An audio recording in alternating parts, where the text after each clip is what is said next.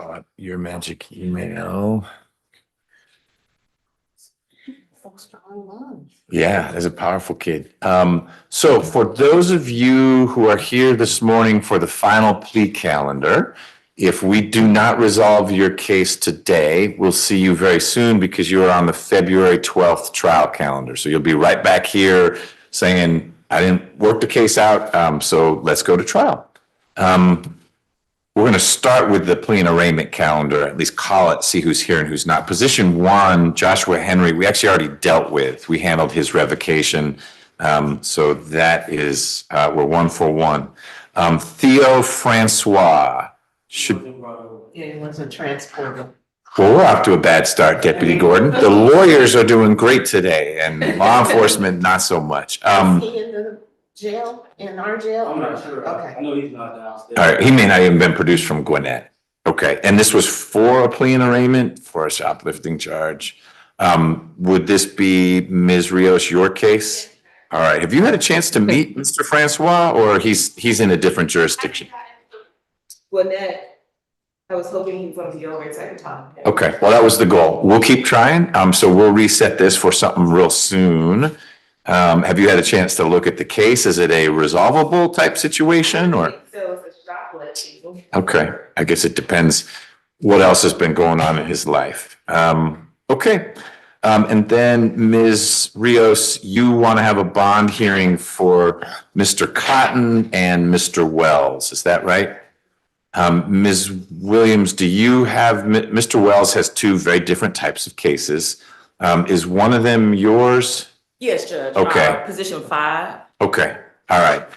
Is that the only thing you've got here this morning? I believe so. Okay, we'll prioritize that. I just want to call the final plea calendar because there may be some quick announcements on that. And then we'll do, what we'll do first after we call that is Mr. Wells's bond hearing. Well, do we have those defendants? Yes. Okay, and are they up? Okay, so Cotton and Wells we have. Okay, well, we'll work on that too. I came late so you could get help. I should have brought it with me. Okay, we have the Colonel. All right. Final plea calendar, again, for those of you who are out in the gallery, final plea is the last opportunity to resolve your case by way of a plea where you have the ability to withdraw your plea if the sentence you get is different from what your lawyer asked for. So if your lawyer asked for X and the sentence I give you is X plus anything, you can say, no, I'd rather go to trial. And no questions asked, we just put you on that trial calendar. After today, you can always enter a plea. You just don't get to withdraw it if the sentence is something you are unhappy with. Position 1 is Mr. Getter. I think Ms. Nix is online. Ms. Wood, what's happening today with Mr. Getter?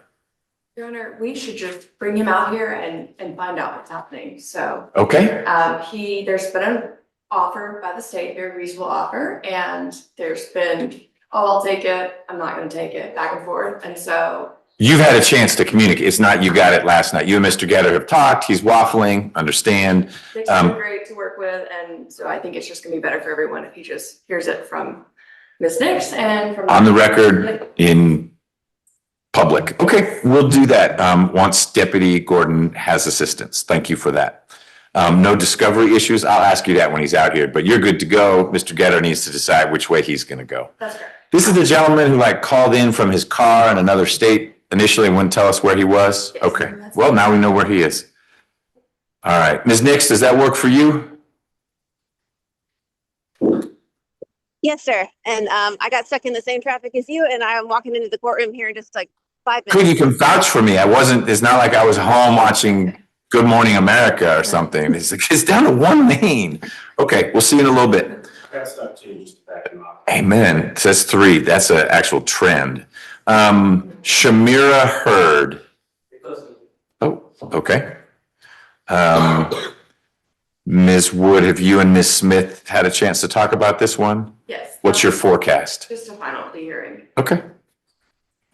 Billy Lowe, my notes are that's off because he's in bench warrant status. Yes, sir. Mr. Lowe? Nope, I thought I'd give it a try. You never know. All right. Bench warrant, but we don't need a new bench warrant. He is already in that status already. All right. Okay. Position 4, Christina Lockett. She's online. Thank you, Ms. Lockett and Mr. Tate. There's Yes. Mr. Tate. Let me put you on this. There's Mr. Tate. Let's get that back on. And then there's Ms. Lockett. There she is. Good morning, Ms. Lockett. Good morning. Mr. Tate, today is a final plea date, so we need to figure out, is Ms. Lockett resolving her case today, or should we see you all on February 12th when we call the trial calendar? Your Honor, I've been in communication with Ms. Smith, and I believe she has a proposed order that will put this on a judicial hold. Okay, well, let me hear from Ms. Smith, who's seated right here. Is this going to be a court PTI or DA pretrial diversion? Neither, Your Honor. Neither. We're asking for this case to be placed on judicial hold because Ms. Lockett did a proffer with the state and provided us with some additional information regarding the case. And we turned that information over to the Atlanta Police Department. So we're asking for the case to be placed in judicial hold while that investigation is completed. And then once there's an outcome of that investigation with this new information provided by Ms. Lockett, then we will ask for the case to be taken out of judicial hold. Got it. Okay. I'm just going to take a look at Ms. Lockett's bond so we can see what that means if this is on pause. Do you have a sense of the duration of the hold? Not yet. I did speak with the investigator at ED, and she told me that because she's doing the investigation, she doesn't have like a time when she will be done. She will keep me updated with the investigation. Okay. Did you get hold on one second. Hey, you ready to go down to 5A? Okay, who else was supposed to? He's outside. Well, can you have Mr. Wilcox come in? I forgot all about that. How you doing today? I will notify you once you finish calling. Yeah. Hold on, Mr. Tate, one second. Did the doctor thing, do you have the results? Yeah, I gotta go back on the 28th, February 28th. So, okay with the liver? Yeah, they got some little spots, but they said they figured out. Eyeball? I got a 27 in my right eye and 28 in my left eye. Uh-oh. Okay. Hey, Mr. Wilcox. You got a lot of jackets on today.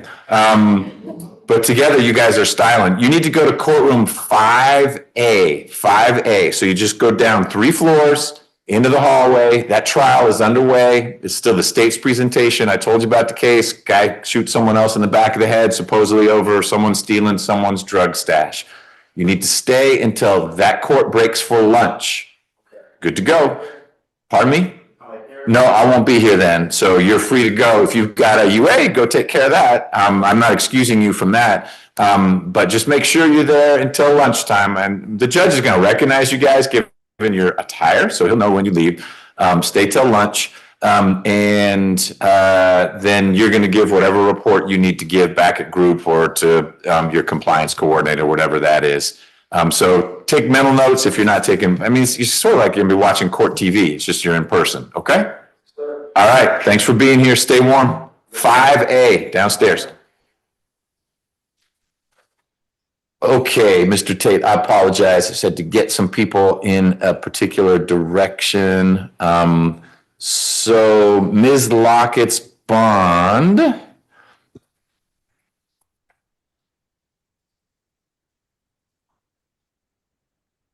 No contact with some people and stay away from an address on Ralph David Abernathy. Not too complicated.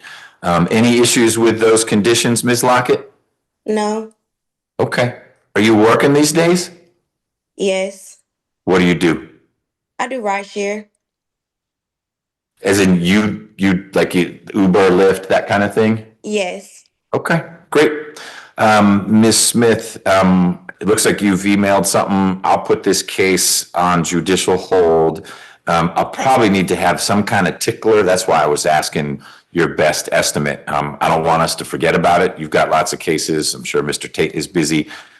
So I might put it on an inquiry calendar a couple months out. Would that be too soon or? Couple of months is appropriate. Okay, so Mr. Tate, we'll put this on an inquiry calendar about 60 days from now. If there's been no progress or nothing that's going to change things, I may even say you don't need to report, but a virtual appearance for both of you will be fine for that next date.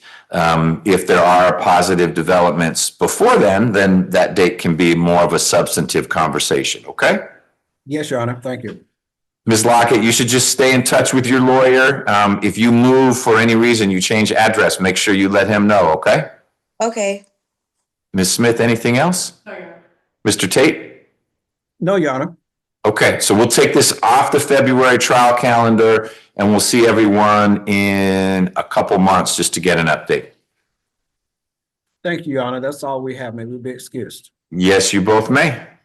Thank you. Have a great day. You too. Thank you.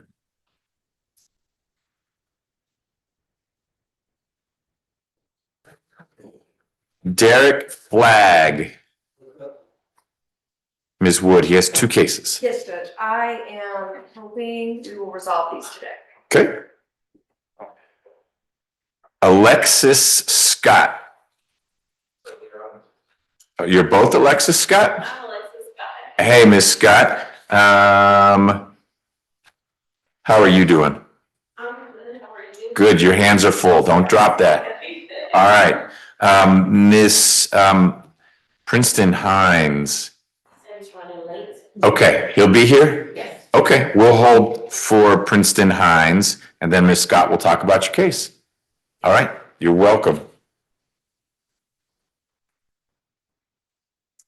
Stephen Coleman. Hey, Mr. Coleman. Mr. Cruz, is he on his way? No, put in a request to the court. He has trial. It'll be going about 6 weeks. So he put in a request to the court to have this pushed back. A 6-week trial. Yeah, I don't have a paper copy of it, but I do have it on the request that he sent to the. Okay, let me look. See what I've got.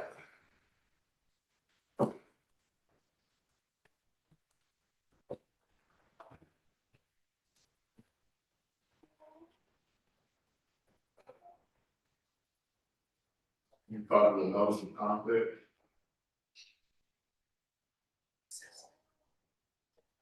Okay, yes, there's a case in Athens, Clark County. So we're gonna reach out to that judge to see how long that really is gonna last. And we'll come up with a new date for you to be here. So you are good to go. And we'll sort out with that judge and Mr. Cruz your next court date. You're welcome. Thank you for being here. Ms. Smith, Really quick, with this case, I had a chance. hold on, Mr. Coleman. We're talking about your case. I did have a chance to speak with Mr. Cruz and, Mr. Coleman was referred to diversion. He's been accepted, so we believe that. Oh, we can move that forward because Mr. Cruz, has he seen the paperwork or Mr. Cruz has said that he thinks that's a good idea? Yes, we talked about it. He's on the email thread also with Mr. Pollard with the diversion program Right. here. So I think that we'll be moving toward judicial hold. We just have the person orientation. Got it. Mr. Coleman, did Mr. Cruz tell you about the progress he made with your case, getting you into pretrial diversion? I don't know. Okay, that's a good development. If you are accepted into pretrial diversion, it sounds like you have been. You have a few requirements you need to take care of, and if you do those things, the state dismisses the charges. And that's something Mr. Cruz can help you with, even though he's in trial. He doesn't do the diversion work you do. You'll go to some classes, and I think you write an essay, stay out of trouble, things like that. But all we need to do is get the green light from both sides, and then I sign an order that puts your case on hold, gives you time to take care of the things you need to take care of. And if you do that by that deadline, then the state says to me, Judge, we're going to live up to our end of the bargain. We're going to dismiss this case. So go ahead. I was gonna say, I can ask him about that later today. I'll Call this evening. Do that. We'll also via email reach out to him and his office. I don't think you'll need to come back to take care of that. It'll be paperwork.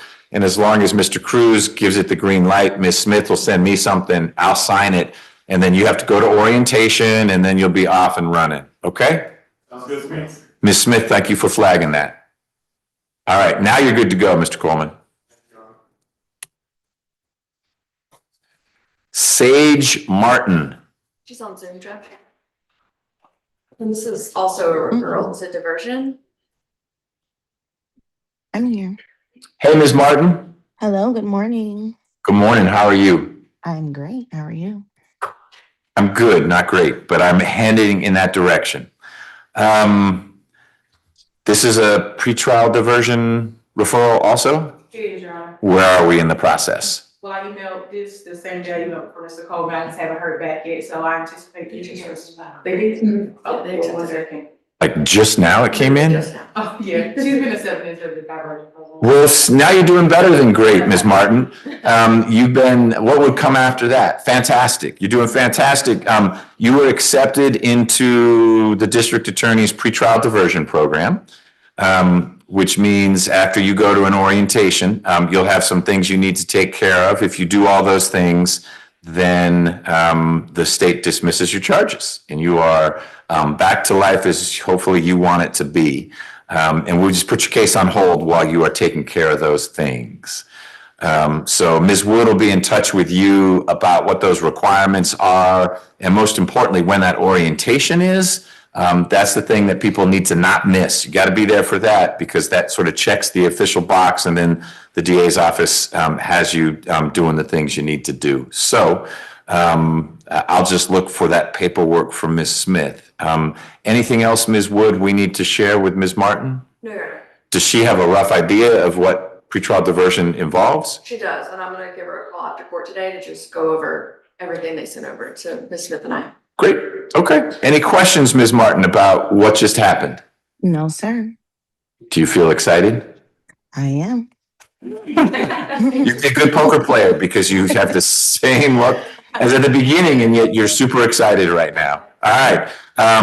Ms. Wood will be in touch with you and we'll take it from there. Thank you for dialing in. Thank you. Have a great day. You too.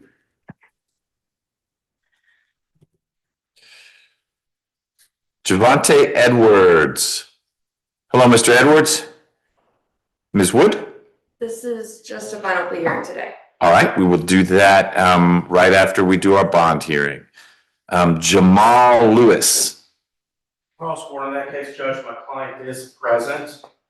I'm respectfully requesting that we reset this final plea hearing. I'll explain to court what's going on. This case is going to be a negotiated plea.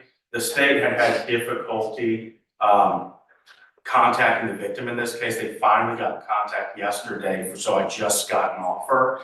And I've been counter offer this morning. It's going to be a plea regardless of what the state's answers to my counter offer, but they have to reach out to the victim again, see if their office would be amenable to my counter offer. Some hoops we need to go through. Okay. But it's going to resolve a negotiated plea. Well, then my thought is that, which is, right, that's 2 weeks away. That's enough time for Ms. Smith's team to contact the alleged victim. And I'll just preserve your client's final plea rights. That's fine. And I don't have any conflicts right now on February 12th, so we should be able to just come in that morning. Good. And plea one way or the other. If you and Ms. Smith sort something out before then, we could, because your client's on bond, you could just walk in and we could do it before that date if you're worried about conflicts. That's a trial calendar, so your conflict would have to be a serious conflict to not be here for the trial calendar. No, I'm saying right now I don't have any conflicts. Good. that day, so that's. Right, and so I'm trying to think of there would have to be another trial calendar that suddenly arises on your, hopefully no one's dropping a trial calendar on you in the next 3 days. No, I more or less just have a lot of conflicts the days leading up to it. Got it. So that might be the easiest Okay. day to enter the plea. Obviously, if something opens up and we work it out, I'll contact your office. Okay, I don't mind seeing y'all on the 12th. I just it will be frustrating if you say, now on the 12th, I have a conflict, but we could have done it earlier. But it sounds like you're good to go on the 12th. And you and Ms. Smith can keep talking, and we'll go from there. Mr. Lewis, do you have any questions? You feel like you understand what Mr. Gordon and I just talked about? Okay. When are you going to be back here? On the 12th, February 12th, exactly. But Mr. Gordon will be in touch with you about that. Ms. Smith, anything else on Mr. Lewis's case? Yes, Your Honor, I did speak with opposing counsel this morning about his counteroffer. I discussed that with the supervisor, and I do think that the state will continue with its current offer that it has, and not the counteroffer that was offered by opposing counsel. Okay. If they would like to do maybe a non-negotiated plea, that's fine, but I do think the state's offer will remain. Okay, regardless of what you might hear from the alleged victim in the case. Yes, I've spoken with the victim, and I will have to talk to her again about the counteroffer, but I do think where the position of the case is regarding what's already been reduced and taken off, state is still going to remain with this. You are where you are. Yes. Got it. Okay. Well, why don't we do this since you're here, Mr. Gordon? Why don't you talk with Mr. Lewis a little bit, and it may be we do a non-negotiated plea, but given that announcement from Ms. Smith, we're going to do one of two things today. We'll have the final plea colloquy, and Mr. Lewis can say, I'm not interested in the state's offer, even though it could be non-negotiated today, and he could withdraw, or we take a plea. But what the 12th will actually be the call of the calendar. And he could enter a plea then, he just wouldn't have the right to withdraw his plea if it went contrary to what you were. We can hang around today. Okay, do that. And we'll see what happens. So, Mr. Lewis, take a seat, and we will get back to your case soon. I'm gonna take them outside. Great, go for it. That is this morning's calendar. Is there anyone here who didn't hear their case called? No? Okay. Then if you have someone now, great. It's not a colonel.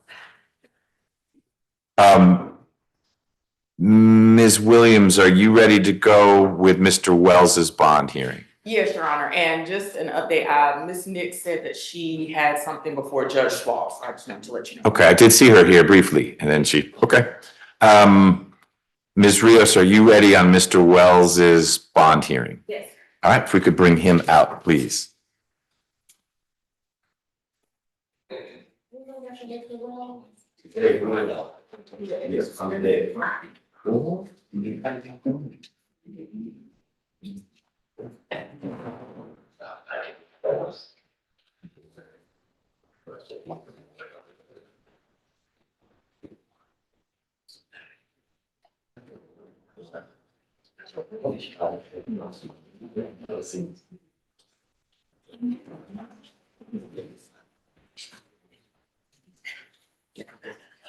Before we dive into Mr. Wells's hearing, I just saw some paperwork in connection with Mr. Edwards. So you're good.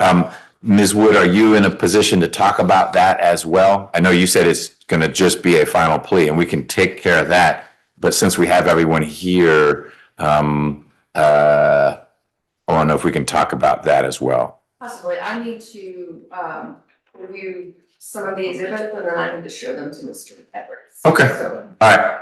Let me know. Thanks. All right.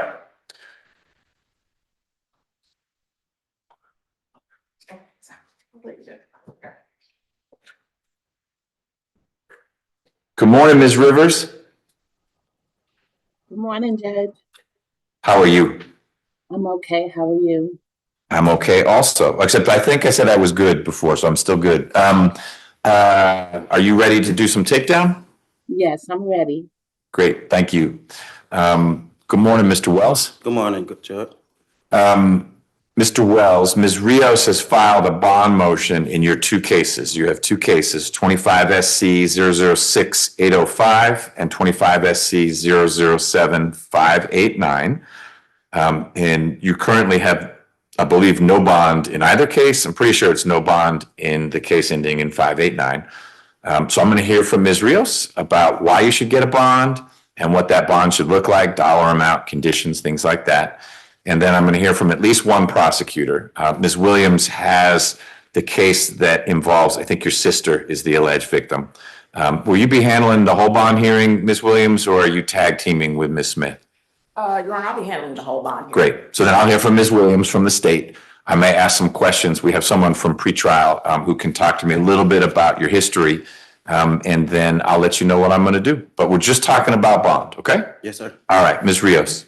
Yes, Your Honor. Mr. Wells is 24 years old. He graduated from high school. He has two children, ages 4 and 2. He was also working at the West End Hotel as a housemate. I know based on the charges on the case ending in 8-9, but a little background, I've talked to his family. His mom, so the alleged victim will not be staying with the mother. She's at, I think, her father's house. So there's no issue of them being in contact. I believe I talked to his older sister, so he has his full family support. His dad is here. So I understand what the allegations are, but from my understanding, it's a different situation than just based on what the indictment has said. So I'm asking for the case ending in 9. I'm asking for a low bond. He cannot afford much. His family can't afford much. So a $10,000 bond for the 1-8-9. And then the other case, a $10,000 bond also. I understand that he has 2 open cases, but he wants to be able to get back to his job and take care of his young children. The kid, Mr. Wells's children, do they live with him? Do your kids stay with you? We co-parents. They go back and forth from me and their mother. Okay. And do both kids have the same mom? Yes, sir. Okay. And sometimes they're with her. Mhm. Is she local, meaning Atlanta area? Okay. Does she work? Yes, sir. What does she do? She works at a daycare. All right. And you were working at a place called the West End Hotel. Where's that? The West. Oh, West End. Yes, West sir. End. Okay. That I've heard of. All right. West End Hotel. How long had you been working there? For about 3 months. Okay. What'd you do before that? It's a Nesta Hotel by the airport. Okay. So you're a hotel guy. Yes, sir. All right. Is there anything, Ms. Rios, you want to tell me about the case ending in 805? I'm just taking a look at the affidavit. I hadn't looked at that at all. I looked at the affidavit for the case ending in 589. No, Your Honor. How many notes on that case about what the details of what happened? Okay.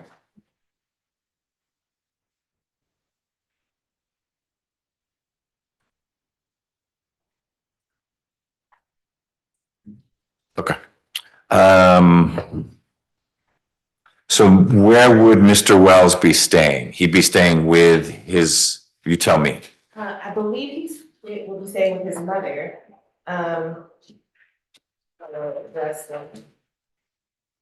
When he was booked in, Should I not give that address for you? well, just give me the street name. Sylvan Road. Okay. I've got an Acreage Street for his mom. Your client gave a Simmons Street as an address. What, Simmons is the new address. Oh, Yeah. Simmons is where your mother stays? Yes, yes, sir. Okay.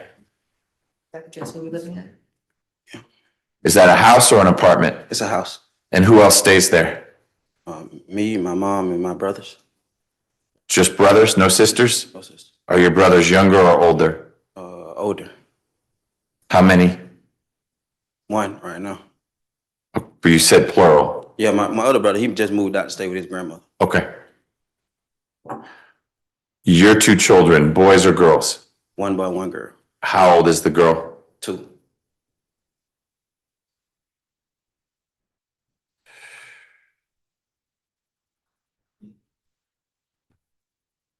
And their mother stays where?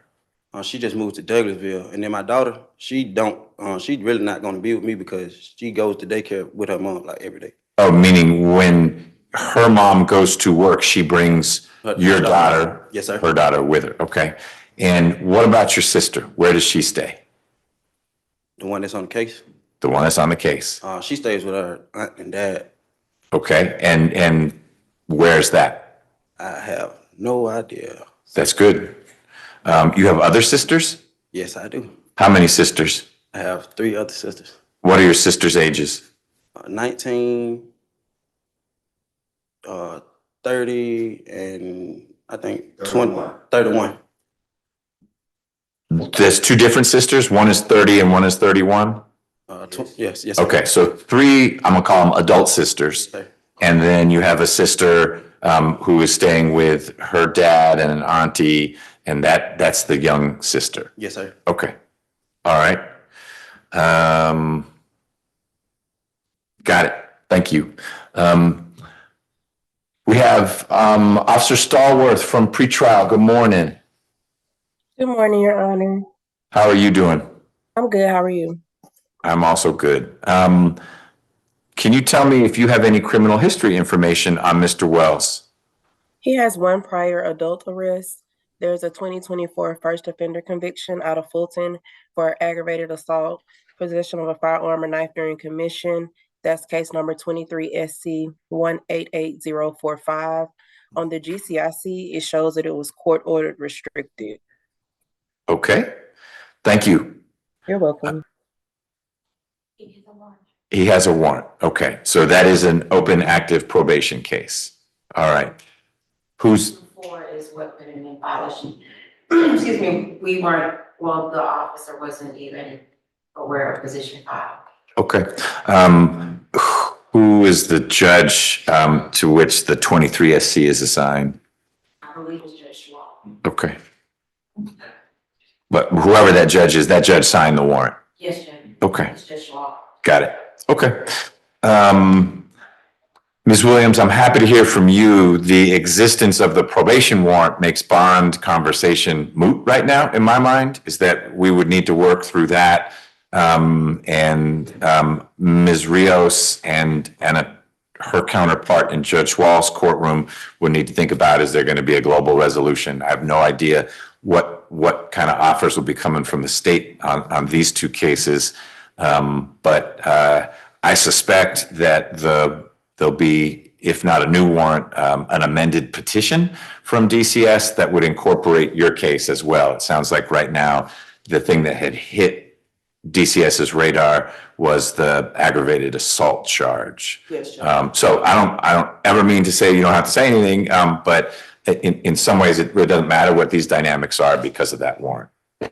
Understood, Your Honor. And just to underscore what you said, I do want to state that because of the outstanding warrant, the probation violation, et cetera, the state is opposed to bond just because of the fact that we do want to secure Mr. Wells' participation in the justice process and also to prevent the obstruction of justice. I know you said that you are, it sort of makes the conversation moot, but of course, we would be recommending a bond to protect the child victim in this case. And also we would recommend conditions as well. Okay. If we reach the point where we are revisiting a bond discussion, we'll reconvene because I'll want to make sure that the conditions have the right details. It would be no contact with, stay away from, it might be a curfew, this and that, nothing that would prevent Mr. Wells from working, whether it's at the Westin or somewhere else. But certainly we'd need to have some firewalls in place so that family members who need to be staying apart are staying apart. But conditions right now don't matter, given that there is a probation warrant. Anything you want to add, Ms. Rios? No, what I'm understanding is you're not saying no, you're saying he needs to handle probation first, and then we can readdress that after he's handled probation. Correct. I'm saying TBD. I suspect Ms. Williams will give a more full-throated presentation from the state. I didn't hear her say bond is okay, but that if I did do bond, there ought to be conditions. And I take responsibility for short-circuiting it, but because of that warrant, I'm not going to set bond.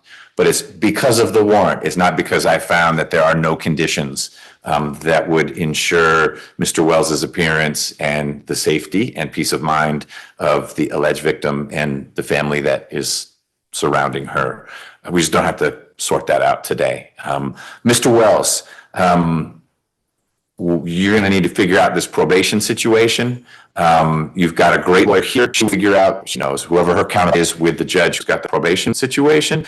I think that'll probably come here because the basis for the revocation is an indicted case and I've got the indicted case. So I suspect in the end, Ms. Rios and you and I and Ms. Williams, and maybe Ms. Smith, will be talking about how are we going to resolve the revocation and the 2 open cases. I don't guarantee you that, but I bet it'll be back in here that we work through it. Probation needs to catch up and add your newest case. Oh, he's saying he has a hearing tomorrow, but. Oh, well, let me look. And Judge, the petition was updated, Judge Straw signed it on March 16th. Okay. 188.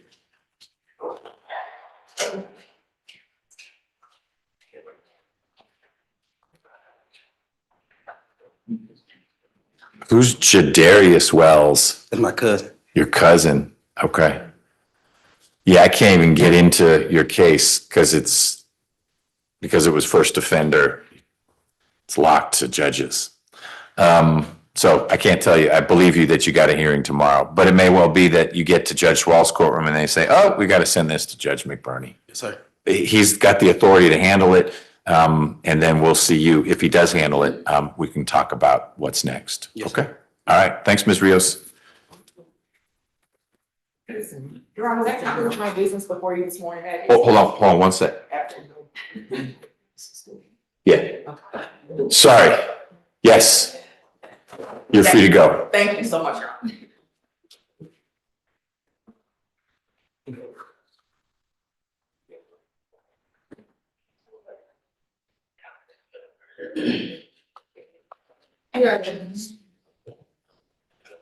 All right. Now we can pivot back to Ms. Wood. If you want to knock something out and Rios can talk with people, what would you like to do? I just wanted to give you a brief update on Mr. Edwards, position 10. Yes. Eventually going to be at a plea today. He's in the hallway speaking with a family member. Okay. So you can circle back. All right. We'll hold on that. Do you want to do Ms. Hurd? Yeah, I think that's just a final plea conversation. If we could do Ms. Hurd and then Mr. Guter. Yep. Is that how you say it? Yes. Okay. All right. Did Deputy Gordon go back there? He's out there. All right. Hurd and Guter in whatever order you want.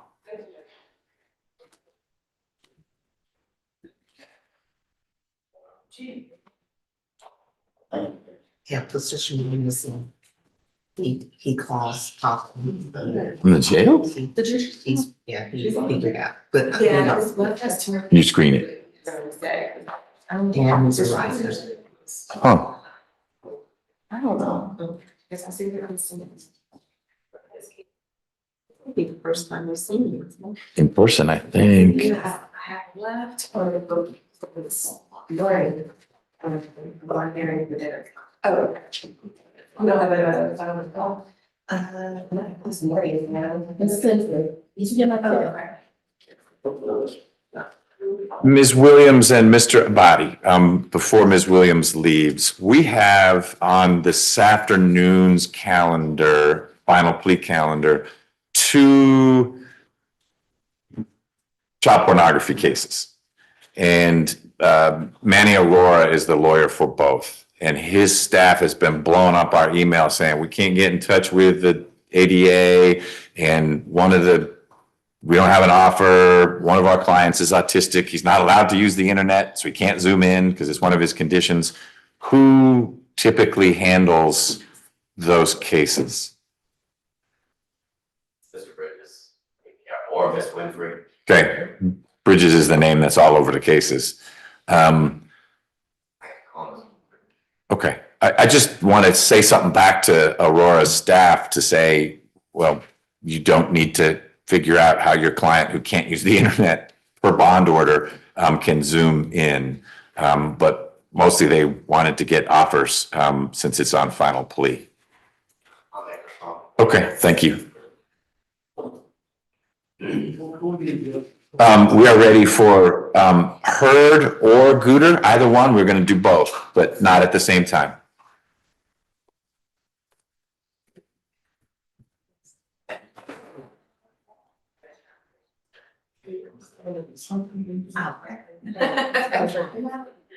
Oh, well, I think Megan let her know, she went to the courtroom.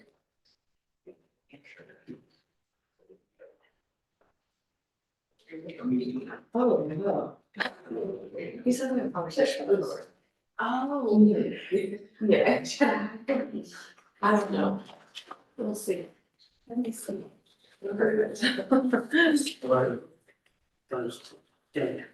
Sarah here. Hey, how are you? I'm good. How about yourself? Good. Is everything okay? Oh, so you know it's going to hate me. Okay. Good morning. Good morning. How are you? Bless, how about yourself? Blessed. So we've had some people who are great, some who are good, someone evolved into fantastic over the course of the conversation. Doesn't sound like that's going to happen for you today. Okay. But we are going to talk about your case. But we need to get this on the record. So your case is 25 SC 003-672. It's Ms. Hurd, who's out here in court with her lawyer, Ms. Wood. Ms. Smith is the prosecutor on your case. And Ms. Hurd, I'm going to make sure your lawyer's got all the information on your case. Then I'm going to ask Ms. Smith to tell me what the state's offer is if you wanted to resolve your case today. Then I'm going to have a few questions for you. All right? Okay. Ms. Wood, how are things going on the discovery front? I think I have everything that the state has. There's possibly some cell phone footage out there from a witness, but I don't think the state has it yet either, so. Okay. What is the sort of bare bones of the case? It's allegedly someone was hit or driven at, and then Ms. Hurd ran away. I'm just trying to think what the cell phone stuff would show. So the complaining witness in the case is her father. He owned like a body shop or some sort of car place, Judge. And so I believe, or we believe, that there might be a witness from the scene who had captured some of the events leading up to when the officers got there. That might add some more context to what. Got it. Okay. But it's nothing that you think the state's sitting on. It would be just as accessible to you as it is to the state. Okay. Got it. Ms. Smith, what is the state's offer today for Ms. Hurd? Yes, Your Honor, the current offer is 5 years probation for count 1, 12 months probation for count 2, 12 months probation for count 3, for all of the counts still left concurrent. Okay. Any conditions that are Yes, Your Honor. particularly onerous? Anger management course is what the state recommended. Okay. A mental evaluation with treatment if necessary, and of course, no contact with the victim in this case. Okay. Except the victim is dad or the victim is not dad? It is dad. So Okay. no violent contact. No violent, well, I mean, whatever dad's asking for, no violent contact. Yes. Okay. Okay. So Ms. Hurd, if you were to enter a plea today, the state would recommend a purely probationary sentence. So there'd be no jail time. I know you're in custody now. Also says you've got a warrant. So I'm gonna let Ms. Wood tell me why you're in jail and if there are other things going on. But for this case, the state's recommendation would be no jail time. It would be probation. But it's a felony. I just want to make sure. Okay. I don't mean to interrupt. You guys need to talk more? Sorry. We'll talk, Judge, and if she changes her mind, we'll come back. Okay. The important part of our conversation is I need to make sure you understand the sentence, not because I doubt Ms. Wood didn't explain it to you, but you're going to tell me on the record you understand it. Because if you say no thank you today, which is fine, I will have you back here on February 12th. That's when we have a trial calendar. And you still could resolve the case then. But what changes after today is that you lose the ability to withdraw your plea if the sentence that I impose is more severe than what your lawyer asks for. So for example, in this case, your lawyer could ask for less than 5 years probation. There's not a mandatory minimum. So she could say, I'm making it up. Judge, it should only be 3 years probation. And if I were to agree with the state and say, you know what, it's going to be 5 years probation, you could say, I'm willing to do 3, not 5. I'm going to go to trial, and you get to back out of your plea. No questions asked. After today, if you decide to enter a plea, I'll take that plea. You just don't get a back out of it. And so if my sentence is something you're unhappy with, you're stuck with it. That's what changes after today. You can still plead, but you just don't get a back out of it.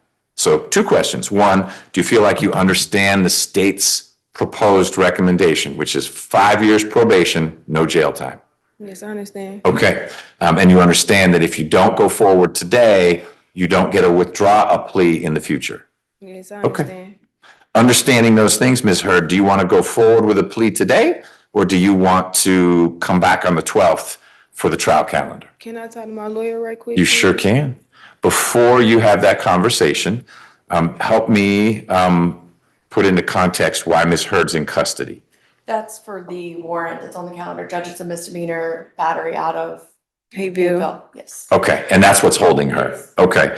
I'm sure Ms. Wood will explain that to you, but if you resolve this case today, on the 12th, whenever, to something that is pure probation, then you'll be released to that hold. Whoever it is who wants to see you, you'll be able to go there and deal with that and be done with it. Until then, you're stuck here. You don't get to go take care of that hold. Okay. All right? Okay, we'll talk soon. Okay.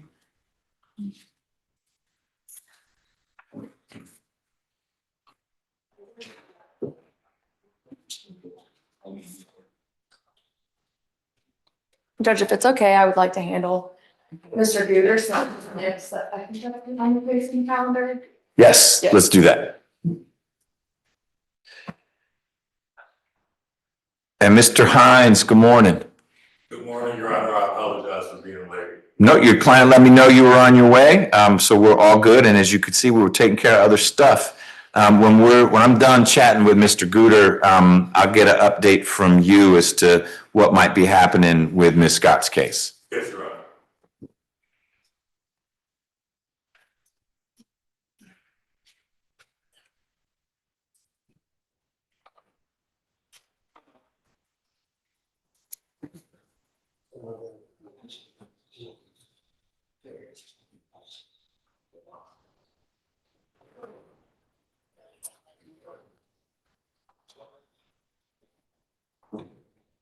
Is it pronounced Gooder? Yes. Good morning, Mr. Gooder. We're going to get on the record in your case. It's 22 SC 184420. And Mr. Gooder, you are here for your final plea. What that means is that today is the last day that you could enter a plea and have the ability to withdraw it. No questions asked, no ill consequences. If the sentence that I impose is in any material way more severe than what Ms. Wood advocates for.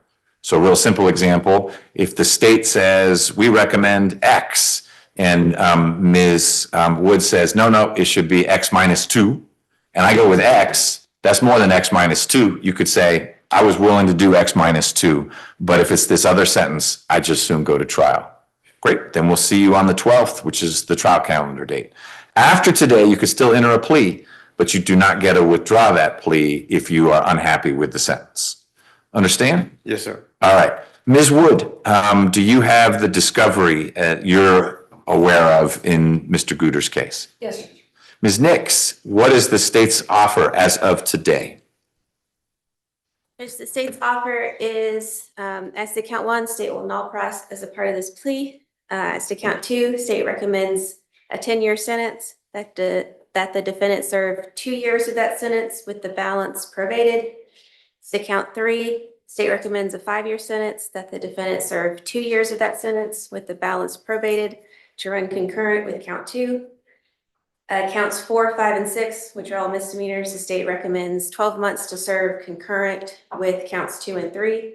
Special conditions of defendant's probation is that the defendant stay away from the incident location and have no contact with the victim, Limon Yang, that's spelled Limin, Yang, Yang. This offer expires today, his final plea. So stay away and no contact. And the way this plea would be structured, would Mr. Gooder be required to register? Yes, sir. Okay, there you go. Mr. Gooder, do you feel like you understand the terms of the plea that Ms. Nix described? No, I don't understand all the legal terminology on that. Okay, well, I didn't ask that well. I'm gonna encapsulate what I think Ms. Nick said. The most serious charge you face is count one. And if you go forward with a plea today, the state's dismissing count one. You'd be pleading to the other counts. What is count one?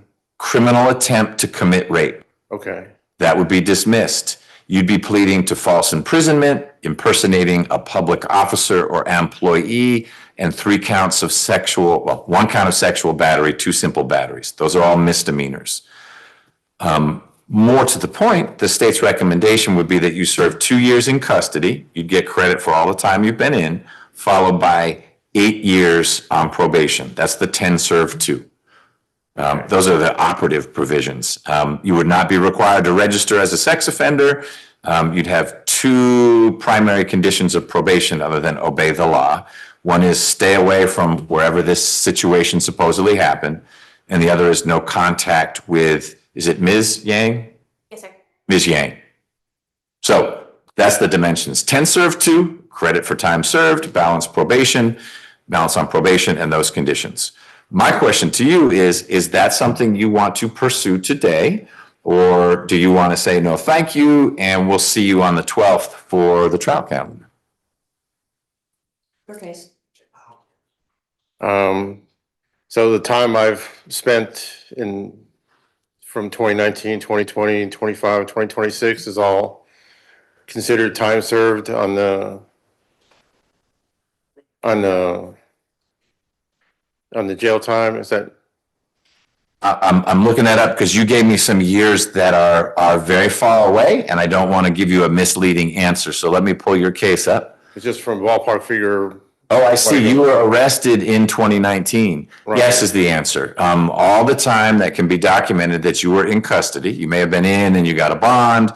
I know you were out because we first met. You were in some unknown location in a car, a vehicle, but then you've been in custody for a while. So let me look this up. It's been like 17, 18 months total. Okay. 2020 was a long time. It was when COVID hit.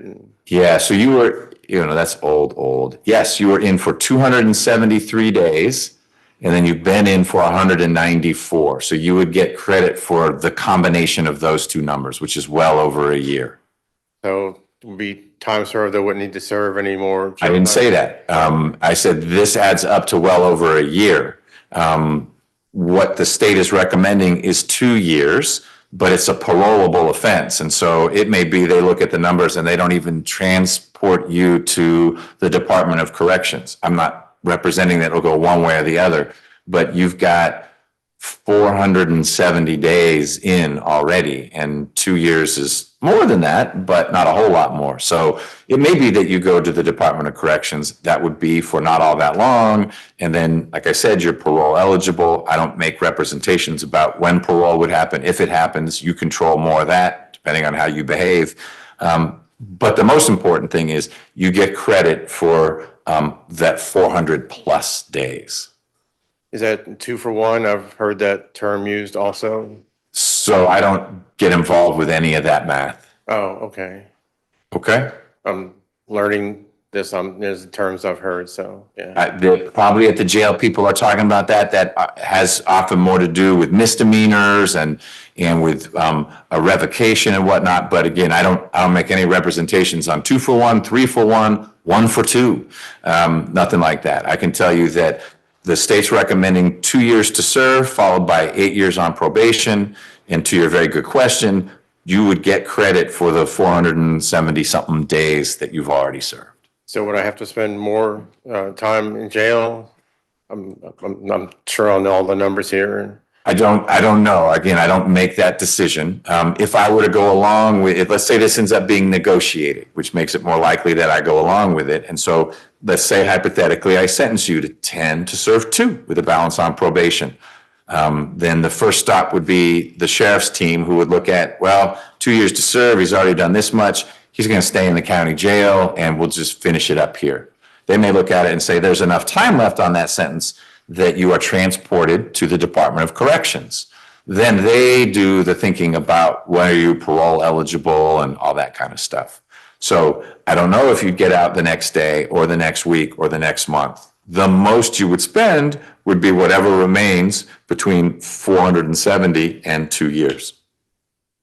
Okay, I'm wanting to just finish this and get this over with, so whichever is easiest, I'm ready to just be done with it. Okay, you need to make that decision. I don't decide for you what's easiest. And so the options right now are, you know what? I'd like to go forward with a plea. I know what the state's going to recommend, and the distance between 470 days and 2 years is close enough that I'm willing to see how that plays out. Your other option is to say, no, thank you. And then you'll be back here on February 12th. So just a couple weeks, we can bring in a jury can hear the evidence, but this offer is good only through today. And so when you come back on the 12th, Ms. Nix may say, well, now it's 10 years to serve 4 because we had to get Ms. Yang ready for trial and X and Y. She's not obligated to keep this offer open. And in fact, she's told you and me she's not keeping it open. So if you say no thanks, which is your right, and you go through that door, I don't know what the offer will be when you come back if you say,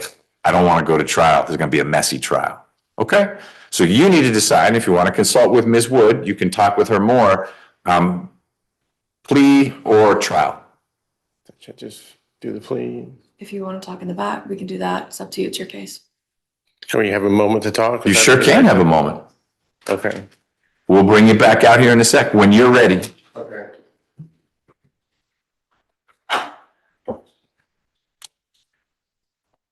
Mr. Hines, tell me, you weren't here. I don't know if we've done a final plea before, but I think you understand the flow. This is the last day for Ms. Scott to enter a plea when she can step back from the plea if she doesn't like how it goes. She can always plead tomorrow or the day of the trial calendar. She also can go to trial, of course. But today is that check-in point to make sure you've got discovery, we get that final offer from the state, and then Ms. Scott says, I want to work it out or I don't. So if you know where she should come on up, I was just going to get an update from you. Yes, Your Honor, I believe we have a negotiated resolution with Ms. Scott from the state. We got Ms. Smith. Ms. Smith, I'm sorry. Okay. For Ms. Scott to enter behavioral health treatment court. Okay. As in, that's what you hope would happen, or you and you've already got Ms. Scott admitted into BHTC? I don't believe the recommendation has been made. I think I need to give some documentation to Ms. Smith.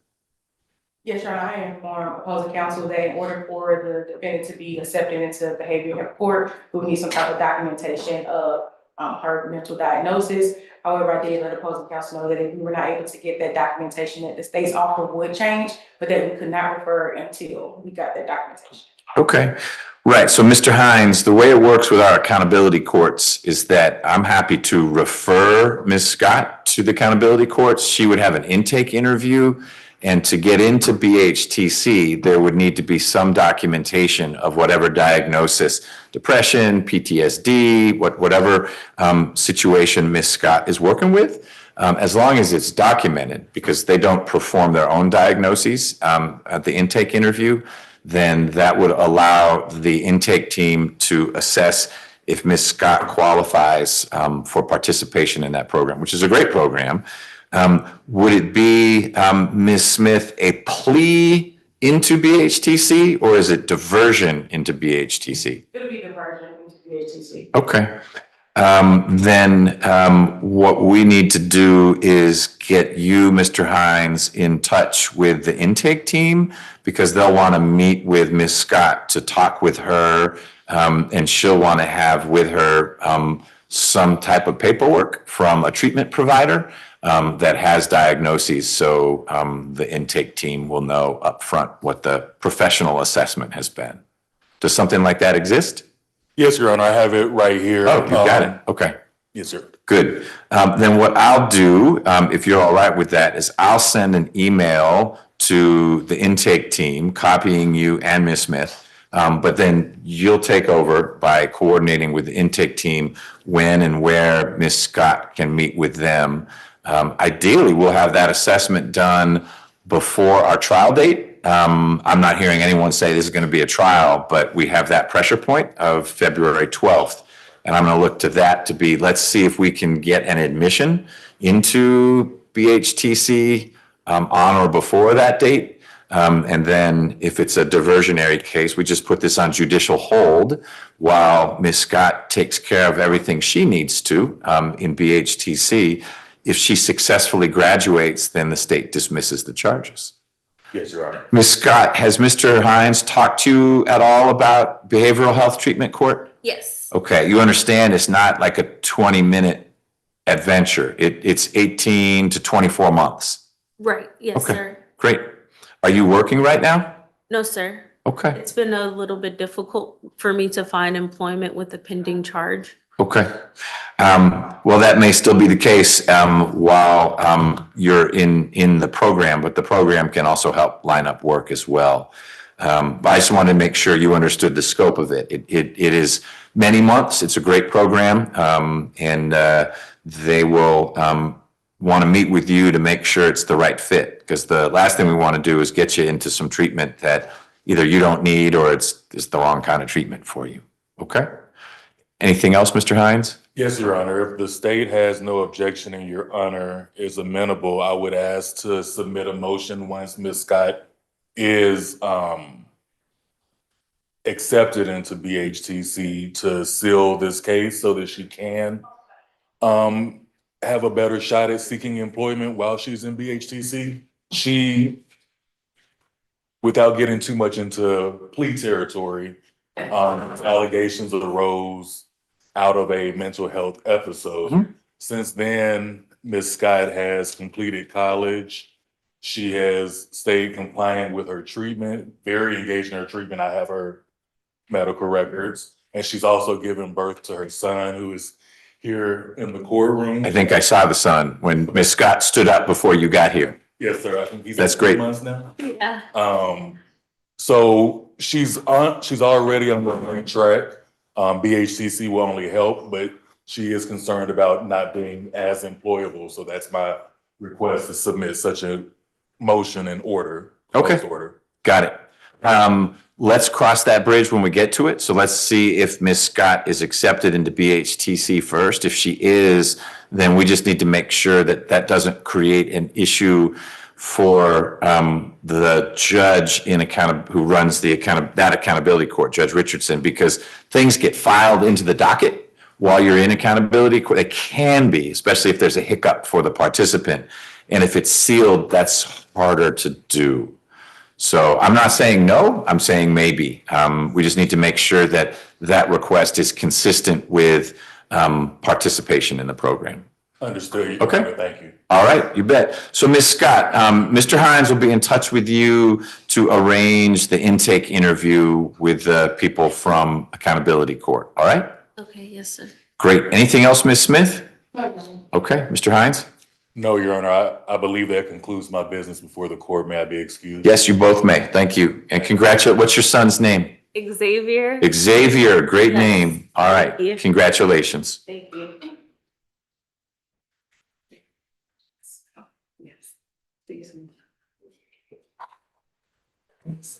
So Ms. Wood, we have time for a plea before I have to go. We will do everything else when I get back, so no one is not getting to take care of their business. If Ms. Hurd is going to be a plea, that's going to be one that'll be easier to fit in. So I just need to speak to her briefly because I was speaking to Mr. Gooder. So Okay. I just have like 2 minutes. Okay. What did Deputy Gordon do? Ms. Nix, I don't know what your schedule is like today, but I don't think, you may have been on the Zoom, I don't know. I have a victim meeting at 2, so Okay. I can come back at 1:30 to do Mr. Drew's plea. Or you could come after the victim meeting, whatever works for you. Let me see what we've got I know we've got a lot. We have a different final plea calendar at 1:30, and I think we've got some other pleas. So why don't you come after your victim meeting? Because Mr. Gooder's not going anywhere. And that way you're not here at 1:30 and we don't get to it. And so just be here when you're done with that, as long as that's not going to go till 6. I don't anticipate it, but. Okay. Let us know if you get stuck. Okay, and Mr. Biden said that he could cover the plea if necessary, but Okay. I would prefer to do it, but if it's looking like, I get, Ms. Wood texts me at like 4 and y'all are done and I'm Yeah. still meeting the victim. You'll dispatch Mr. Abadi. Okay, good. It'd be good to take care of it today, and it sounds like that's where he's trending. I'm here for the day, so. All right, excellent. Mr. Gordon. Yes, Judge, I've spoken further to the state. We are gonna ask if we can come back on the 12th with final plea rights still available. They're looking into the possibility of diversion. If not, my client also is considering joining the military, and we need to figure out what charges would or would not affect that. Okay. It's a misdemeanor plea. Either way. Either way. Okay. Yeah, so we just don't know if it's gonna be diversion or just a plea. Okay. Ms. Smith, is the misdemeanor plea something that would stay open till the trial calendar? It doesn't sound like this is gonna be a trial. Okay. Okay, all right. Then yes, Mr. Gordon, you and Mr. Lewis can go. When you come back on the 12th, if it's gonna be diversion, you guys need to sort that out in advance because they don't decide right on the spot. And so I want to know on the 12th, he has been accepted, not we hope he's accepted. Because if for some reason he's not accepted, then we all need to come back at a later date to take the misdemeanor plea. Now, I've spoken to Mr. Abadi, and I think we'll know by the 12th whether or not diversion is doing it. And if not, It'll be a plea on the 12th. Yes. Okay, works for me. Does that work for you, Ms. Smith? All right. Did you get trampled on by the supervisor on this one? No. No? Okay, all right. Yeah, all right. Was he involved with that guy who's in the prison in California? I don't remember.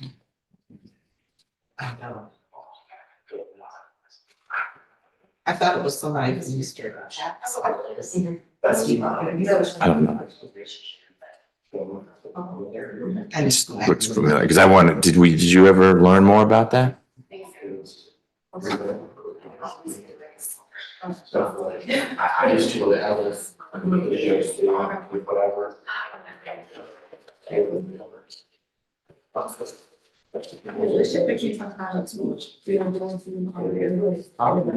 You're ready, John. All right.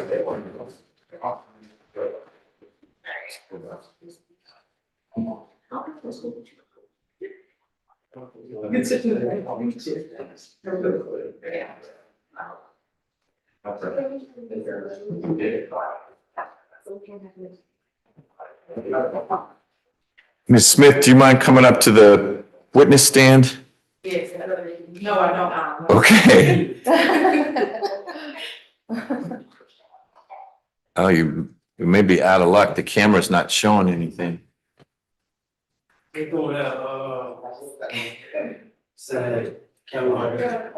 Preferred camera is not working. What did we do last time? Did you just unplug? As long as I can hear her, Judge. Okay, if I don't, I'll have to see you for the drive in. Unless you got a bottle here. It depends, so it's hard to say.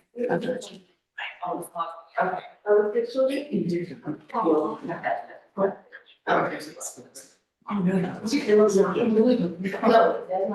I got you.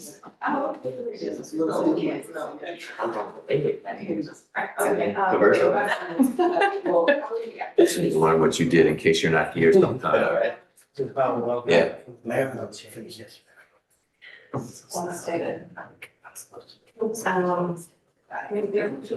Yeah.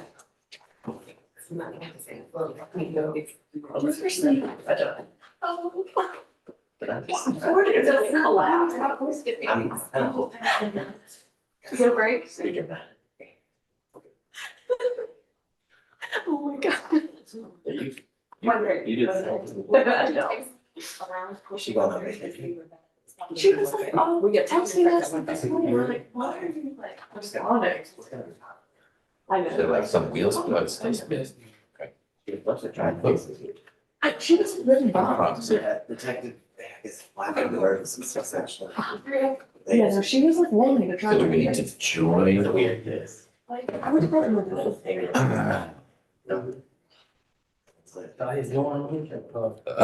You can try it. I don't know how it's going to know what to join, but I can try to add it this way.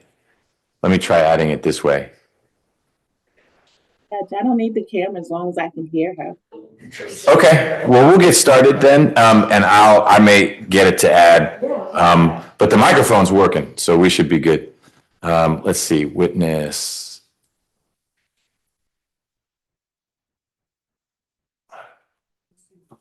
Should be pulling in, join.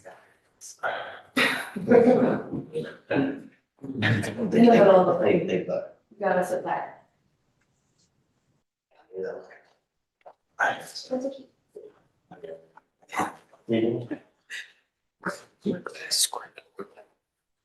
Okay, we're good. Okay, let's get on the record. This is position 225 SC 003-672, State versus Hurd.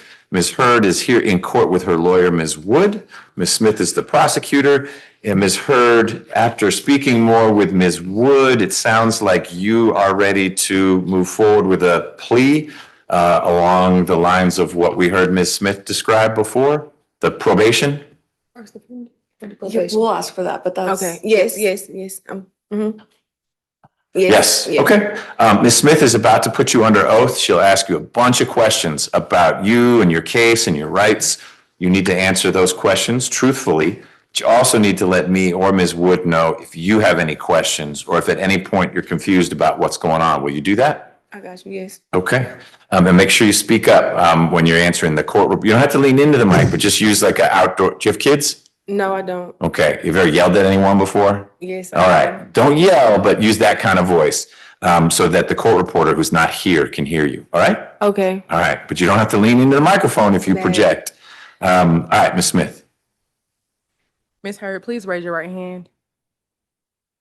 Do you swear or affirm that the testimony you shall give in the matter currently before this court shall be the truth, the whole truth, and nothing but the truth? Yes, ma'am. Okay, you can lower your hand. Please state your true, correct, and legal name for the court. Shamira Hurd. Are you at this time taking or under the influence of any alcohol, drugs, or medicine? No, ma'am. And is there any medication that you would normally take that you haven't been given this morning? No, ma'am. How old are you and how far have you gone in school? 28 and to college. Are you able to read, write, and understand the English language? Yes. Do you understand that you have the right to plead either guilty or not guilty to these charges? And if you plead not guilty or remain silent, you may receive a jury trial. Yes, I understand. Have you had enough time to speak with your attorney about all of the facts and circumstances known to you regarding the charges in this indictment? Yes, ma'am. Counsel, are you satisfied your client has a full understanding of this proceeding? I am. Also, counsel, do you waive the formal reading of the indictment and any and all defects in the indictment for the purposes of this plea? We do. Ms. Hurd, do you remember being arrested on these charges? Yes, ma'am. The state is unaware of any outstanding warrants related to these charges. Are you or your attorney aware of any outstanding warrants related to these charges? So it's showing up on the calendar. There's a warrant, but she's gonna be able to take care of it as soon as we're done with this case. So no. Meaning she'll go to Hapeville or it's a state court I think it's situation? going to be a state court situation. It's just not showing up as a state court number yet. Okay. Ms. Hurd, do you understand that this is a negotiated plea of guilty, which means that the state will recommend to the court a sentence of 5 years probation? Yes, ma'am. Are you aware that the court does not have to accept that recommendation and that the court can sentence you to the maximum on each charge and can run those sentences consecutively? Yes, ma'am. Do you understand that if you're placed on probation of any kind, you cannot violate any criminal laws of any governmental unit or special conditions of probation without being subject to revocation for the balance of the sentence? Yes, ma'am. Do you understand that this is a guilty plea which is permanently recorded on your criminal history? Yes, ma'am. Do you understand that if you were charged with a crime in the future, that this plea may be used to enhance that sentencing, including on a federal case? Yes, ma'am. Are you currently on probation? No, ma'am. Do you understand that there may be other adverse or unfavorable consequences as a result of this guilty plea conviction, just as there would be following a conviction from a trial? Yes. For example, your guilty plea may affect your right to vote, the right to hold public office, the right to serve on a jury, the right to obtain a passport, or the ability to obtain employment. Do you Yes. understand that? I understand. Do you understand that by pleading guilty to a felony, you cannot use, receive, possess, transport, or own a firearm, and that if you did, you could be charged with another felony offense. Yes. Do you understand that you waive any and all defenses, including any mental health defenses, by entering this guilty plea? Yes. Do you understand that by pleading guilty, you're giving up the following rights? The right Yes. to a trial by jury, the right to remain silent and not incriminate yourself, the right to see and hear witnesses called to testify against you, the right to the assistance of counsel either hired by you or court appointed if you cannot afford an attorney, the right to the presumption of innocence, which means that the state must prove beyond a reasonable doubt that you're guilty of these charges, the right to testify on your own behalf or remain silent, the right to present other evidence of your own and call your own witnesses, and the right to appeal if convicted of these charges after a trial. Yes. Counsel, are you satisfied your client understands these rights that they'll be waiving by entering this guilty plea? I am. Ms. Hurd, has anyone forced, threatened, or promised you anything for you to enter into this plea today? No. As to indictment number 25 SC 003672, how do you plead to count 1, aggravated assault, count 2, hit and run, and count 3, hit and run? Guilty. Is this guilty plea freely and voluntarily given with full knowledge of the charges against you? Yes. Do you understand that you do not have a right to appeal directly from your guilty plea? But if you believe that there is some type of error in your guilty plea, you can apply to the appropriate appellate court to request a discretionary appeal. Yes.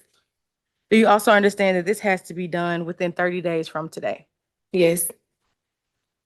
Do you understand that you have only 4 years from today for a felony and also 12 months from today for a misdemeanor charge to file a habeas corpus petition challenging the voluntariness of this plea?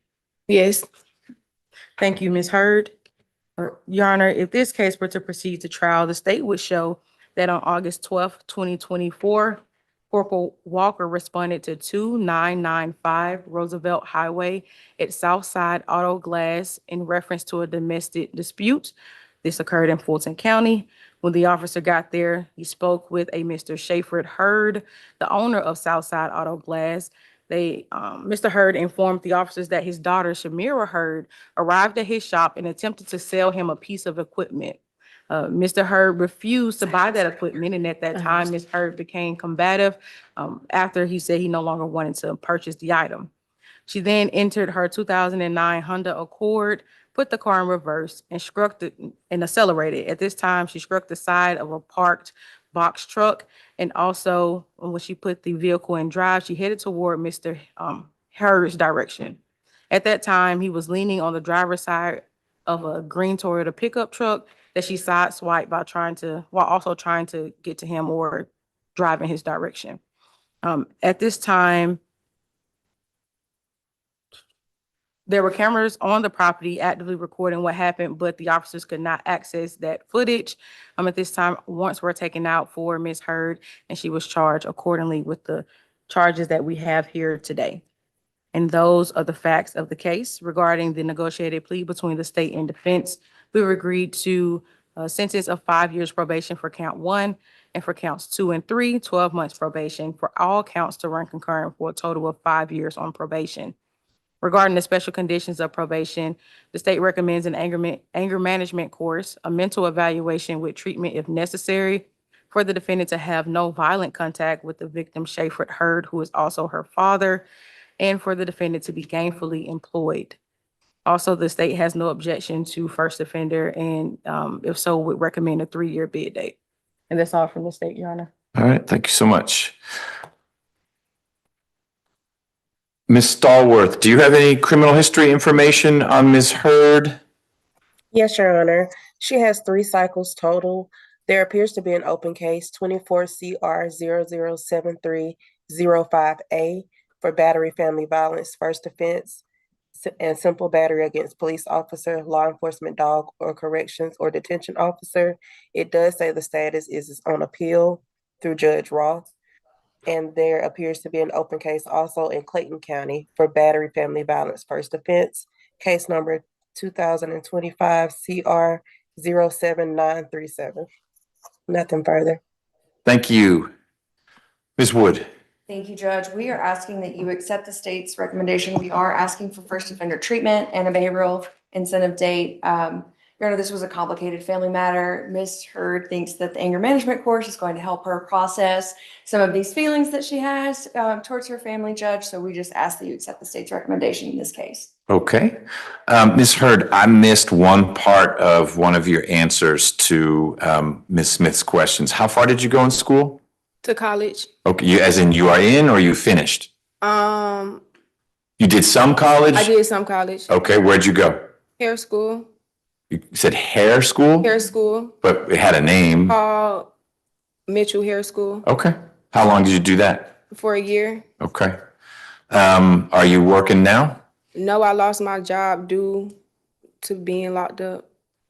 Well, locked up as in you're locked up right now, or you were not in very long for this, and this was a long time ago. Yeah, I had a good job at the time, but Back in August? yeah, What was your job? FedEx. Okay. Since then, have you worked?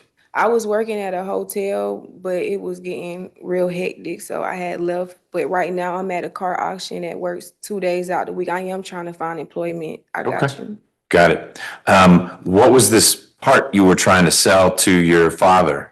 A cooler. I would sell him things so he could sell afterwards. So I would charge him a price that was decent for the both of us, and he would charge more to his customers who Sure. would come up there. So he'd make some money as well. Yes. Okay. Are you and your father on speaking terms right now? No, I don't want to talk to him. Okay. You don't need to. Just wanted to know. Maybe better that you don't. Do you have any questions about any of the things we've discussed? No, I should be good. I should be Okay. All right.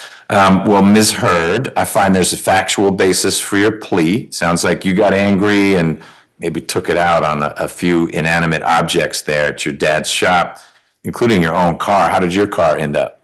My car was straight. The rear view window accidentally hit his arm when I fled the scene. I was actually scared because he said he was gonna shoot me, and he was walking towards me. Okay. Well, like we say, there are always two sides to every story. I'm glad no one got more hurt than what you just described. Yeah.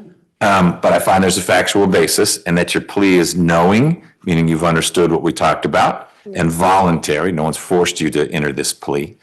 Ms. Wood, can someone in my office, probably Ms. Nelson, sign the indictment on your behalf? Yes, Judge. Ms. Smith? Yes, Ms. Hurd, is it okay if we electronically sign your name to the indictment indicating your first offender plea? Yes, y'all good. Okay. I trust y'all. Well, thank you. We'll do that.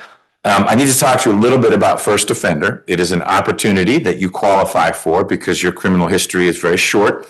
You have a few misdemeanors rattling around out there. They all seem to involve fights.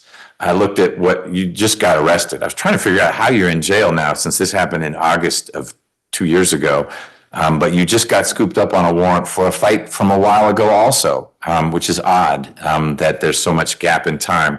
Sounds like you got jumped by a girl wearing a red bandana and then you were mad at someone else. And anyway, you're going to work through that. But I see some benefit to you getting this anger management. And I share all that because first offender means, because I will sentence you as a first offender, that this is not a conviction. So when you leave here, you'll get out, whatever. When you're applying for other jobs or going back to school, you do not need to, and you should not check the box that you're a convicted felon, because you're not. And as long as you get through this sentence with no issues, then it can all be expunged, taken off your record. It's like it never happened. The risk of first offender is that while you're on that sentence, and you'll be on it for at least 3 years, maybe 5, if you get in another one of these fights, you scrap with someone and there are new charges, you could come back here and if it's serious enough, I could take away your first offender. That's bad news. Now you have a felony and I could resentence you. And in this case, that's up to 22 years. And I'm not going to resentence you to 22 years if you get into a fist fight with someone in 6 months.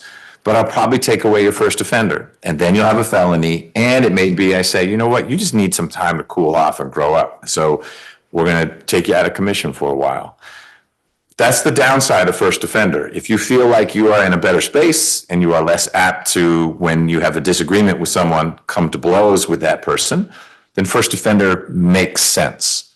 But if you're worried about your ability to not get arrested for battery, simple battery, family violence battery, whatever it is, then first offender might not be a great choice. I don't make that decision though, you do. You have the best sense of where Ms. Hurd is going and how she's doing. Do you feel like you understand the benefits and the risk of first offender? I understand. I just gotta change my environment. That's really just the environment. Okay. So I got. So you'd like to be sentenced as a first offender? Yes, I will. All right, I'll do that. Count one, I'll sentence you to 5 years. Count two, 12 months. Count three, 12 months. I'll probate all those and I'll run them all concurrently. So it's a total sentence of 5 years on probation. Special condition number one is that you get at least 10 hours of anger management coursework. That may be several classes, but you're going to get a heavy dose of anger management. Special condition number two is that you will submit to a mental health evaluation. That's just meeting with a doctor or a counselor. And if that person says everything is good with Ms. Hurd, we're done. If that person says, hey, you'd benefit from getting some therapy or taking some medication, that treatment that the doctor recommends will be part of your probation. But if there's no treatment recommended, done. No violent contact with Schaefer Hurd. So you have a phone call. I know you don't want to, but you can, and that's not violating your probation. And finally, I'll set a behavioral incentive date of January 30th, 2029, which means 3 years from now, if you've done everything you needed to do while you were on probation, they can close the case out a couple of years early. And that's a reward for doing well, which I think you can do. But like you said, you got to change your environment. Because if you're around folks who try you, we'll just see what happens. I mean, in the end, yelling gets to pushing to whatever. And whether you started it or not, you keep getting arrested. And that's going to end poorly with this case if something like that happens. Do you have any questions about anything we discussed? No, I don't. Okay. You have a place to stay when you get out? Yes, I do. You sort of shrugged, but said, yes, I do. I would like for some assistance if y'all do have some, but Sadly, I didn't ask because I have a great idea for you. I just asked because I want to worry about it if you don't. But part of the reason why I ask is that Ms. Simpson, who's seated over there in the jury box, is going to talk to you, and she's going to need to know where you're staying because probation needs to know where to find you. And it may be that it is temporary, but each time you move, you got to let probation know, hey, I was at a friend's place. Now I'm with my uncle, or I got my own spot, or whatever it is. But you need to not be hard to find. If probation can't find you, they find me and I sign a warrant, and here we go all over again. So that doesn't mean you can't transition. You just need to let your officer know I'm at a new place now. Ms. Smith, anything else? Ms. Wood? No, Judge, thank you. All right. Thank you, everyone. I need to go. We will reconvene. Please, 1:30 is when we're starting back up. Be here at 1:30, pre-try, the final plea stuff. I ought to be back by 1:30. It's just that weird interchange of 20 and 285 because I'm coming from it's not called Charlie Brown. It's not like Fulton Air Dome or something now. But I'll be back. Thanks.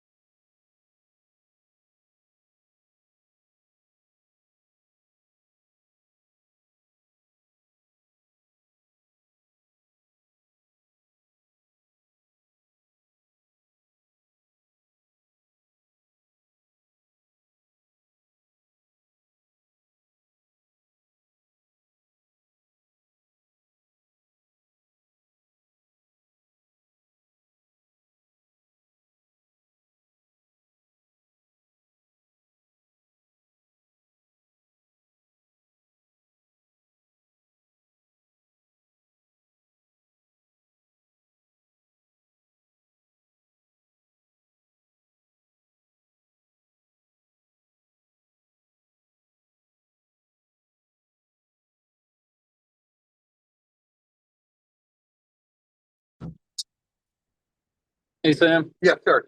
No, you're good. Thank you for doing this. Yeah, yeah. I haven't done anything yet, but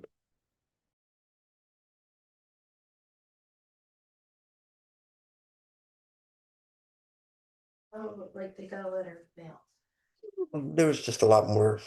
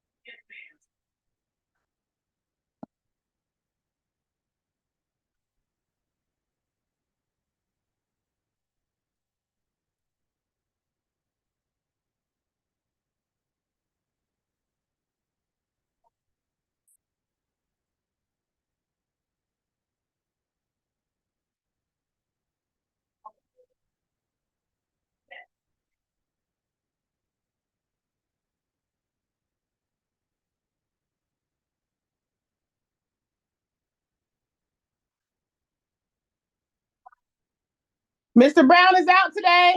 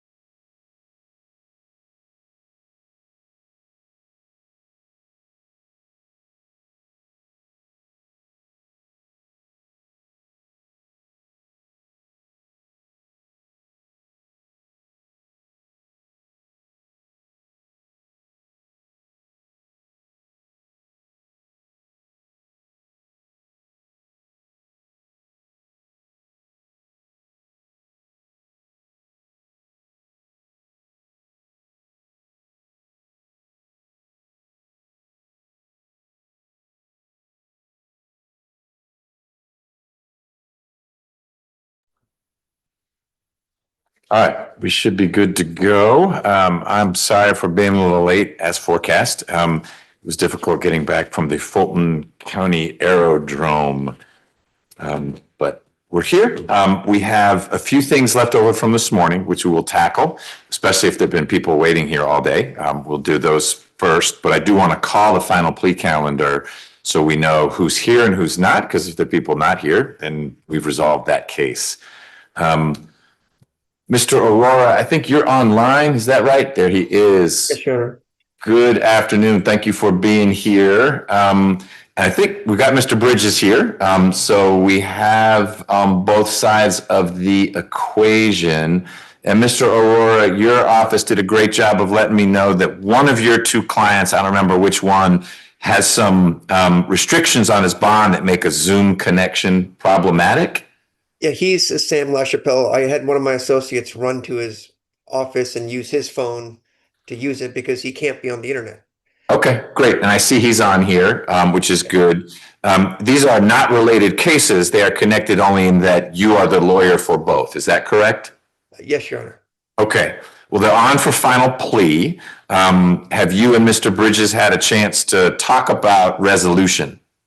I've reached out, but I haven't heard back, but he's also like the third DA that's been on the case. I provided extensive medical records for the severe autism diagnosis on Mr. LaChapelle.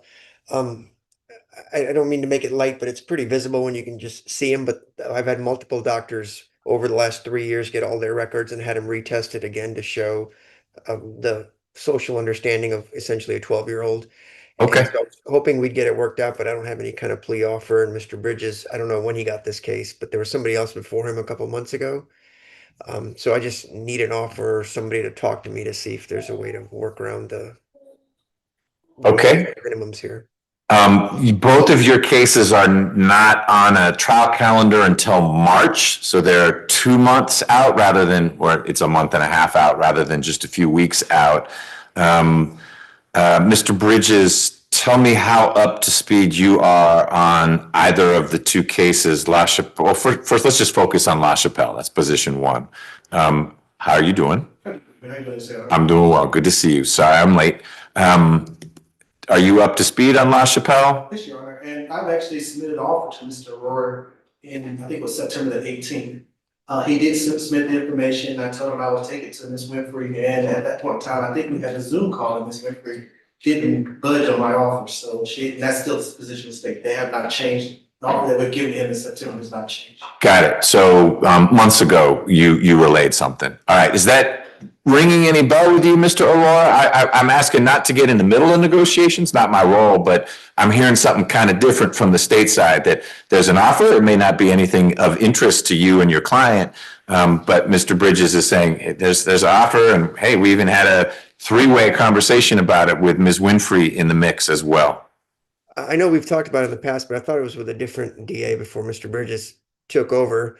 I mean, if the 10-year, the offer, I thought we were working towards something substantially better. That's why I provided all the autism diagnosis and the understandings. But if they're not willing to budge on the 10, then I'll file the mental health defense issues with the court and we'll be ready for trial in March. I just need to double check with the experts and their schedule because it'll be very expert intensive, Your Honor. Okay. So what we'll do is move Mr. LaChapelle's case to that March trial calendar. We'll aim for that as being a time. It sounds like the state will be ready. If you need additional time, let me know because of the experts, but you've got now a month plus to get to work on that. Do you feel, Mr. Aurora, like you've got all the discovery in the case? Because I don't want to get to March and you say, well, I never got the hard drive. I'm sure I have most all of it. I haven't looked at it. I honestly thought this was going to work itself out, but if it's 10 years, I mean, for somebody like him, he'd never survive. So yeah, we'll prepare for trial. If there's an issue, I'll call Mr. Bridges himself. I don't need to involve the court and be tattletaling back and forth. We'll figure it out. Okay. Well, involve me if you hit a dead end, but Mr. Bridges is easy to work with. And so I suspect you have everything, but if you identify something you think should be in there that's not, let Mr. Bridges know. And then don't hesitate to reach out. Like I said, if you're hitting a brick wall because the trial date is, while somewhat distant, still approaching. Yes, sure. Anything else, Mr. Aurora, about Mr. LaChapelle? No, Your Honor. Okay, Mr. Bridges, anything else on that case? And maybe I didn't mention this, Mr. Or that the statement opposed to be did blindly. Okay. We make our offer, we would object to the blind, the deviation down if the court so chooses to do so. Is there a mandatory minimum? I don't work with these charges very often. Is there a mandatory minimum? Mandatory minimum is 5 years strong. Okay. That's why I said if the court has discretion to deviate down, and I think the information that Mr. Aurora has would allow the court to deviate down. Got it. So you would authorize, I think, usually with deep. But I think the R allows you as the judge, once you review the material, allows to deviate. Oh, okay. So this isn't one like for a bank, armed robbery where the state has to agree to go below the 10-year mandatory minimum. There's some statutory language that says if a court finds X or Y or Z, it can deviate? Yes, and I mean, this is my understanding of the reading, it says R. Okay. There's a section in there that allows us as the state to deviate down with the agreement of the defense. But there's a R in there that says the court can, Do it sua sponte. if it finds these conditions are met. Okay. Based on what I reviewed, I think the defendant would meet all those conditions. Got it. Okay. Were you able to hear all that, Mr. Aurora? Anecdotally, I could hear what you said as to what the DA said, so I sort of get it. So can we do this, Your Honor?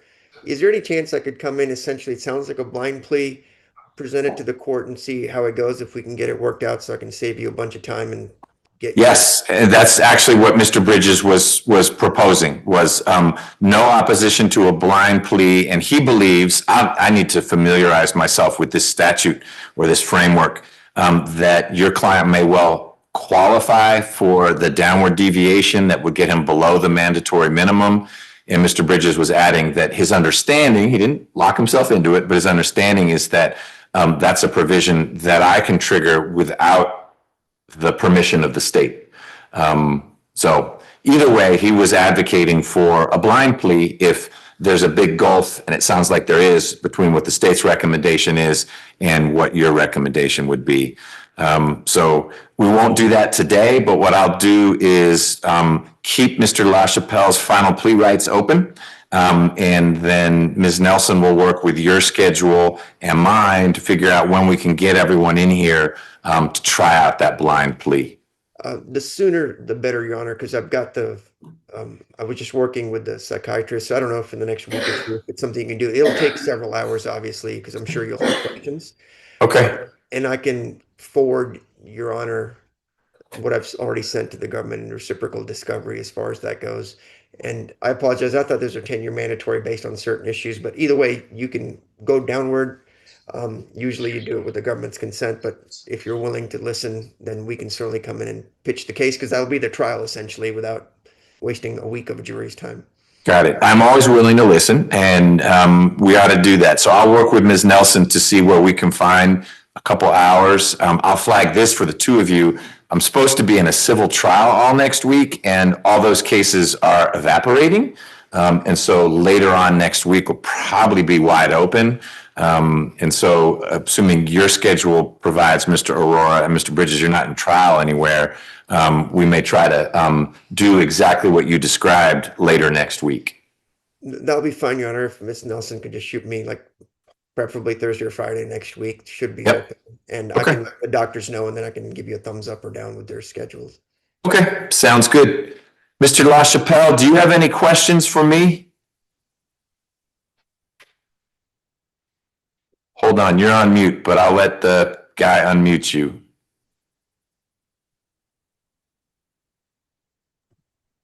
No, Your Honor. Okay, well, I appreciate you making yourself available, and I may see you here in court next week, okay? Can we do it on a Friday? We'll see if we can. That would be perfect for me. That's one of my days off, and again. He's a clerk and cashier at a small store, Your Honor, so he's really worried about his job. I know. Got it. Well, I'm sorry, I'm covering in for somebody. Next week is no good for me. The week after, on the Friday. We'll figure it out. It may be that you got to be a little flexible on it, but I will keep in mind that Fridays are better for you. Okay. Or Monday, Your Honor. Got it. Sam, let the judge talk. He'll decide what it is. Okay. I know you're worried about your job, but I'll take care of it. All right, Sam? We're good. And Mr. LaChapelle, I appreciate you sharing that with me. You are good to go, okay? Thank you, Your Honor. Have a wonderful day. You do so as well. Bye-bye. All right, we'll be in touch. But we've got Mr. Winslow, and Mr. Winslow is where? He's here in the suit in one of your windows, I'm not sure. There we go. All right. So, And this will Mr. probably work itself out to Your Honor. I just got the 5 years it's 10 to do 5 or something like that. So for about 11:30 this afternoon, Miss Winfrey was kind enough because we've missed each other over the holidays. We've communicated back and forth. I think I have everything. I just need to sort of go over this with the client and then kick around a few details with Miss Winfrey, but I'm pretty sure this will work itself out as well. Are you the point person on this, Mr. Bridges, or Ms. Winfrey? Ms. Winfrey, first, I fill in for her today. Got it. So you are the point person on LaChapelle, and she is, I just got, because I have your name on both. So Ms. Winfrey's got Winslow, and Mr. Bridges has LaChapelle. Great. Okay. So Mr. Aurora, Mr. Winslow is on our March trial calendar. You're saying it's likely going to be a plea. Today was really the day for the plea where he could withdraw if he wanted to. But if you're saying you only got this offer today? Yes, Your Honor, if you check the filings, it came at like 11:30 this morning. Okay. We'd gone back and forth, and I know she's been busy, but I got it, and I just need to sort of go over with him and tweak a few things with the DA. Okay, then what I'll do is keep Mr. Winslow's final plea rights open. He will stay on the March trial calendar. And if there is a day before then that you and Ms. Winfrey have decided we've reached a point where either it's negotiated or it's gonna be a blind plea, whatever it is, let Ms. Nelson know, and we can certainly have people come in before March 12th. That will be a fairly chaotic day. I can do the plea then. It will be easier for you if we get it in sometime before then. Yes, I'd prefer that because it's going to be somewhat sensitive. So, Okay. Well, I'm gonna rely on you on that one. We'll get back to you about LaChapelle because I'd love to do it next week if my civil stuff goes away. For Winslow, you should reach out to Ms. Nelson if you've reached a point where, all right, we're ready to do it. And then we'll find some time because he's on bond. It's much easier to do. We don't have to have a notice calendar. We just need to know you and he will be here and we'll take care of it. Yes, Your Honor. I'll let you know, and I'll wait for that other email. I'll prepare on LaChapelle, presuming we can do it next Friday. And I apologize for him. You understand, we're not in the same wavelength. We're good. We're good. That was not off-putting.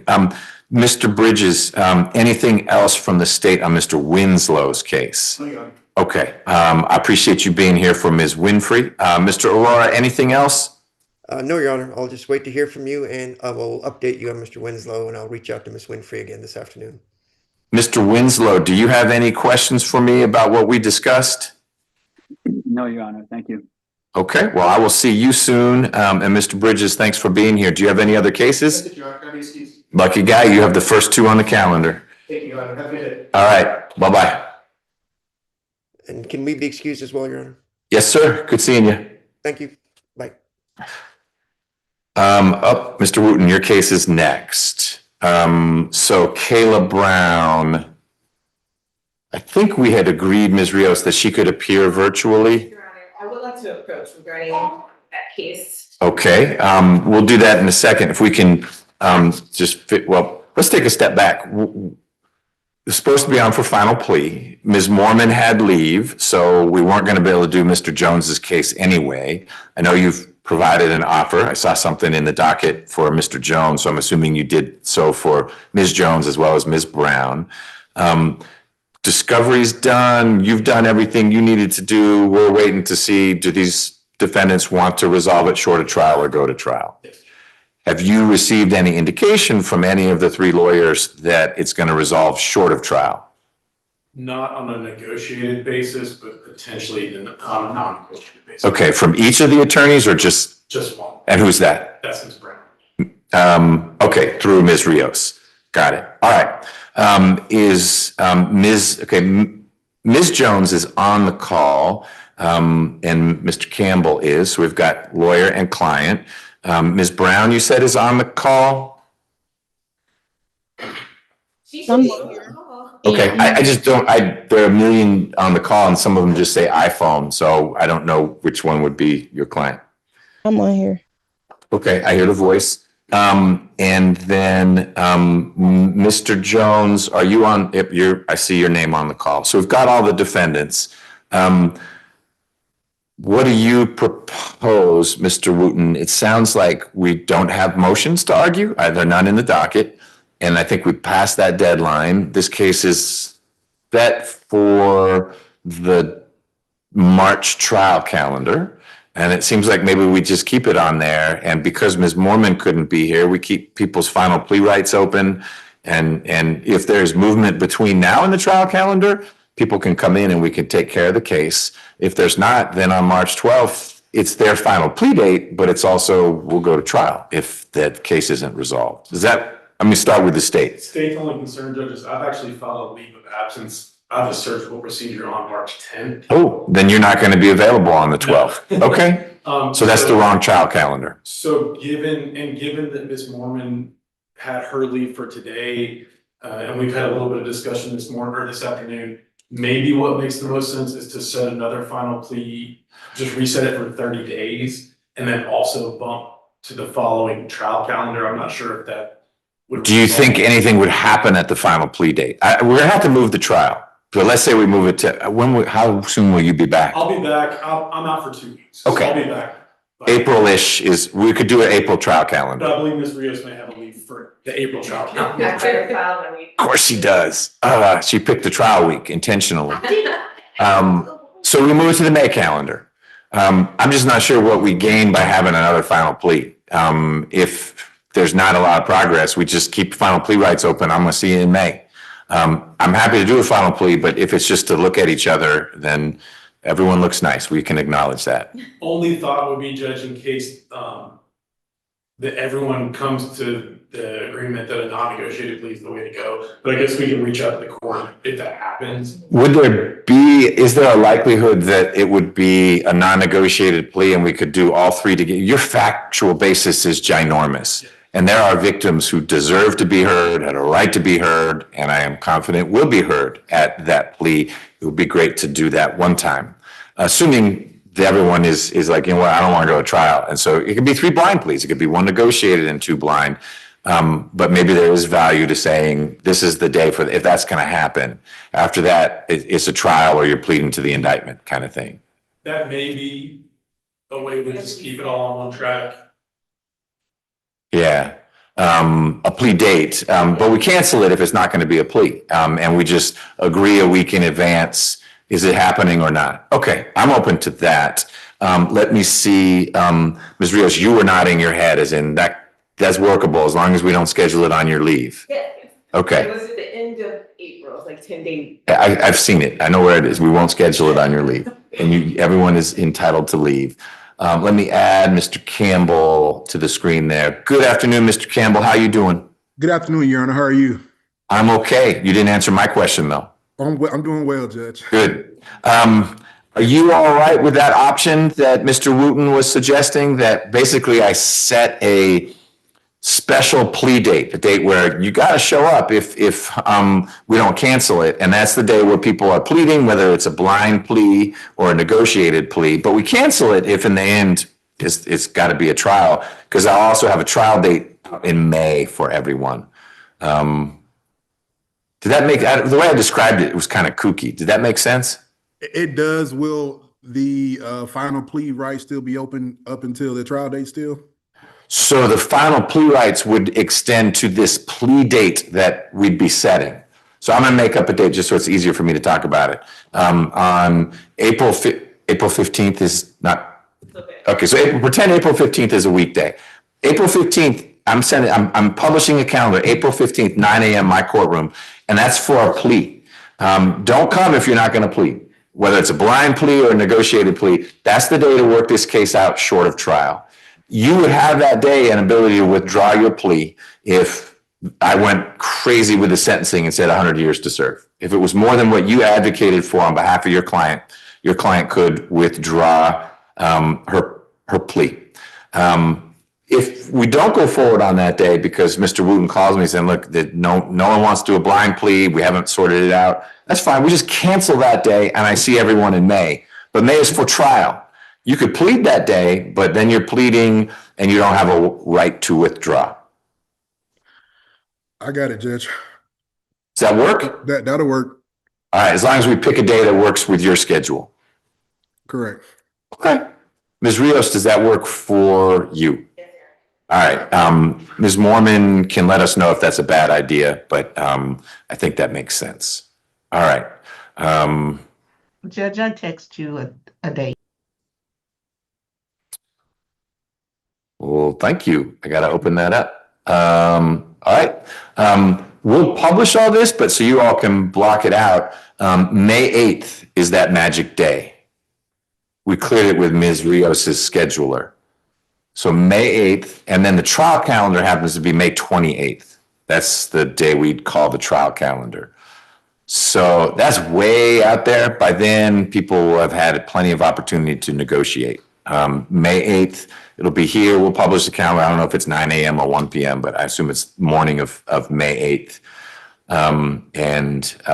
We'll cancel it if a week before. I'll be sure to reach out and I'll contact all the lawyers. But if it's just not gelling, then we'll see everyone on May 28th.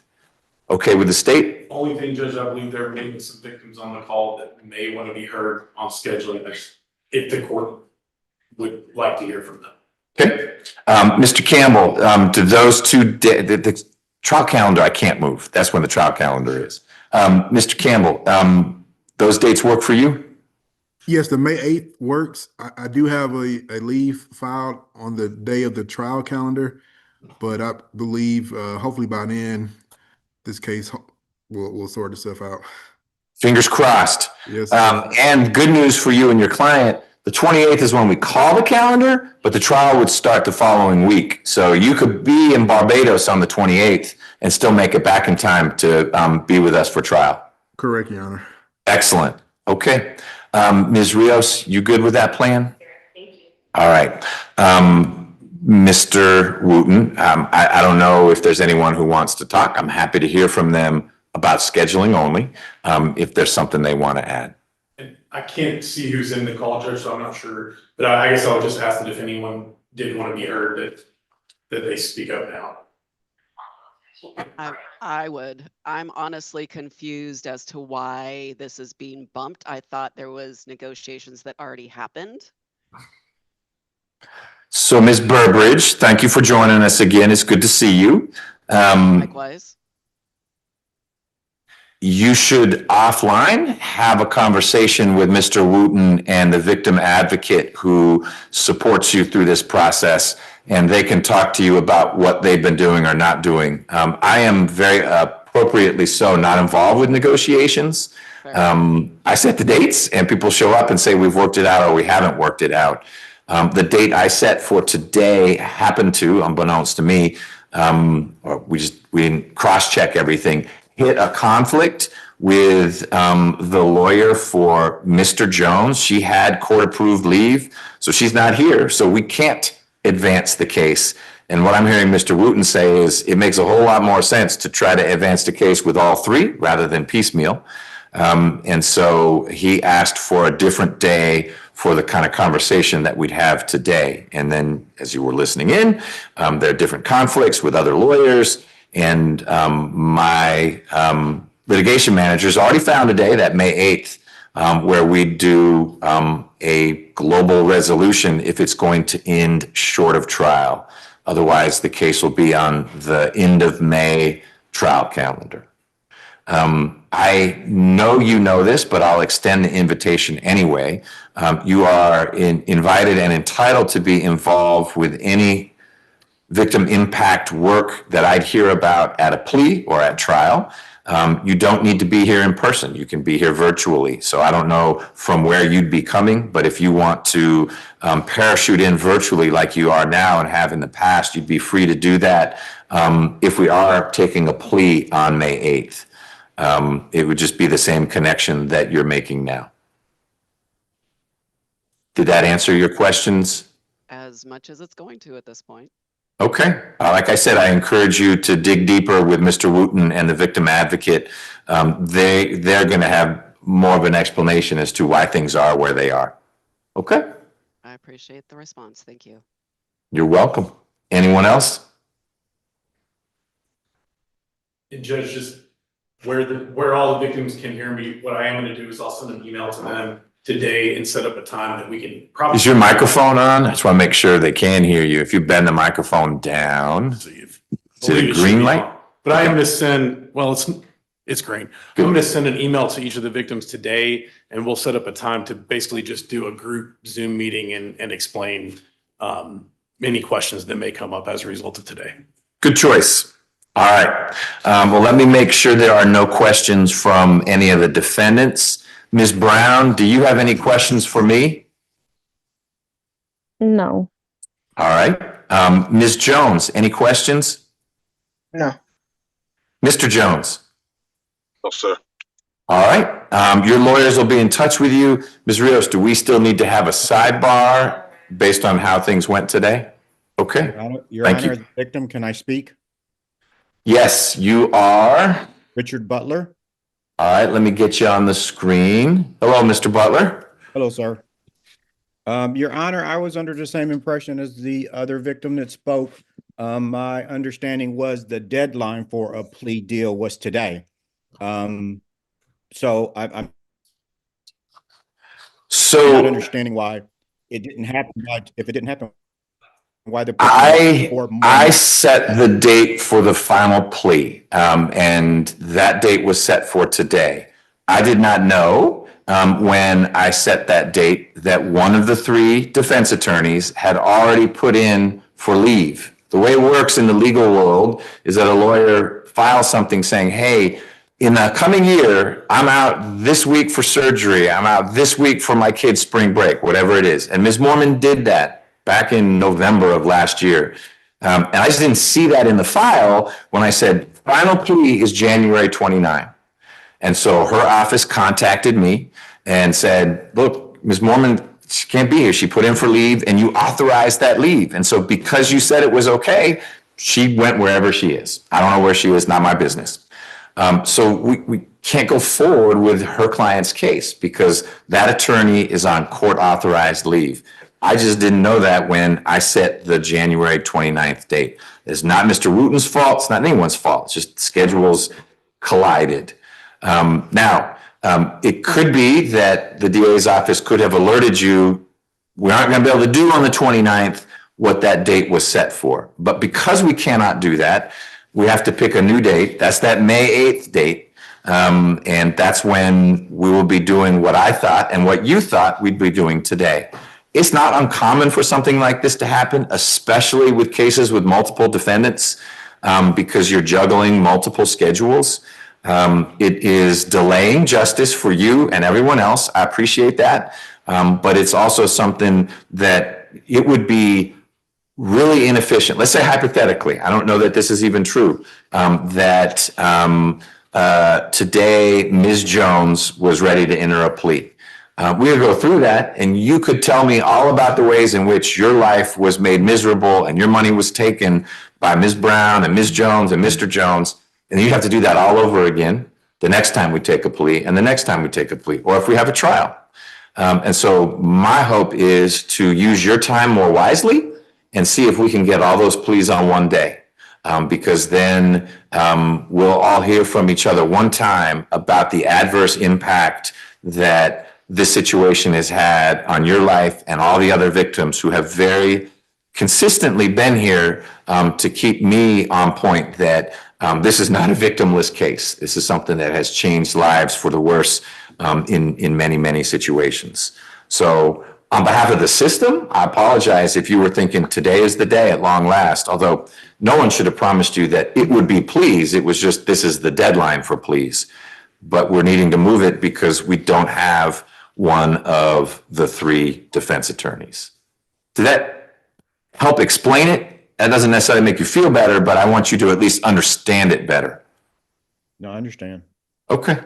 All right. Well, I appreciate you being here as well, and I hope you will rejoin on the 8th. Just keep in mind, I'll repeat it again, we may cancel the 8th, but the DA's office will let you know if we cancel the 8th. If the 8th is canceled, it's not because we're rescheduling it. It's because there's not a plea, and we'll go to the trial calendar.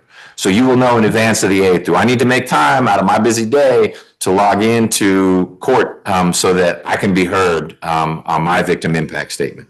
All right? Understood. Thank you, Your Honor. You're welcome. All right, if there's no one else, I'm gonna move on to the next case. Done. All right, if you're associated with the Brown, Jones case, you are free to go if you don't have anything else. Jesse Ashford. The Department of Correction, Miss Nelson says she was changed. She's trying to make that. Riverbend is here, so he's here. What are we doing with Mr. Ashford today? I sent the negotiated plea. Okay, great. My inbox has like 100 emails in it right now, so I'm sure it's in there. So that's a plea, both cases? All right. How about Rashad Shepard? Did you expect Mr. Shepard? I did, Judge. Okay. Maybe you can give him a call. You don't think that's gonna help? I don't think that's gonna help, but All right. I was hopeful for a plea today. Okay. Assuming Mr. Shepard doesn't show up, Ms. Smith, bench warrant? All right. Tremaine Scott. Hey, Mr. Scott, how are you doing? Good. Ms. Rios. Okay. You can talk to him. We now have mapped out what's left. I think we have Mr. Haynes. Yes, And is he here? he should be on the Zoom. On the Zoom? Yes. Do you see him? Or it should be a different name. It should Okay, be- there's been a Jasper on since this morning. That's the longest suffering individual ever. Yes. Okay, I just see Jasper and then there's Riverbend, which would be Mr. Ashford. So, Reach out to DeKalb's drug court. okay. Let's take care of who we had from this morning. I don't know who's in the front row with the kid, but they've been here forever. And so I want to work through, except the kid just left. So I'm hearing for Devin, Cotton. Okay, we'll start with that. Can we bring Mr. Cotton out? Thanks.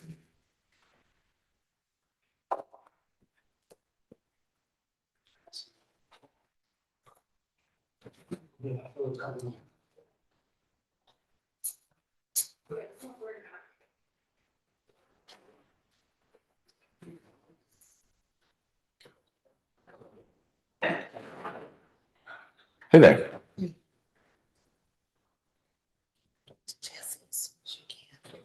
He's on. Yeah. That's what the Riverbend is? Okay, we'll do that right after this. We have to do Mr. Ashford right after this.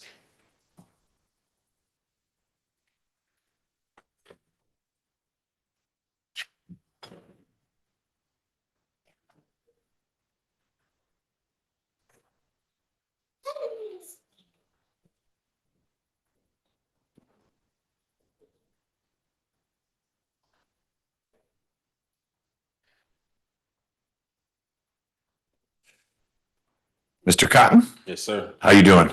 All right. All right. Ms. Rivers, good afternoon. You ready to do some takedown? Good afternoon. Yes, I am. Great. This is position 3 from our calendar this morning, 25 SC 006-136, State versus Devin Cotton, who is here in court with Ms. Rios. We have Ms. Smith as the prosecutor. And Mr. Cotton, we are going to talk about bond. You were on a calendar before, and we were going to talk about bond. And we had some technical outage here, and we couldn't do, I guess were you at the jail? It was a Zoom? It was when you had the other trial, so there was no court reporter, and I think. Something bad happened, and we couldn't do it. But here we are. So we're just going to work out bond today. I'll hear from Ms. Rios. She's going to share her thoughts about bond. Ms. Smith, the prosecutor, will tell me what she thinks about it, and then I'll let you know yes to bond, and if so, how much, or that I don't think bond's appropriate. But that's the only thing we're working through today, okay? All right, Ms. Rios? Yes, Your Honor. Mr. Cotton is 31 years old. He's here with his fiance, his 8-month-old child, and his 5-year-old stepdaughter. He has a job at Zaxby's. And right now he was the sole provider for his family. And I don't. Family being fiance and 2 kids? Yes, Your Honor. Okay. And they would be at risk of getting evicted if he is not out to continue to work and provide for his family. So we're asking for a 10K bond. He's not a flight risk. He plans on being here and taking care of his new baby and the family. I don't believe you're on probation. And he's not on probation or parole, so I don't believe he's a risk to reoffend. And so we're asking for a $10,000 bond for these cases. I know it's low based on the charges, but that's about what he could afford at the moment. You said cases, is Oh, there? I'm sorry, charges. Okay, one case. One case. Got it.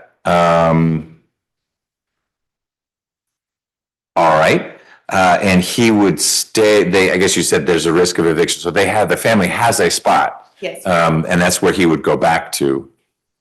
And in that place, Mr. Cotton, is your fiance and your two kids? Yes, sir. Anyone else? No, sir. Okay, and is it an apartment or a house? Apartment Where? off of, It's in Riverdale? In Fulton or in Clayton? Clayton. Okay. How long have you all had that apartment? Okay, so some months? Yeah. All right. Anything else, Ms. Rios? No, Your Honor. Okay, Ms. Smith? Yes, Your Honor, thank you. The state in this case will be asking for no bond, based on the IOTA factors in this case, starting with the likelihood to reoffend. The defendant here has convictions for carrying a weapon in schools off from 2007, a robbery conviction from 2012, and armed robbery conviction from 2013. And those charges are very similar to the charges that he's been charged with today, which is why the state believes that there is a high likelihood for the defendant here to reoffend. He also has an open case out of Cobb County for possession of a firearm by a convicted felon, which raises concerns for the state. Also, we do believe that the defendant here is flight risk. According to the GTIC, he does have 3 failure to appears, with the most recent being in 2024, which again raises concerns for the state. The state does argue that the defendant may be a danger to the community. Without getting into the facts of this case, the attack did happen to a stranger, a person of the community that the defendant did not know. So we do believe that if this is something that the defendant would do to one stranger in the community, it is a likelihood or a high likelihood that it may happen again to another person in the community that may be a stranger. The state did get a chance to speak to the victim, who stated that she's traumatized. She has PTSD. She declined to join the Zoom call today because she said that when she hears about the case, she's triggered. She does not want to see the defendant or any other four co-defendants in this case. They're co-defendants in the case? Yes. Okay. 3 other co-defendants. I'm just looking the case up. What, from your review of the case file, connects Mr. Cotton to the case? If it's a stranger on stranger situation, was there a photo ID? Is it video? Is it DNA? Yes, Your Honor, from my understanding of the case, the victim met with one of the associates of the defendant who basically lured her to getting into a car where the defendant was driving. The defendant then attacked the victim in this case by punching her in the face, and I believe pistol whipping. So those are the actions that connect the defendants in this case.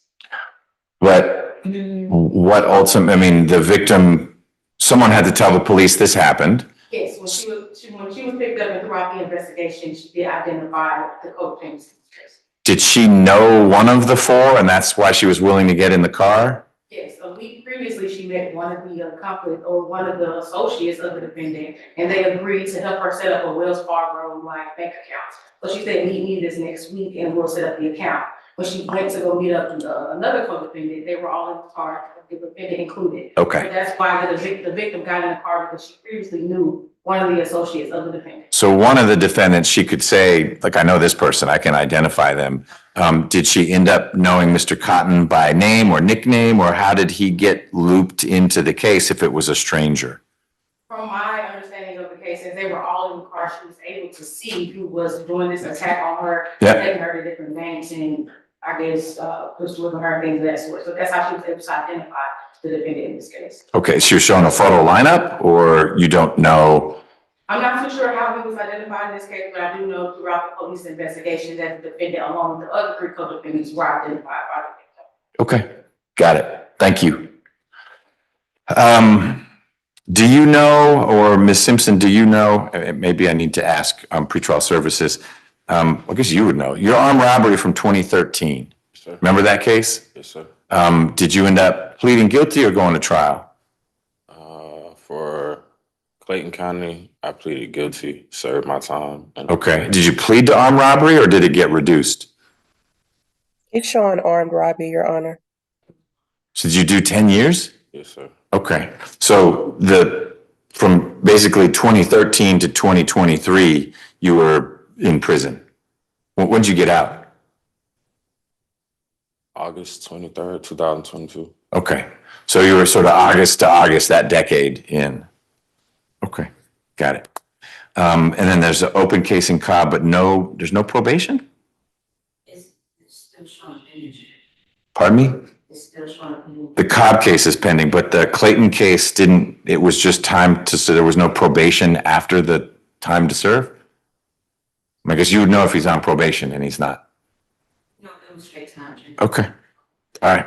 Got it. Ms. Rios, anything else? I think it was cleared up. I just would object to the characterization that he lured her into a vehicle that is not evident anywhere in the warrant. Okay. And I'm not, I just wanted to understand what the state's theory was about what connected Mr. Cotton to the allegations. And it sounds like that's developing because Mr. Cotton was a stranger to the alleged victim. The alleged victim might have known one of the four, and then Mr. Cotton was in the group that this person ended up connecting with. Okay. All right. Mr. Cotton, I am at this point not inclined to set a bond. I know that you've got a lot going on in your life, but when I see that you were on bond out of Cobb for a gun case that comes on the heels of you serving 10 years for an armed robbery, and then there's these charges, I worry that you, while you're out and about, might get yourself into yet another situation, and that's not good for your family or anyone else. And so I want to keep you put until we can sort out what's happening with this case. I'm happy to revisit this as we learn more about the case if the evidence turns out to show that you were merely present and this is someone else's situation. But for now, I'm going to deny bond or keep you in the no bond status. Ms. Rios, anything else? No, Your Honor. Okay. Ms. Smith? No, Your Honor. All right. Your Honor, can we double check on the Zoom? I think the cab might have Mr. Haynes logged on. Yeah, Richard Headley, maybe. Oh, there is, yes.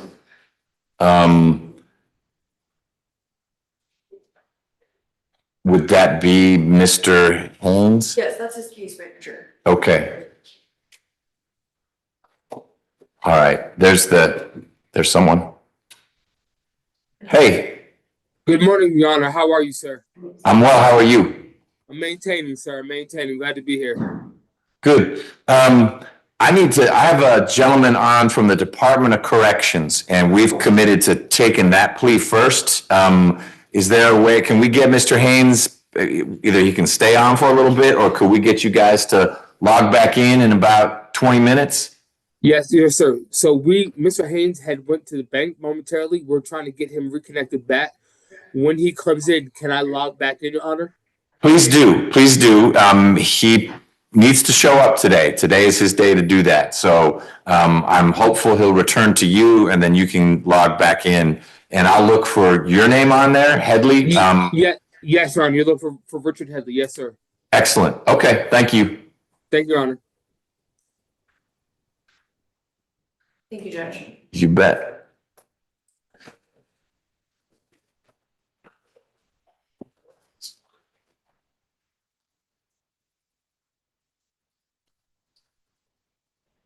Hey, Mr. Ashford, can you hear us? All right, we need someone to turn the mute off on, oh, there's someone. Thank you, Riverbend.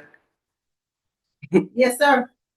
Mr. Ashford, you ready to take a plea in your cases? Yes, sir. Okay, well, we're going to try to do that. Ms. Smith, if you don't mind For some reason, it lists Mr. Wooten as the lawyer, but I think you are the prosecutor for his two cases? Yes. All right. If you don't mind coming up to the witness stand.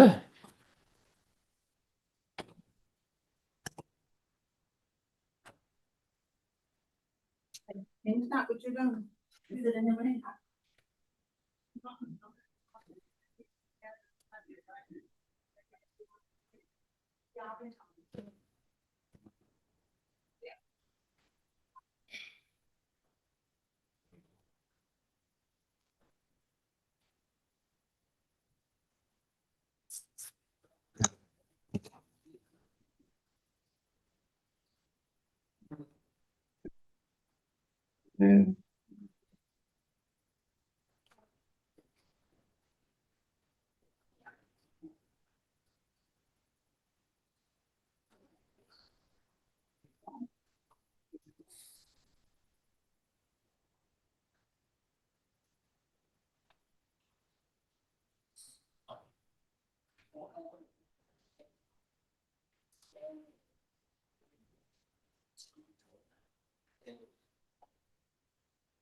You good?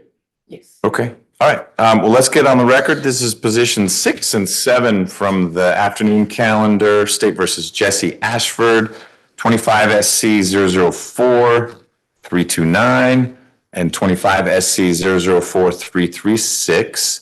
Mr. Ashford is appearing from the Riverbend Correctional Facility. He's represented by Ms. Rios here in court. Ms. Smith is here for the state. Mr. Ashford, before we get started, are you comfortable proceeding virtually from where you are? Yes, sir.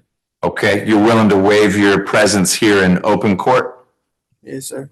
Okay, if at any point you need to speak with Ms. Rios in private, let me know and we'll get her to log on and I'll put you guys into a breakout room, okay? Yes, sir.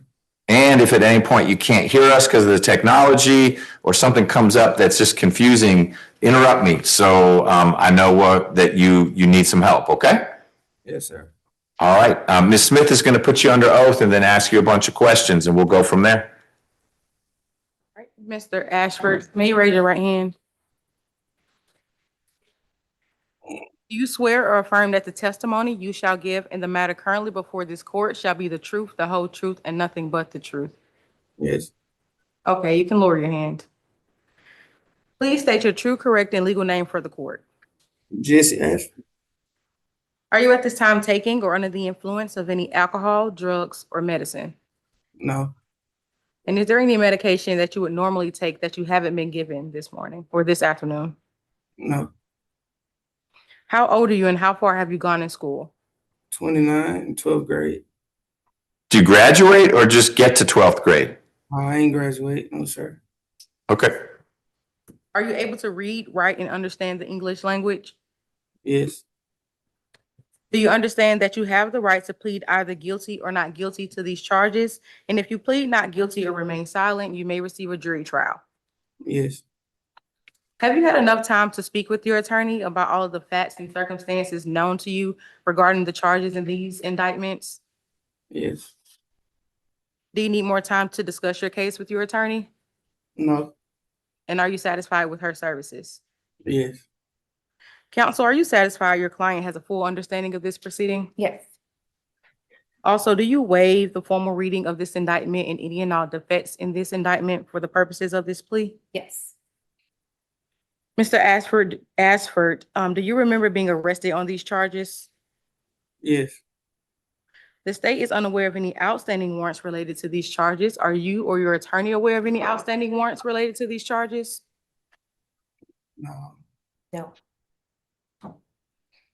Do you understand that this is a negotiated plea of guilty, which means that the state will recommend to the court a sentence of 6 years to serve 1? Did you say 6-0 or 6? 6. 6 to serve 1. Thank you. Do you understand that that is the recommendation that the state will be recommending to the court? Yes. Are you aware that the court does not have to accept that recommendation and that the court can sentence you to the maximum on each charge and can run those sentences consecutively? Yes. Do you understand that if you're placed on probation of any kind, you cannot violate any criminal laws of any governmental unit or any special conditions of probation without being subject to revocation for the balance of those sentences? Yes. Do you understand that this is a guilty plea, which is permanently recorded on your criminal history? Yes. Do you also understand that if you're charged with a crime in the future, that this plea may be used to enhance that sentencing, even on a federal case? Yes. Are you currently on probation? When I get out, yeah. Do you understand that if you're currently on probation, you may be revoked based on you entering this guilty plea today? Oh, yeah. Do you understand that there may be other adverse or unfavorable consequences as a result of this guilty plea conviction, just as there would be following a conviction from a trial? For example, your guilty plea may affect your right to vote, the right to hold public office, the right to serve on a jury, the right to obtain a passport, or the ability to obtain employment. Yes. Do you also understand that by pleading guilty to a felony, you cannot use, receive, possess, transport, or own a firearm, and that if you did, you could be charged with another felony offense? Yes. Do you understand that you waive any and all defenses, including any mental health defenses, by entering a plea of guilty? Yes. Do you understand that by pleading guilty today, you are giving up the following rights: the right to a trial by jury, the right to remain silent and not incriminate yourself, the right to see and hear the witnesses called to testify against you, the right to the assistance of counsel either hired by you or court appointed if you cannot afford an attorney, the right to the presumption of innocence, which means that the state must prove beyond a reasonable doubt that you're guilty of these charges, the right to testify on your own behalf or remain silent, the right to present other evidence of your own and call your own witnesses, and the right to appeal if convicted of these charges after a trial. Yes. Counsel, are you satisfied your client understands these rights that they'll be waiving by entering this guilty plea? Yes. Mr. Ashford, has anyone forced, threatened, or promised you anything to get you to enter into this guilty plea? No. And as to indictment number 25 SC 004329, how do you plead to count one, entering automobile or other motor vehicle with intent to commit theft or felony? Count two, theft by taking. Count three, excuse me, willful obstruction of law enforcement officers misdemeanor. And count four, receipt, possession, or transport of firearm by convicted felon or felony first offender. Yes. And as to indictment number 25 SC 004336, how do you plead to count one, fleeing or attempting to elude a police officer? Count two, hit and run. Count three, driving without a valid license. Count four, reckless driving. Count five, possession of a firearm by a convicted felon. Receipt, possession, count six, receipt, possession, or transport of a firearm by a convicted felon or felony first offender. Guilty. Is this guilty plea freely and voluntarily given with full knowledge of the charges against you? Yes. Okay. And do you understand that you do not have a right to appeal directly from your guilty plea? But if you believe that there is some type of error in your guilty plea, you can apply to the appropriate appellate court to request a discretionary appeal. Yes. Do you also understand that this must be done within 30 days from today? Yes. All right. Do you understand that you have only 4 days from today for a felony charge and 12 months from today for a misdemeanor charge to file a habeas corpus petition challenging the voluntariness of this plea? Yes. Okay. Thank you, Mr. Ashford. Your Honor, if this case was to proceed to trial and this is indictment number ending in 4329, the state would prove that on July 19th, 2023, an officer named Koehler, Koehler, was dispatched to 993 Lawton Street regarding a larceny from an automobile. When the officer got to the scene, victim Freddie Ivory told the officer that his vehicle was broken into. He also told the officer that another victim, Raymond Hodge, had his things stolen from the car also, which was a backpack. The officer spoke with the witness who stated that he saw someone in the vehicle that was not either Ivory or Mr. Hodge, who are the two victims in this case. The suspect noticed the witness looking at him and exited the vehicle and ran and got into a grayish blue Chevrolet Malibu. Mr. Hodge advised that his backpack had an iPhone, phone charger, external hard drive, and a black Taurus G2C firearm inside.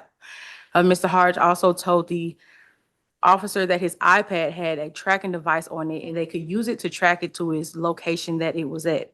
So that's what the officers did. Once they tracked the iPad, it was found at a 2229 Bickle Street, Bicknell Street, Southwest in Atlanta, Georgia, regarding the stolen items from the vehicle.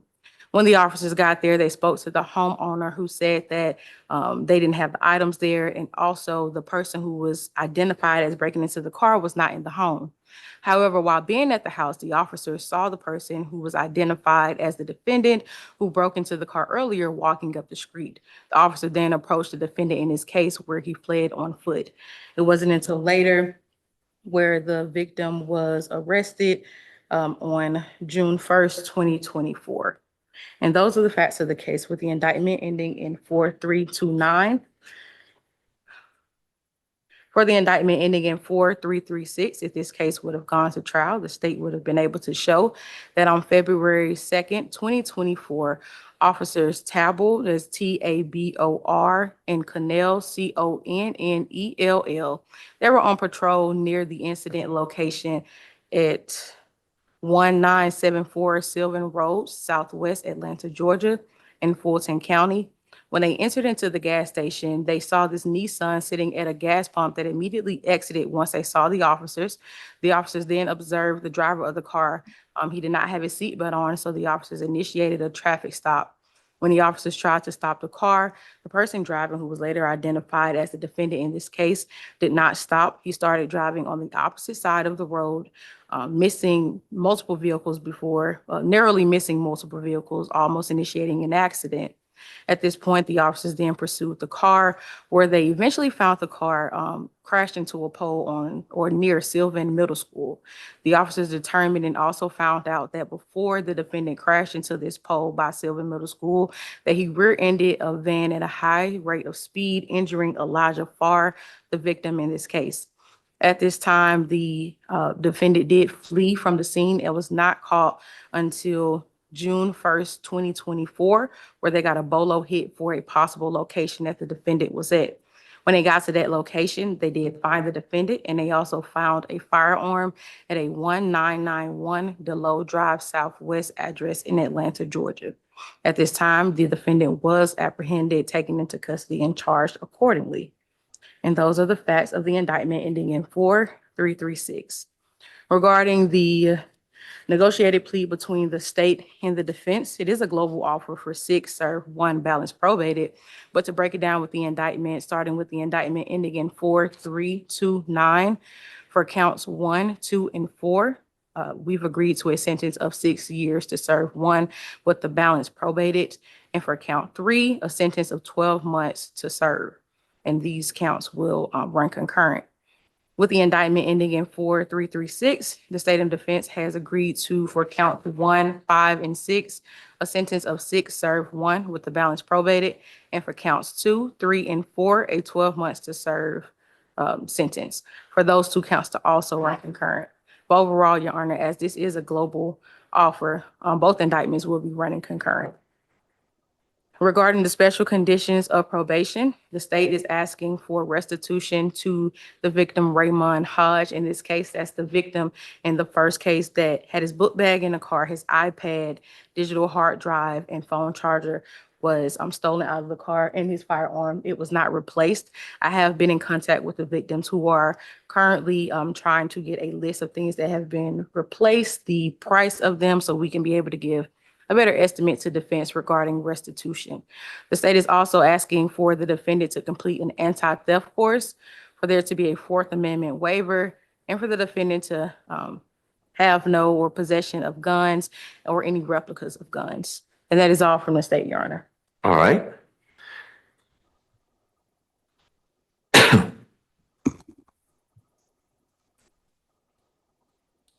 Ms. Stallworth, do you have criminal history information for Mr. Ashford? Yes, Your Honor. He has 23 cycles. There appears to be an active warrant out of Henry County for obstructing police. The date of that warrant is May 30th of 2023. Currently on probation out of Cobb County for unauthorized possession of a prohibited item by inmate. Also on probation out of Fulton County, 23 SC 190574 for cruelty to children first degree and theft by taking. There's a 2016 first offender conviction out of Clayton County for possession of cocaine, a 2019 conviction out of Fulton for financial transaction card fraud 8 counts, and a 2016 conviction out of Fulton for theft by receiving stolen property and hit and run. And there's also a conviction outside of the 10-year period. Nothing further. Thank you so much. Okay. Ms. Rios. Yes, Your Honor. Mr. Ashford is 29 years old. He will be working for his stepdad at a catering business when he is released. He has 7 children. They range, I believe, from 3 years old to 12 years old. Prior to being in custody, he was doing roofing and electrician work. He was trained under the family business. So I understand his history. He has been in continuous custody since June 1st of 2024. So I think his release date is May of 2026. So by that time, he would have been serving almost 2 years in continuous custody. So I just ask that you go with the negotiated plea. June 1st was when he was arrested in connection with the case involving the hit and run, it sounds like. Yes, but he already had these cases. So if you look in his booking sheet, these 2 cases were in the system when he took the plea there. I guess they weren't indicted yet, but he had already been arrested for them. When he took the plea in the 23 SC case? I believe so. Okay, I'm just trying to figure out what the significance of June 1st is. What happened on June 1st? You said he's been in custody since then. I believe that's when he was arrested on these cases, and then he ended up they were still open. So he had some other incident he has an indictment from 2023, which has to have been before he was arrested in 24. But that's not, it's a completely different case. Yes, completely different case. He was sentenced on that, sent down the road.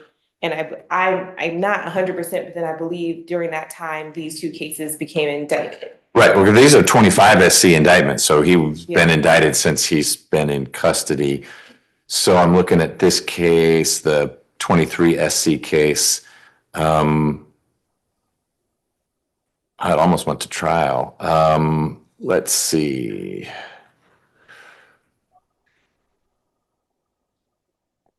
That's the 7 to serve 2.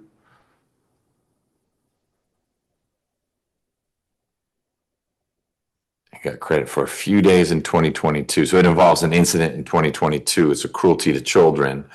And then from June 1 to whenever he pled, which was, he pled in May of 25. Okay.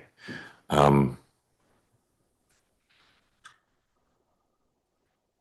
so these indictments came just after he pled. So they came here. Okay. Anything else? There. So Ms. Simpson, this isn't violating any probation because it's conduct that precedes these other pleas. Okay. All right. Lots of moving parts for you, Mr. Ashford. Mr. Ashford, anything you want to add about your situation, these cases? Sir. No. Okay. Well, you've had a busy few years of your life since you've become an adult. Already 7 kids, bunch of convictions. You ready to chart a different course, or what's your plan when you get out? How's it going to be different? Switch it up. Switch. Be there for my kid. I ain't trying to keep going through the same thing. Tell me about the catering job. My stepdad and his brother, they got a catering business. I've been talking to them. They said when I get out, they're going to give me a job. But as my lawyer said, I was already doing roofing. Okay, well, which would you rather do, roofing or catering? Whichever one I get a job with first. Okay, that's a good answer. Whoever will hire you first. Is the roofing job with family also? Yes, sir. Well, I hope you get one of those jobs. Not a good sign if family says no to both. All right, what's your understanding of your exit date from prison? My exit date is May 27, 26. All right, so about 4 months from now. Yes, sir. Okay, is that a guarantee, or it could be sooner, or if you mess up, it could be later, or what have they told you? Nah, it's my maximum release date, so that's a guarantee.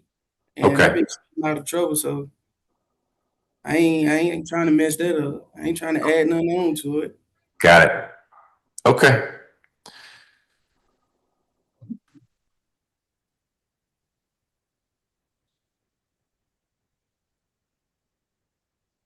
All right, well, if you don't have any questions, Mr. Ashford, I find there's a factual basis for both your pleas. These are things that happened a long time ago. One of them's 2.5 years ago, almost. I also find that your pleas are knowing and voluntary, meaning you've understood what we've been talking about, and no one's forcing you to do that, enter these pleas. You agree with that? Yes, sir. Okay, Ms. Rios, can someone in my office sign the 2 indictments for you? Yes, Your Honor. Ms. Smith? Can I ask you a question though? Yes, sir. Well, you going, does that mean I'm getting the credit for the time served for me already being arrested?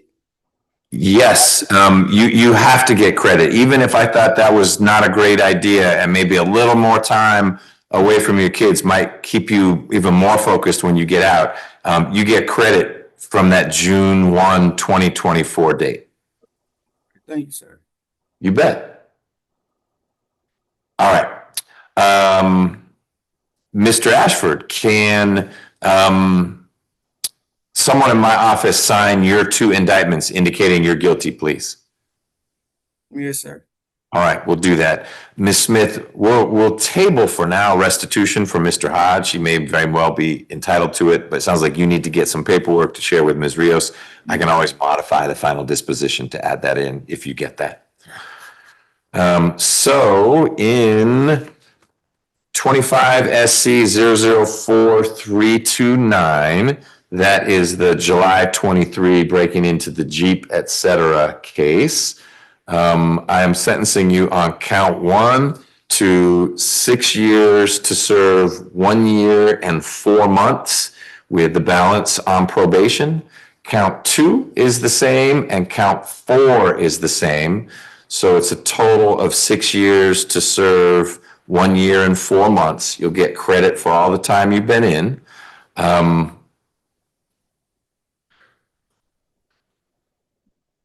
For count 3, which is a misdemeanor, it's 12 months to serve, and they'll all run concurrently with each other. Special conditions of probation, number 1, you have to complete an anti-theft course within the first 6 months of your probation.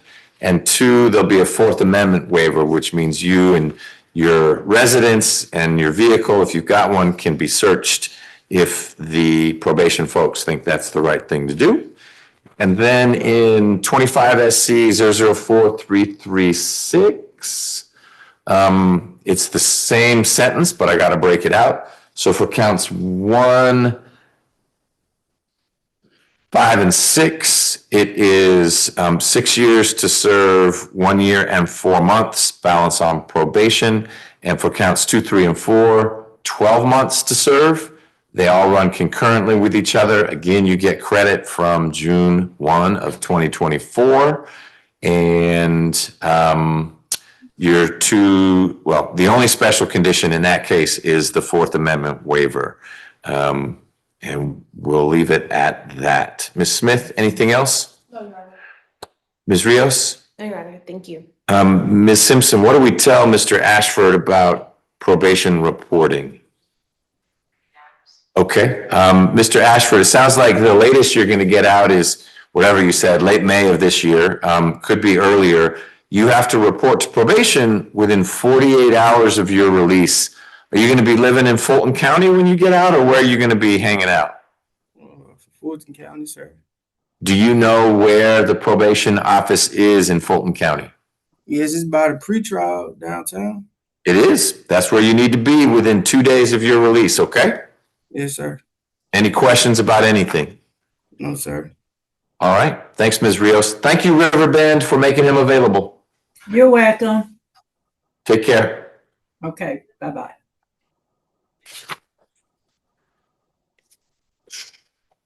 All right. Ms. Wood, Ms. Rios, what's next? If. I know we have Mr. Gooder still, but we have people from this morning. If we've got folks out there, let's do it. So we can, if the court will allow, Mr. Edwards is going to be a plea. But I have a feeling it might take a little bit longer than Mr. Haynes's situation. and Okay. I believe Mr. Haynes is finally logged on. Okay, Mr. Headley's back. Let's add right there. Hey, Mr. Headley. Good afternoon, Judge. How are you, sir? Well, I'll be better if I see Mr. Haynes. He's logged on, so I just saw his face. He's logged on. He is Samson SMA. I recognize that mug. There he is. And the good news is he is not in an LA Fitness right now. Just where he needs to not be. Mr. Haynes, can you turn your volume on? Can you unmute, please?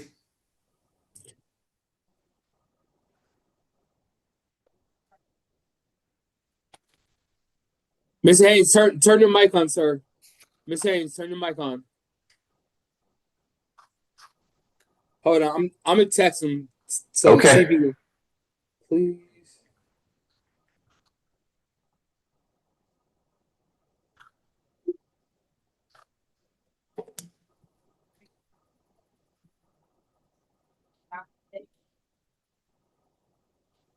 He's reading the text. Okay, no, he turned off his camera.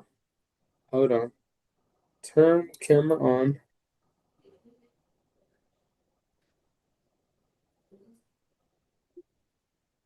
Okay, we got the camera back on. I think he might be having technical difficulties with the mic. Yeah, is he not in your building? He's somewhere else? He's actually at the library right now, sir. He's literally down the street from your location at the library. Oh, okay. Would you like me to have him report to the courthouse since he's at the library? Yes. Why don't you do that? That's like 2 blocks away, so we will hold for his report. Okay. Can I stay on the line just to make sure everything's taken care of, sir? Yes, please. You are doing amazing work. Appreciate your investment in Mr. Haynes' well-being. Yes, sir. Give me a few minutes and I will let Miss Wood or somebody know that he's en route to you. Fantastic. Thank you, sir. I'm going on mute and I'm hiding my camera. Sounds good. We'll get you off the screen. Poor Mr. Haynes. And remind me, he had pled, we couldn't do the sentences. I know Ms. Nelson has already sent, like, here are the final dispositions. What do we do with them? What's left to do? Are we repleading or now we can sentence him? Well, I can't remember. I remember. He actually did a disposition, but you were holding off signing, because it was supposed to be like a year and. Because we were going, it was supposed to be Hope House. Yep. And then the DeKalb popped up. Because he was supposed to be pleading into drug court. Right. Here. But he's got good programming now. Yeah. And so we can, I think it's modifying the final dispositions. So Hold on, yes, listen to me. Okay. Your Honor, Yes, sir. he would like to know what floor and what room does he need to come to? 8D as in Delta. So the number 8, and then it's courtroom 8D Delta. You want to go to L8 Delta. oh, he's at the Fulton County Courthouse. No, he's at the big library right there. By my office. Yeah. I had no idea. Okay. So we can do either Edwards or Cougar. But we still out there. Tuesday. Right. We were going to do a bond hearing with Mr. Muhammad. Oh, you did? Oh, okay.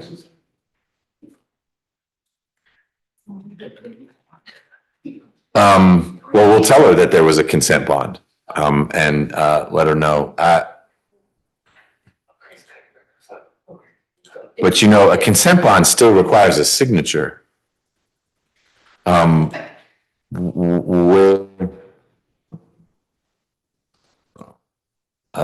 so Ms. Nelson would have forwarded that. Oh, here it is, consent bond order. Okay.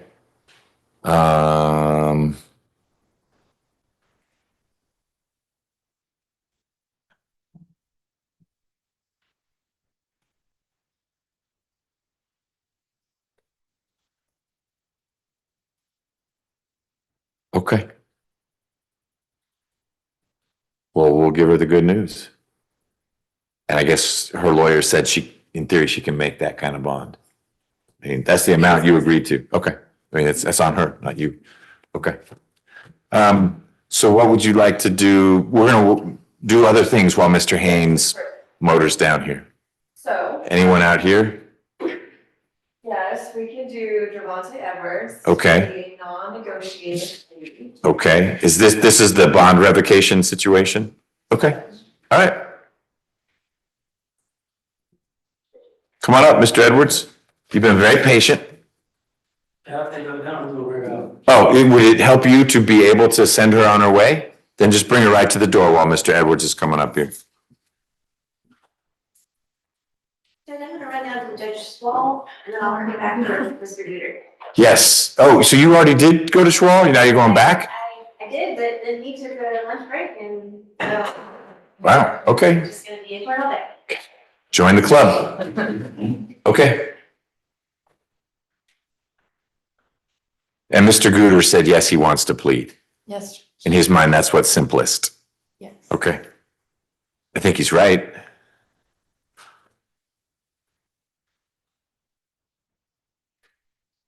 I didn't realize he'd been in for so long the first time. Yes. And he got a signature bond. Wow. Okay. I think it was a COVID special.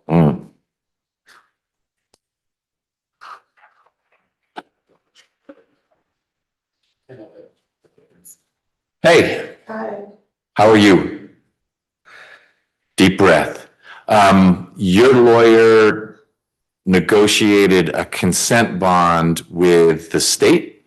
So he's not here. I still have to sign it, but I've read over it and I will sign it. I can tell you a little bit about it, but it's a total bond of $50,000. You have to not break the law while you're on bond. That's always the case. You have to stay away from some address on Boulevard, 356 Boulevard. Do you know what I'm talking about? Is that a place that's going to be easy to stay away from? Very much. Good, do it. And you need to have no contact with someone named Felix Lawrence, someone named Rochelle French. Any idea who they are? Then that's going to be easy to stay away from them. Don't go online looking for them. And you can't have any guns on you, around you, wherever you live, no guns in the household.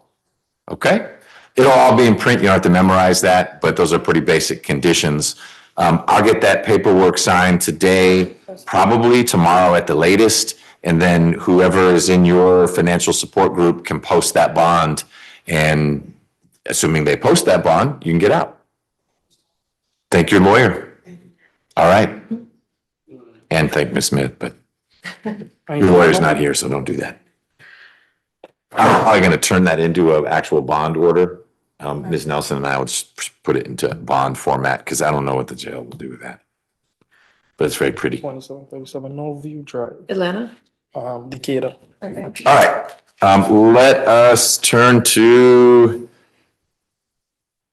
what happened to Mr. Flagg? That's going to be, we haven't got to Mr. Flagg yet? He's in custody. It should be a plea, Judge. He was marinating on some things. All right, you can keep marinating. Mr. Edwards, position 10 from this morning's calendar, 25 SC 004234.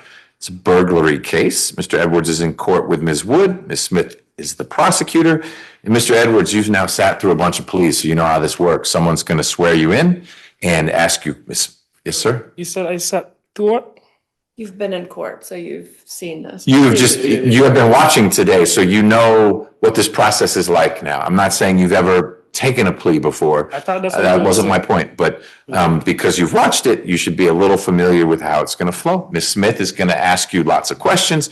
You answer those questions. Of course, you let Ms. Wood know or me know if you have any questions of your own. Deal? Yes, sir. All right. Then Ms. Smith, when you're ready.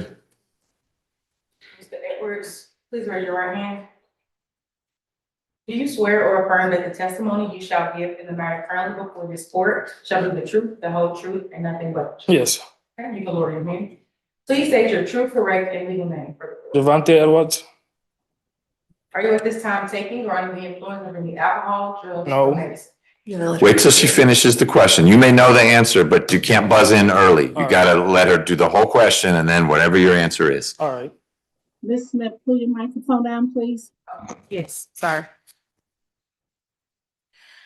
Mr. Edwards, are you at this time taking or under the influence of any alcohol, drugs, or medicine? No. And is there any medication that you would normally take that you haven't been given today? Well, not my asthma medicine. Did you take it today? Like, yes, I did. Yesterday. Are you feeling okay in terms of breathing today? Not really, because I was sick type. I was like, I had the flu. So I was in a hospital type. But then, yeah. But Okay. I feel good enough though. Okay, you feel good enough to have the conversation we need to have. Yeah. If you need to sit down, let me know and we'll let you sit down, okay? All right. All right. How old are you and how far have you gone in school, Mr. I'm Edwards? 24. I finished high school, but right now I'm in school for HVAC. Are you able to read, write, and understand the English language? Yes.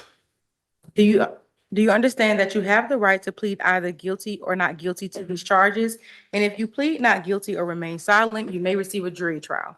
Yes.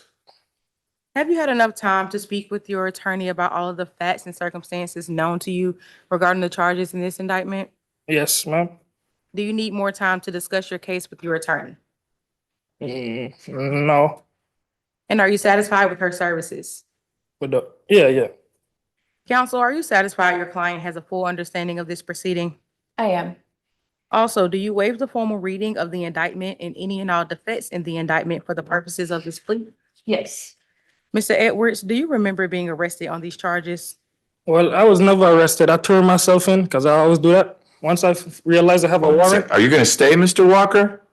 Good. You go. I just wanna make sure you're coming back. Okay, take your time. Sorry about I that. was saying I was never arrested. I turned myself in.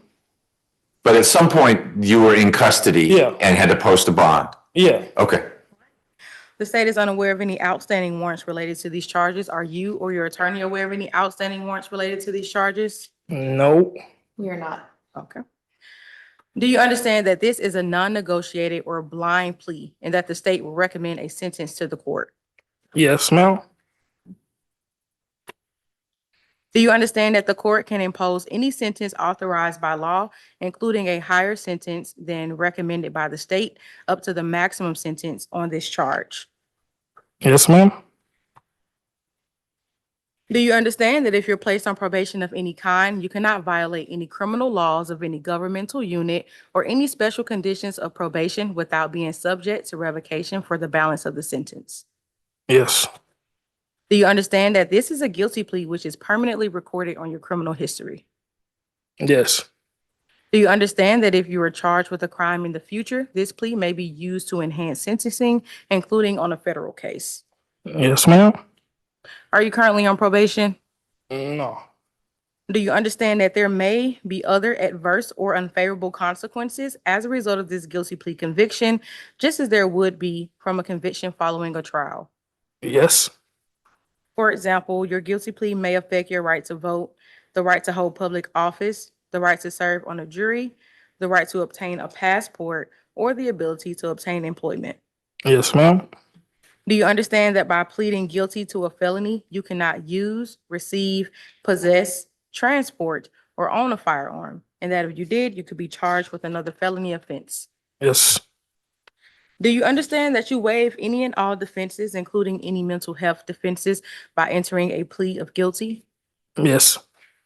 Do you understand that by pleading guilty, you are giving up the following rights: the right to a trial by jury, the right to remain silent and not incriminate yourself, the right to see and hear witnesses called against you, the right to the assistance of counsel either hired by you or court appointed if you cannot afford an attorney, The right to the presumption of innocence, which means that the state must prove beyond a reasonable doubt that you're guilty of this charge. The right to testify on your own behalf or remain silent. The right to present other evidence of your own and call your own witnesses. And the right to appeal if convicted of these charges after a trial. Yes, ma'am. Counsel, are you satisfied your client understands these rights they'll be waiving by pleading to these charges? I am. Mr. Edwards, has anyone forced, threatened, or promised you anything to get you to enter into this guilty plea? No. Okay. As to indictment number 225 SC 004234, how do you plead to burglary in the first degree? Guilty. Is this guilty plea freely and voluntarily given with full knowledge of the charges against you? Yes. Do you understand that you do not have a right to appeal directly from your guilty plea? But if you believe there is some error in your guilty plea, you can apply to the appropriate appellate court to request a discretionary appeal. Yes. Do you understand that this must happen and be completed within 30 days from today? Yes, ma'am. Do you understand that you have only 4 years from today for a felony charge to file a habeas corpus petition challenging the voluntariness of this plea? Yes. Thank you, Mr. Edwards. Your Honor, this case would have gone to trial. The state would have been able to show that on June 25th, 2024, officers responded to 3200 Lakeview Place, apartment 116 in East Point, Georgia, in reference to a physical altercation fight. When the officers got there, they spoke with the victim, Miss Monique Jasper, who stated that her ex-boyfriend, Javante Edwards, the defendant in this case, unlawfully entered her residence between the time of 11:55 a.m. to 12:15 p.m. after falsely identifying himself as a maintenance personnel to gain entry into the home. Ms. Jasper reported that after refusing to open her door, Mr. Edwards called her, and that's when she heard a loud bang. She identified that loud bang as being Mr. Edwards kicking in her front door with so much force that it knocked the door off of his hinges, which is something also that the officers observed when they got to the home. She stated that Mr. Edwards rushed into the apartment without permission, where she then went to the front porch because she was in fear of an assault. Mr. Edwards, at this time, rambled through the apartment and got her black Dell laptop, various credit and bank cards, her social security card, and her Georgia driver license and identification card. At this time, he did flee the scene. He was not there when the officers got there. However, once he turned himself in, he was charged accordingly. And those are the facts of the case. In this case, Your Honor, the state did give an offer to defense, but prior to the plea, I was told that it was non-negotiated, so the state will be changing its offer in this case to recommend a sentence of 10 served 2, with the special conditions that there be absolutely no contact with the victim, for there to be a mental evaluation, treatment if necessary, for the defendant to complete an anti-theft course, for the defendant to complete 60 hours of community service, and for the defendant to pay restitution to the victim for the damaged door, for the damage caused on the day of the incident. The laptop and all the other things that Mr. Edwards took and fled with, those were returned? Yes, Your Honor, I did speak with the victim, and she told me that she was able to get her cards back because someone took them to the police station. She was called to come and pick them up, and she also retrieved her Dell laptop back. Okay. Only thing she has not been reimbursed for or given back is the damage to the door. Sure, the way he made entry into her, I think it sounds like it's an apartment. Yes, Your Honor. But all the things that were taken, one way or the other, she got back. Yes, Your Honor. Okay. Also, sorry, I forgot to mention that I did speak with the victim in this case multiple times, and she told me that she is in fear for her life. She feels as though she's tried to distance herself from the defendant. However, he's continuously tried to get in contact with the victim in person, via social media, via text message. And at this point, she does want to feel protected, and that's her main concern. However, she is in fear for her life. She has been on the Zoom call since this morning. That's Ms. Oh, that's Ms. Jasper. Okay. I'm not sure she wants to make a statement. We spoke previously to me during this plea, but I'm not sure she wants to speak. However, that is a statement that I was given. Got it. And I'll turn to her in just a sec. There was a motion filed today to revoke Mr. Edwards's bond, which will be moot if we go through with the plea, and we'll see what Mr. Edwards decides to do after we get to the end of it. But just give me a little thumbnail. Was it related to ongoing contact with Ms. Jasper, or was it something completely unrelated? Yes, Your Honor. The basis of that motion was, I believe the defendant was given a bond on August 24th, 2024. And on August 25th, 2024, the day after he posted bond, he started contacting Ms. Jasper in the text messages were sometimes threatening. The voice messages that he left were very threatening to harm her and things like that, which I go in detail in the motion. But for the most part, it's just a continuous outcry to get in contact with her. He posted news of her online to get her attention. Why would she be in the news? Nudes, I'm sorry. Photos. Oh, nudes. Okay, sorry. Got it. Yes. Okay. However, throughout the motion, I am just explaining the continuous communication the defendant is trying to get in contact with the victim and in very threatening ways. Okay. And Ms. Jasper can answer this if she wants to engage. She doesn't need to, though. It sounds like that happened immediately after he was released. Not good. But that was in August of 24. Here we are in January of 26. Did it eventually taper off, or in the middle of 25, Ms. Jasper is still feeling like Mr. Edwards is trying to contact her? Yes, Your Honor. It was as late as October 2025 where the defendant was still trying to reach out to the victim.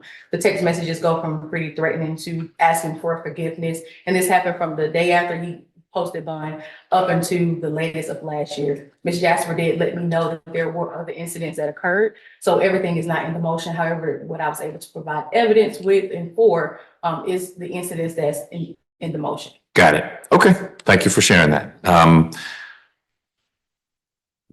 You get a chance, don't worry, but let your lawyer talk first. It's not her turn quite yet. Ms. Stallworth, can you share criminal history information, please? Yes, Your Honor. He only has one cycle from St. Croix, Virgin Islands, and there's a 2023 conviction from there for cyber harassment. I'm not sure if it was a misdemeanor or felony because it didn't have the description listed. But what did you say the conviction was for? What? Cyber harassment. Say it one more time. Cyber harassment. Oh, cyber harassment. Okay, thank you. I just thought they have different crimes in Virgin Islands and you're not allowed to use fiber. Cyber harassment. Got it. And so what you were saying in addition to that was it's a conviction, but you can't tell whether it's a misdemeanor or a felony. Correct. Didn't have the severity like normal charges. Yep, got it. Okay, thank you so much. Ms. Jasper, you don't have to say anything at all. You have been with us since this morning. I want to make sure if you want to be heard, you have an opportunity to be heard, but you may say that Ms. Smith has done an adequate job of sharing with me what your concerns are. Is there anything you want to add?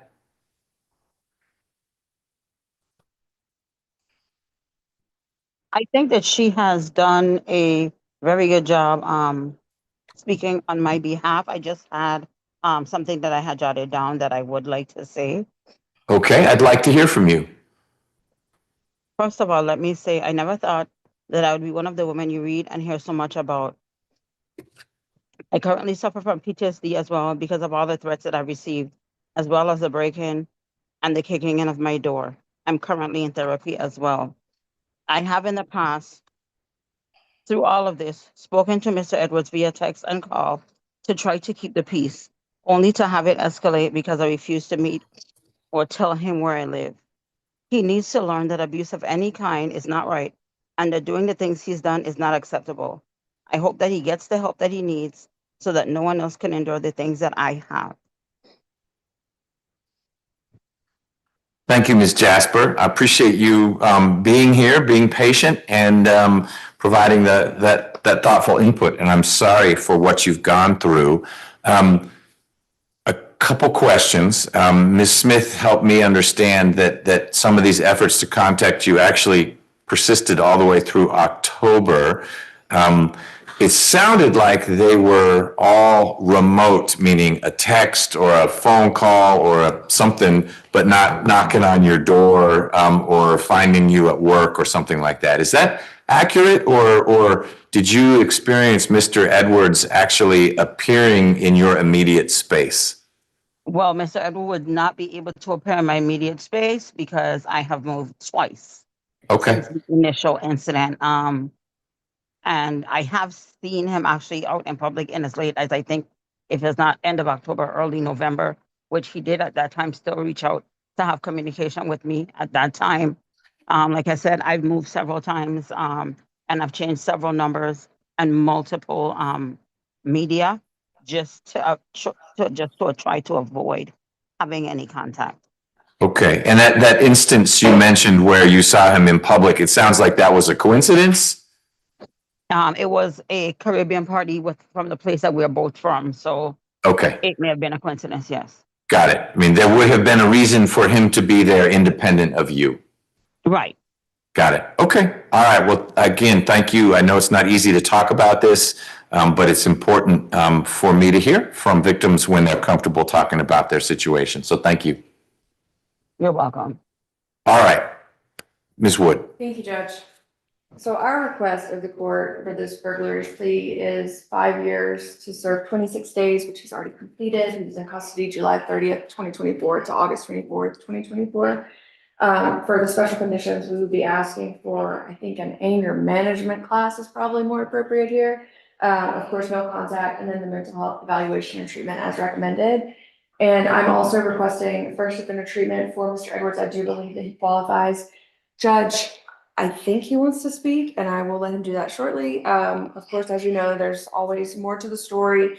I have a feeling he is dying to tell you that He looks like he's about to pop out of his clothes. that he was contacted by Ms. Jasper at some point, and although I've explained to him there was the no contact order, that doesn't change the fact that there was the burglary that took place, Judge. Otherwise, that's our request of the court. He is a full-time student at this HVAC trade school, and he did have family support. His uncle was here. I believe he had to go to work. Okay. People were here a long time. I'm confident he was here. Okay. Mr. Edwards, I'm happy to hear from you. Just let me tell you that you're pleading guilty to this. So you're saying I did go to her place, Ms. Jasper's place, in June of 2024. That's what you're charged with. These other things that we've been talking about, you're not charged with yet. Yeah. So just be thoughtful about what you share with me. I do want to hear from you, but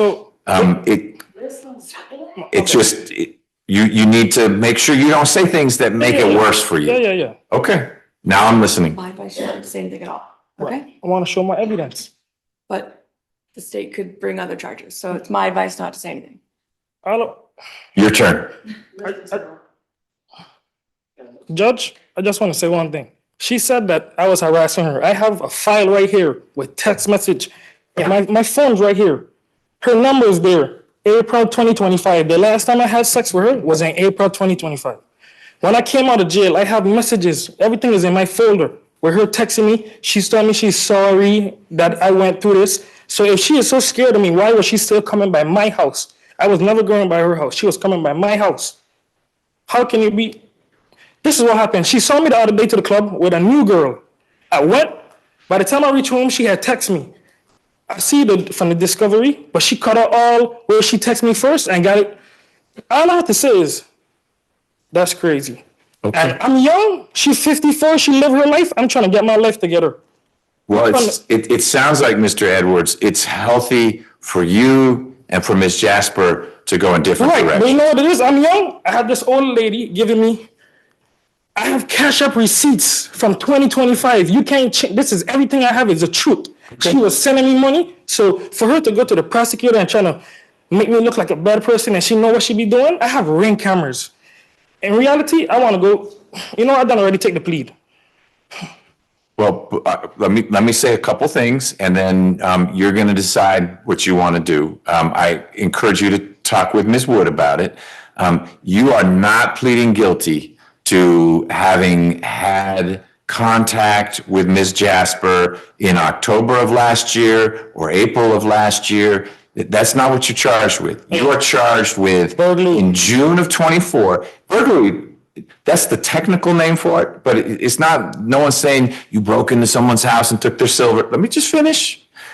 You're charged with going into a place that you were not invited into that day, that time, that wasn't your place. And that you took some things that it sounds like Ms. Jasper got back. So it's not even, hey, where's the laptop or anything like that. If you think that in June of 24, the evidence would show that maybe you went over there when you weren't invited to go over there, a jury could find you guilty of burglary. That doesn't mean you were wearing a little mask and you went in and you were there to steal stuff.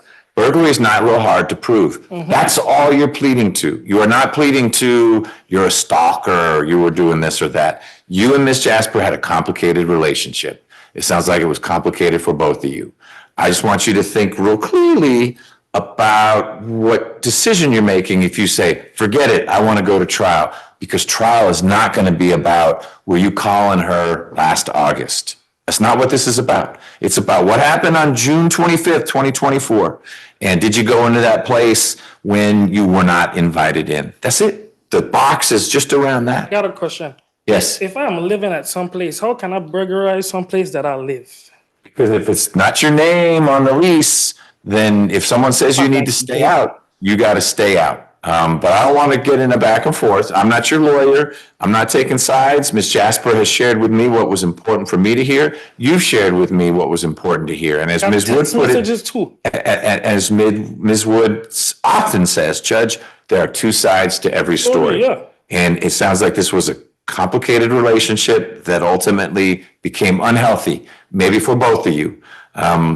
If you think you can go forward with a plea to the burglary, that's where we are. If you decide not to do that, I'm here in a state that is gearing up to say, well, we may need to charge Mr. Edwards with some other things as well. I don't know what they're going to do. But I'm here to take the plea if you want to do it. If you want to go to trial, I'm happy to see you in a few weeks. So do you two need to talk? So he hasn't made his decision yet, Okay, so you okay. need to figure out if you're going forward to hear what he says, or if you're immediately falling back. You don't go along with it. I got to do it. Then you can still withdraw. Yeah, Just yeah, hear yeah. the I'm judge going out. forward with it. Okay. So here's what we're going to do, Mr. Edwards. First, I find there's a factual basis for your plea.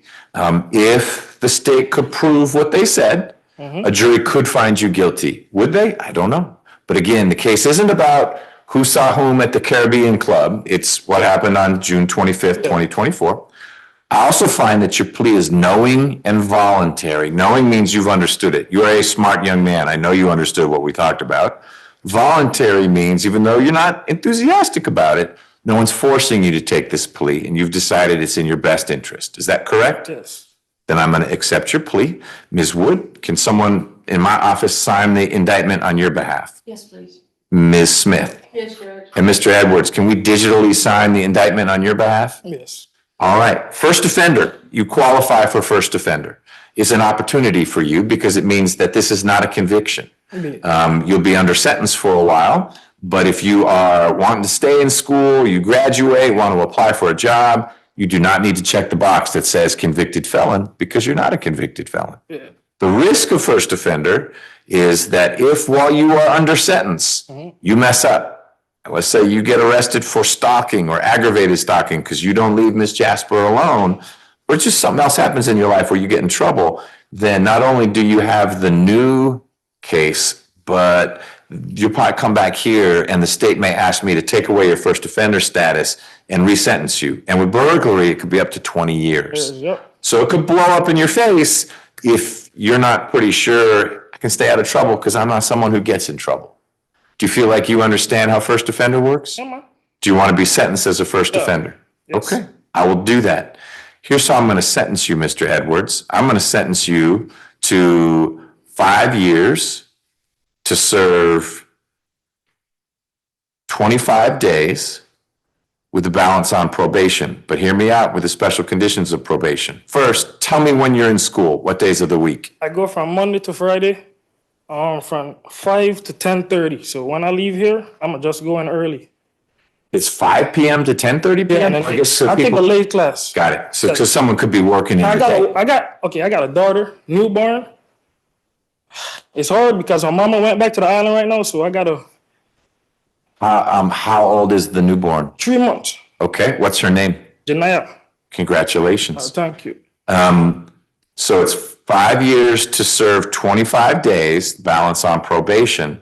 Your first special condition of probation is that you're gonna spend 4 weekends, so not during school, but you will, it's a little complicated. I guess you'll turn yourself in on a Saturday because class goes till 10. You're gonna spend 4 weekends in custody. And you will have, as a special condition of probation, no contact with Ms. Jasper. Don't call her, don't write her, nothing like that. That is not a trap. If she reaches out to you, do not respond. That's how I got trucked last time. So you provide that to Ms. Wood. Look, I keep getting texts from Ms. Jasper. If that happens, I'm not saying she's doing that. I'm not taking sides here, but you need to not do it because it's your sentence. It's not anyone else's sentence. If Ms. Jasper provides evidence to the state, here's a text from you, that's a problem. And you responding to her text is a text from you. So if she sends one, ignore it, delete it, whatever that is, but no outreach. You will also need to do 60 hours of community service. I'm gonna have you complete an anger management course. You do that within the first 3 months of your probation. You do your 60 hours of community service within your first year of probation. And I'm gonna have you submit to a mental health evaluation. It's just you talking with a doctor. And if that doctor decides, you know what, you've got depression or you've got this or that, and you may have nothing at all, but if that doctor says there's something you should get treatment for, then that treatment is part of your probation. If that doctor says you are in tip-top mental health shape, then you got a free checkup, okay? There may be restitution. There's not a dollar amount right now, so that would be something we discuss at a later day.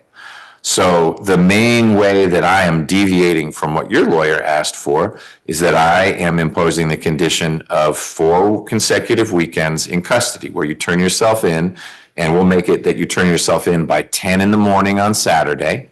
You'll be released by 10 in the morning on Monday. So that's your weekend. Normally I say report at 5 on Friday, but you're gonna be in class. So I'm just shifting it over and you're 10 a.m. on a Saturday and you get out at 10 a.m. on a Monday. And you cannot miss a weekend. So it's 4 weekends in a row. We won't start this weekend. We'll start the next weekend, which is, and this will all be in your paperwork, so you don't need to memorize it. But on Saturday, February 7th at 10 a.m., you need to be, you know where it is. It's the county jail. You spent almost a month there. And you do that for 4 weekends in a row. Don't miss a weekend. Yes, sir. So after that, I'm gonna be a convicted felon? No. Your sentence is a first offender sentence. Oh.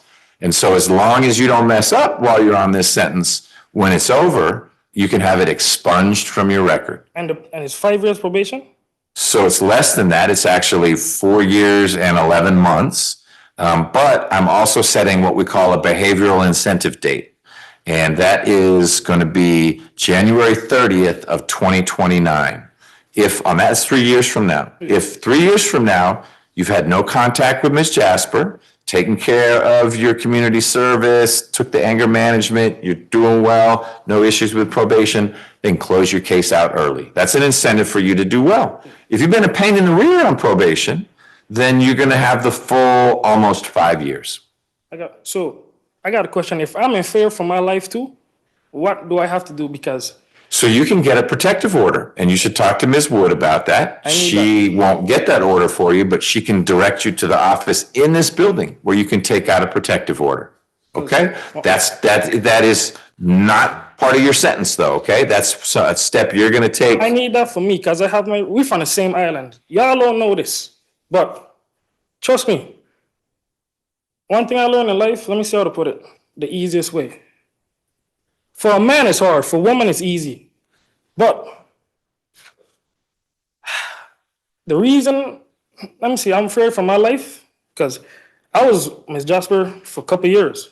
Before I met her, she was married to this man. He from my island too. He was a good man. I know that for a fact. Okay. So you have reasons to be concerned. And yeah, kill, that's the point. But I don't feel afraid for my life. All right. Yeah. How did he die? That's one. According to her, he went to a store and when he walked out, they just killed him. I know the guy. He was a good guy. Never. Okay.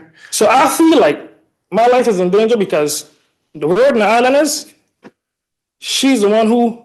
Okay, well, we don't need to go there. That's island stuff, and here we are in plain old Atlanta. That's where it happened, though. But okay, well, then island stuff came to Atlanta.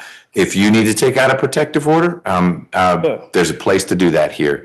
I want you to stay focused on what we talked about today, though, because you don't want to mess up your sentence. Do you feel like you understand it? Yeah, man. Do you want to go forward with that? Yeah. Okay, then that'll be your sentence. Ms. Simpson, who's with probation, is going to talk to you about when to report and where to report. Do not miss your first reporting date, because if you do, they just bring me a warrant to sign and you ruined your first offender in the first few weeks, okay? All right. Yes, 10 a.m. on February 7th. That's the first of the 4 weekends. That'll be 4 consecutive weekends. Okay. All right, Ms. Smith, anything else in this case? Ms. Wood, you gave an accurate forecast about how this plea would go. Do you have any questions? No, Judge, thank you so much. All right, Ms. Jasper, do you have any questions about the things we talked about? I don't want to have a back and forth about the island and who was calling whom. I heard you real clearly, and I want to make sure you feel as secure as possible. And it is a black and white condition of Mr. Edwards's case that he is to have no contact with you. If he tries that, you get that information to Ms. Smith, and we'll take it from there. Okay? Okay. All right. Thank you for being here. Yeah, I can say one more thing. If you think it's wise. Yeah. I know this woman too good. She is the type that would make. I just know how, and Okay. she like just to get me. Like y'all don't understand, but I know how to go. Okay, So I'm well, just, you are wise beyond your years for a 24-year-old. I'm gonna have you talk with Ms. Simpson about where and when to report to probation. And I hope to see that you graduate when are you supposed to graduate? in October. Let's make it happen. Congrats on your daughter. Think about her as you move forward. Do not contact Ms. Jordan, okay? All right. All right, take care. So if Mr. Haynes did make it? There he is. As I live and breathe. Your Honor, I think we did handle this case. We just were holding the dispositions. That is correct. Okay. And so we need to modify them to reflect the new reality in Mr. Haynes's life. How are you? I'm good. Thanks for coming down. Yeah, I'm glad I was at the library, so I was close by. Awesome. I knew it Ms. was- Nelson had emailed, no, I think they're in the calendar. Here they are. So as I recall, first, how you doing? I'm fine. Good. Yeah. It's been a minute. Yeah, it's been 21 months incarcerated altogether. You had multiple cases with us. Yeah, one in the cat, yeah. Okay, I know you had something in DeKalb. That's what messed us up. Yeah. It was 4 year, Judge, and then Okay, I think 2 of them, we did the sentences already. they're done. I'm looking at the other 2, and the way they're structured was a year and 6 months to serve on all the credit cardy things, and then 5 years consecutive on probation. And I'm inclined to do that. We just need to have the special conditions fit with what's going on in your life now. Yeah, okay. And what was supposed to happen here was that you were going to do Hope House. But we don't do that anymore. You do have to stay away from all gyms. Yeah. Okay. That was your trigger. So we need to say enter into and complete whatever treatment program you're doing now, which is what? 2-year accountability court in DeKalb County. Okay. Is it drug court, BHTC? What's it called? I'm in drug court. Okay. Yeah. The gentleman who was helping you navigate on the. He should be standing. He's still there. I'm still here. Yes, Your Honor, I'm here. Great. And was that, Mr. Headley, do you know the name of the program that Mr. Haynes is in? Yes, sir. So let me introduce myself. My name is Richard Headley. I am his case manager for DeKalb County Accountability Court. He's currently in track 1, phase 1 for our program, sir. Okay, here in Fulton, we've got adult felony drug court, behavioral health treatment court. They all have their own special names. Is there a specific program he's in, or would I simply say enter into and complete DeKalb County's accountability court? That's how you say it, Your Honor. Good. I just want the wording to be right so that we hold Mr. Haynes to his commitment. And I will do that. So enter into and complete DeKalb County's accountability court. How long have you been in? Not even a month yet. 3 weeks. This would be why you're in track 1, chapter 1, page 1. Well, yeah, just getting started. Okay, stick with it. It's a good program. It's got to be similar to ours. It can make a difference, but you have to stick with it. Yeah, I've been flying. Good. Before, yeah. Good. You got a place to stay? Yeah, they house me. Okay. How long do you, Mr. Headley, are you able to provide housing? So, sir, while he's in our program, he'll be housed. When he makes it to phase 3 and phase 4, we'll be looking to get him into self accountability and also self-identity for him to be able to move into his own residence. We partner with different programs within the city. Me being the community resource linkage, I partner with 4 different organizations to try to get all of our participants logged in with somebody for housing. Wow, that's impressive. We are limited to about 90 days of supportive housing in Fulton. Yeah, we're looking close to something like that by myself because we like to have it self-sufficient shortly. Yeah, we also understand that life does happen. I got We want to make sure that we change lives, but make sure that they're positive and that they're impactful, and that we don't go back into a cycle and see this happen again. No, I agree. We'd love to extend the housing in some situations, but those resources don't exist here. Okay. Well, Mr. Haynes, I'm going to take care of completing your 2 remaining final dispositions. Yeah. And you're not going back into custody. You already did that. Yeah. You'll just be on probation in both those for 5 years. The main condition is, other than stay out of gyms, will be complete that accountability court over in DeKalb. What about the 180 hours community service? Let me look. Get that taken off. If that's in there. Wait, my fees will waive. You'll have to change your behavioral incentive date, but this one didn't have community service. Let me look. I thought I had 108. You may have. Let me see the other one. Yeah, I'll remove the palm. Okay.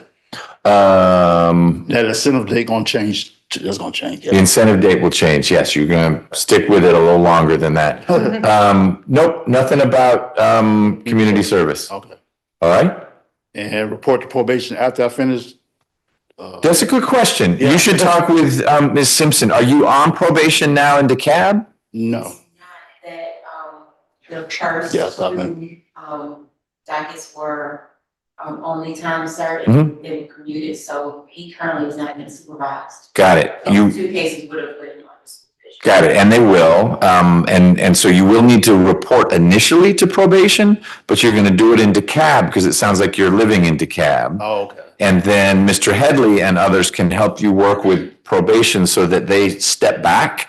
And you're not having like, wait, I have to report here and here. Okay. You are not gonna be the only person in accountability court who's on probation. Okay. So they have figured out a way to let you do both things. Okay. Okay? So I'll be. Your Honor, Yes, sir. can I possibly request the transfer of probation paperwork so we can give it to Chief Barrett on our side so that the transition can be done smoothly? He is actually not on probation yet. He will be reporting for the very first time in Conyers at their office. Yes, Your Honor. And what date did you have set for that? For Do him we to have it? report for. You seem shocked. You always have dates for people. Well, why is this one throwing you? Let's put it on hold. Being outside of the county accountability court throws me. But forget about the accountability court. Pete. Let's just say, here's Mr. Haynes, and he was just sentenced to 5 years probation, and he lives in DeKalb. Okay, there's your date, February 6th. Okay. February 6th. Thank you, Your Honor. Yep, February 6th, Conyers office. You'll sign up, and then, When I get there, that's not on public transit. you know what? Accountability court will help you. They're gonna help. We'll He's take gonna care of help. that for you, Mr. Haynes. Yep. We'll take care of that for you. Okay. 5 years probation. 5 years probation. Okay. Okay. I'm working at that.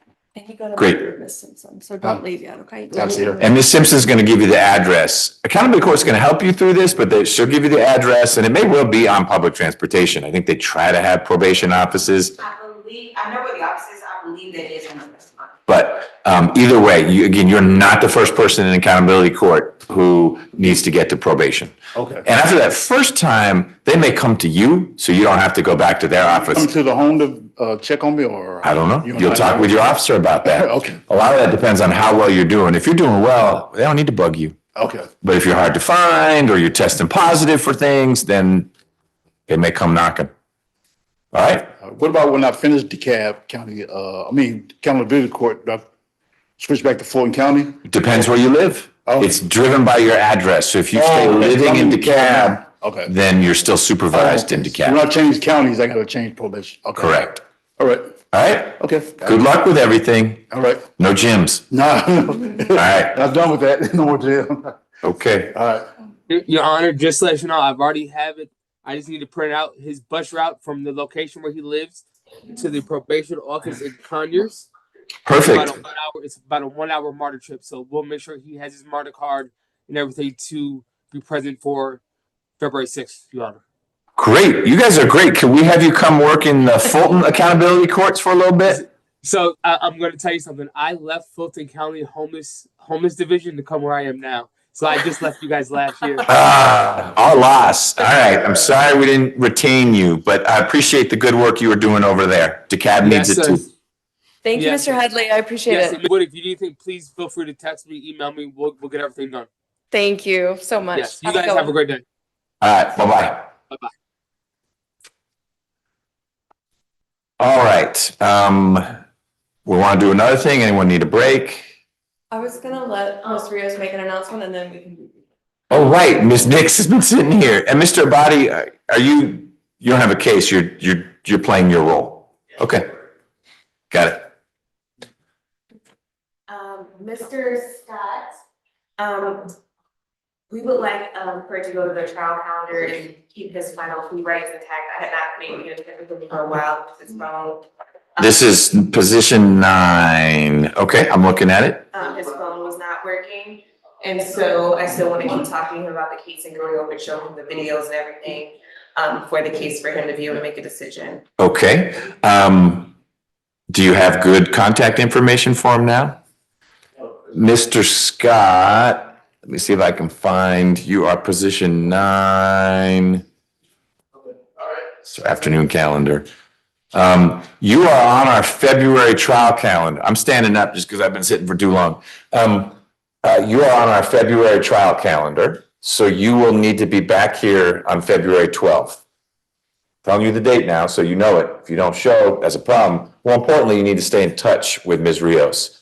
So if you get a new phone, you decide you're going voice over internet, whatever you're doing, tell Ms. Rios so she can connect with you. You've got some discovery to look at. I will keep your final plea rights with you. So that means when you're here on the 12th, you can still say, I want a trial. It's fine, we'll do a trial. But if you decide you want to plead, if the plea doesn't go well in your mind, you can always withdraw your plea and then we'll do the trial, okay? All right, but I need you to commit to connecting with Ms. Rios before that trial date so that she has a chance to show you the discovery. So you're making a wise decision. I have no idea what the state's offer is, but it sounds like there's evidence that is either real good for you or, dang, given that, I got to take my medicine. Okay? Any questions? Do you have Ms. Rios's information? All right, does that work? You all right with that, Ms. Smith? Yes. Okay.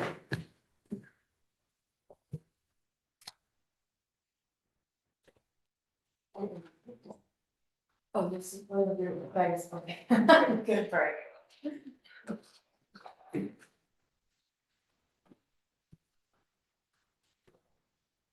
That was an interesting guy. Young buck.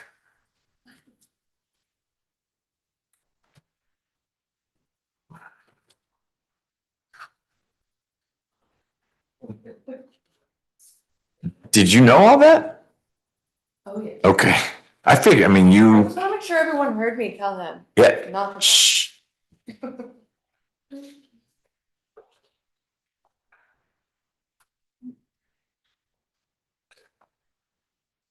Mr. Walker, we're going to talk about driver's license. Is that why you're here? I got a background on this, John Ritter Court. He went from $5 to $16,000, I don't know, I'm on, But I don't understand who your lawyer is telling you owe this money? well, they went to a protection agency. Since 2004, I can't do that. Wow. All right. I can talk to you about it a little bit, but you may need to go to legal aid or something because it sounds like you're being scammed. Yeah. They keep $4 million for my license. We're paying $600 yesterday. And tell me what the original debt was for. What did you owe money for? I had a wreck in 2004. You had a wreck? In Howard County. Okay. And the money was to pay the victim? The book was insured. Mine didn't use it. But so who did you owe money to? You can bring them out whenever. Did you owe money to the insurance company or to the other side? The victim's doctor bills. Okay, and whatever the original number was, now it's this ginormous number. And why does that have anything to do with your driver's license? He wanted to suspend me. At the time when I had it, my life was under suspension. I got a right to one drug. Right. And has motor vehicles contacted you or just these lawyers are saying, oh, we're going to take your license? We called the collection agency. Okay. All right. We'll talk a little bit more, but I think you're going to want to go to legal aid. They can help you a lot better than I can. Mr. Guter. Yes, Your Honor. You ready to move forward? Yes, sir. Okay. We're going to get on the record in your case, which is 22 SC 184420. Mr. Guter is in court with Ms. Wood, his lawyer. Ms. Nix is the prosecutor, also here in court. And we were together before the lunch break, and Mr. Guter was wrestling, understandably, with the, do I go to trial or do I take a plea? There was some question about time served, the credit you'd get for it, and if that was enough that you'd have no time left if you went with the state's recommendation. And I explained that you actually have accumulated well over 400 days of time served, but the recommended sentence is 2 years, which would be 720 days. So you're not there yet. You'd get credit for all those days. And then I was explaining that I don't decide what the custodian does with the remaining time. Do they say, he's done enough, let him out? Does he get 2 for 1? Does he serve all full 2 years?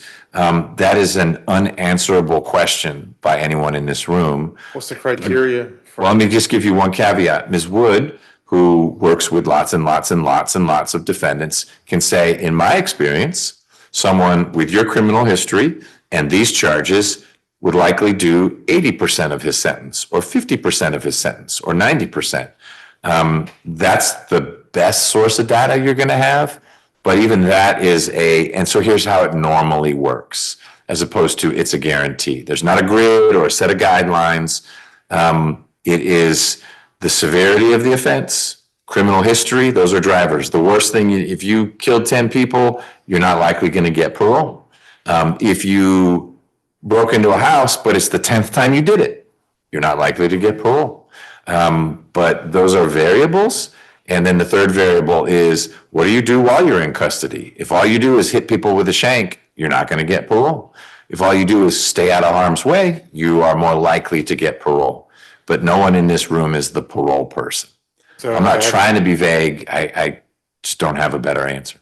So I have no criminal history, which could be in my favor. 100% in your favor. Okay, and I've not done anything to anybody in jail. I've kind of run low profile and just try to avoid everybody. So that could be my favor as well. That ought to be in your favor as well. Okay, so that's 2 pluses. There you go.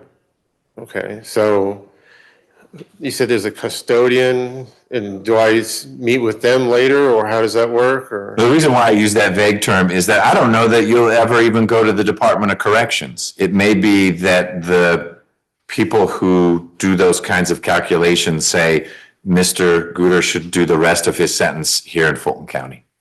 And then you'd stay where you are, and then you'd want to figure out by talking to detention officers, who is in the best position to give me a sense of when I might be released? And maybe you get an answer. I don't know if they tell you that.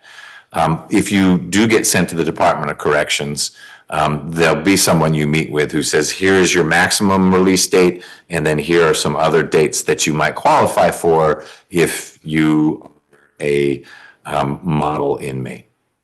Do I meet with them and we discuss it, or is it, they just look at numbers and paperwork and they make a decision? Or it's, I mean, how is that? I've never been to prison, so I don't know. But I also know it's not, you could be like, hey, hear me out. It's not a thing where you make your pitch. It's driven by data they have. Where you would be able to make your pitch would be to correct them. If they're like, hey, Gooter, you've got 10 convictions. Oh, you must have my brother, Fred Gooter. I don't have any. Oh, look at that. We had your brother. You have no conviction. So they would talk to you about why you are where you are. And then if they say, one of the reasons you're here is because you're a member of the Bloods, then you could say, actually, let me show you I'm not a member of the Bloods. But you don't get to say, oh, let me tell you how nice I am. That kind of conversation isn't what happens. With my age and health history, I've got asthma and high blood pressure. I've had a heart attack. Any of that a factor as well, or? You have to talk with them, but I know that detention facilities would prefer to house lower impact people on the medical front as well. But prison is for people of all forms of health and all ages, not just young, healthy men. I'm retired and I was trying. Well, then you got time on your Yeah, hands. so. Yeah, I wouldn't tell them that. All right, we're gonna go forward. We'll see where we get. Ms. Nix. Judge. Mr. Gooter, please raise your right hand. Do you swear or affirm that any statement or testimony that you shall give in the matter currently before this court shall be the truth, the whole truth, and nothing but the truth? I do. You can put your hand down. Please state your true, correct, and legal name. Christopher Gooter. Are you at this time taking or under the influence of any medicine, drugs, or alcohol? No. Is there a medication that you normally take that you have not taken or been given today? For high blood pressure and anxiety and stuff like that. I missed the morning medication. Does the fact that you did not get your medication this morning make it difficult for you to follow what we're talking about? No, it does not. Okay. If you need to sit, I don't know what the symptoms are, but if you need to sit during this conversation, just let us know. I'm okay. Thank you. How old are you? 64. I'll be 65 in a few weeks. How far have you gone in school? College, several technical schools. Is English your native or dominant language? Yes. You understand that you have been charged with the following offenses? Count 1, attempted rape. Count 2, false imprisonment. Count 3, impersonating a public officer.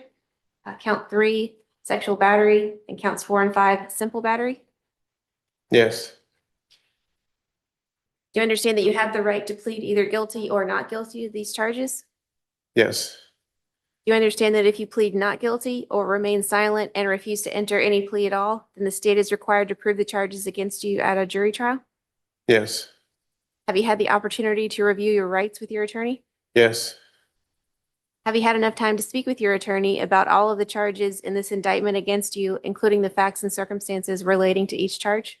Yes. Do you need more time to discuss the case with your lawyer, Ms. Wood? I don't think so, do we? Do you have any questions? No, I don't think so. You're good. Okay. This isn't the last call for questions, though. When we get to the very end, I'll ask the same question. Okay. State the question again, I'm sorry. Do you need more time to discuss the case with Ms. Wood? No. Are you satisfied with her services? Yes. Ms. Wood, do you waive a formal reading of the indictment for purposes of the plea? We do. And do you waive any and all defects in the indictment for purposes of the plea? So wait. Mr. Gooter, do you remember having been arrested on these charges? Excuse me? Do you remember having been arrested on these charges? 6 years ago, yes. Has your attorney advised you of the minimum and maximum sentence for each charge to which you're pleading guilty today? Yes. You understand that today you're entering a negotiated plea of guilty, which means that the state will recommend the following sentence to the court. The state will null pros count 1 As to count 2, state will recommend a sentence of 10 years that you serve 2 years with the balance on probation. As to count 3, the state will recommend a sentence of 5 years that you serve 2 years with the balance to be served on probation, concurrent with count 2. And as to counts 4, 5, and 6, the state will recommend a 12-month sentence to be served concurrent with counts 2 and 3. Did you say count 3, it's only a 5-year max? Yes. Okay. Do you understand that's the state's recommended sentence? Yes, Do you understand that the court is not required to accept the state's recommended sentence? yes, Do you understand that the court has the right to sentence you to the maximum possible sentence on each charge? yes, You understand that since there are multiple charges to which you're pleading guilty today, the court also has the right to run those sentences consecutively?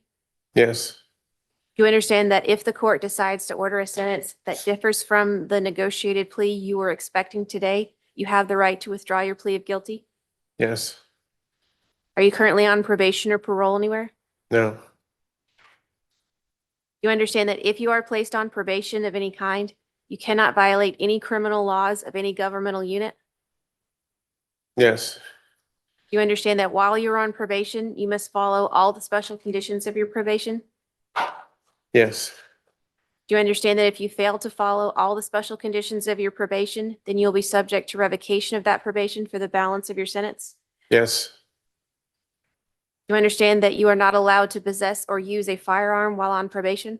yes, Are you a United States citizen? yes, You understand that by pleading guilty to a felony, you may not receive, possess, or transport a firearm? yes, You understand that doing so could result in new criminal charges for which you face a sentence of up to 5 years? yes, You understand that by pleading guilty to a felony, you also may not use a firearm in a crime in the future? yes, Do you understand that if you were in the future to use a firearm during the commission of a crime, you would face a 15-year custodial sentence consecutive to the sentence for the underlying crime? yes, You understand that by entering a plea of guilty today, you are waiving any and all defenses, including any mental health defenses? yes, Do you understand that by pleading guilty, you are giving up the following rights: the right to a trial by jury, to remain silent, to confront witnesses against you, to the assistance of counsel, to the presumption of innocence, and the right to appeal if convicted of these charges at trial? yes, Is it your, excuse me, is it your decision to waive these rights and enter a plea of guilty today? yes, yes, Has anyone forced, threatened, or promised you anything to get you to enter a guilty plea? no, Is it your decision to enter a guilty plea because you are in fact guilty? yes, How do you plead to the charges of, excuse me, false imprisonment, impersonating a public officer, sexual battery, simple battery, and simple battery in indictment number 22 SC 184420? guilty, Is this guilty plea freely and voluntarily given with full knowledge of the charges against you?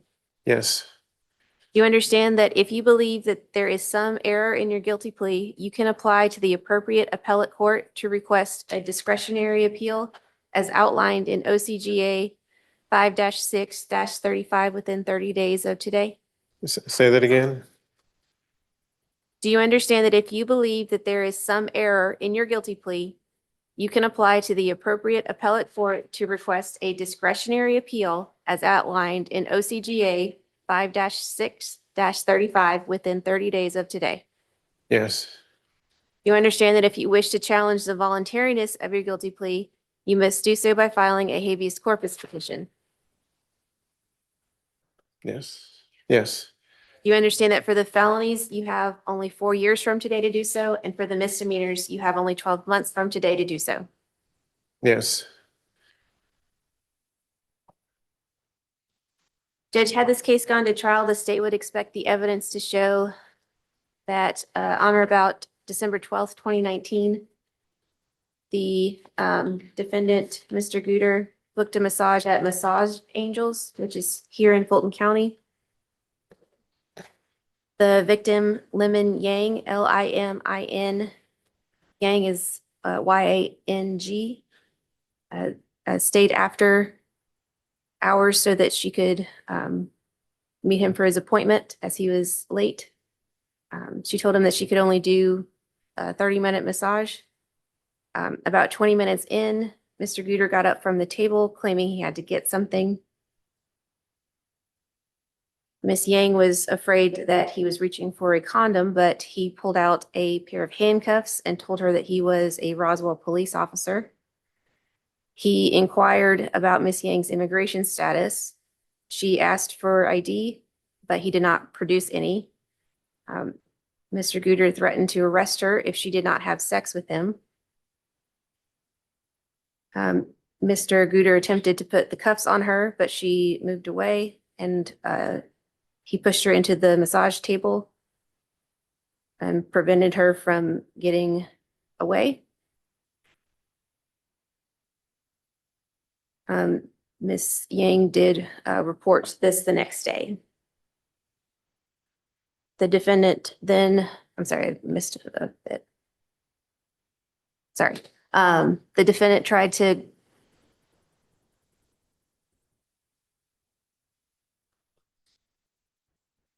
sorry, some of my got cut off.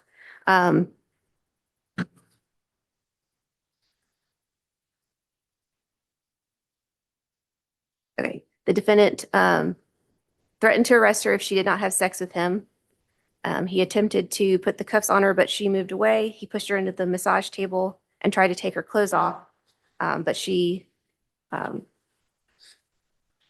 able to get away. The defendant grabbed her breast and ordered her to take off her clothes. She was afraid, so she complied.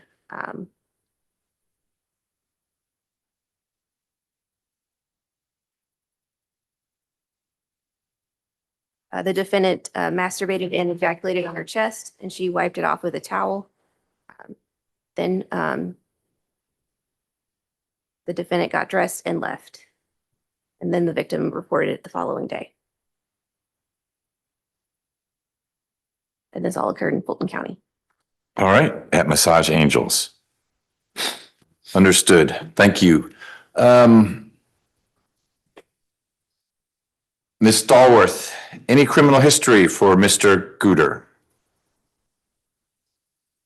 Yes, Your Honor, he has 8 cycles total, no felony convictions listed, and there's an FTA in 2025 out of Fulton. Nothing further. Okay, thank you so much. Ms. Wood. Thank you, Judge. We're just asking that you accept the state's recommendation. He is here accepting responsibility today, Judge. He's done collectively 467 days. I will get those dates over to Ms. Nelson. We are asking for first offender treatment. I think he's a good candidate for it. He's made it this far in life without any run-ins with the law, so we are asking for that treatment. I'm also asking for a behavioral incentive date, and I'm also lastly asking for probation fees to be waived until he can get back on his feet. Okay. Mr. Guter, I'm happy to hear from you on anything you want to add. You don't have to add anything at all, except you do need to answer this question. Ms. Wood asked that I waive reporting fees until you get back up on your feet. To me, that means you're working, so you have an income. What's your plan to be in a position where you can provide for yourself, pay the supervision fees, et cetera? I'm getting Social Security. Okay. Is that still happening, or did it get cut off because you've been in custody? As far as I know, I don't know why it would get cut off. I mean, Okay. I don't know what It's direct deposited into a bank account somewhere? my Bank of America account. I've had Okay. that since I set it up. Okay. And where will home be for you when you are released? I didn't know what the conditions would be, if I would have to stay here for a certain time limit, or if I could go back to Dothan, Alabama. I still need to retrieve my vehicle down there and see if I can, reclaim, move into my apartment again. That's in Dothan also, your apartment? Right. I was living in a retirement community for several years there. So you're going to need to be in Georgia initially when you're released, because you have to start your probation in Georgia. You can petition to have it transferred to Alabama or any other state, but that you do while you're living in Georgia. So if you're anxious to get back, you'll want to do that as soon as you can.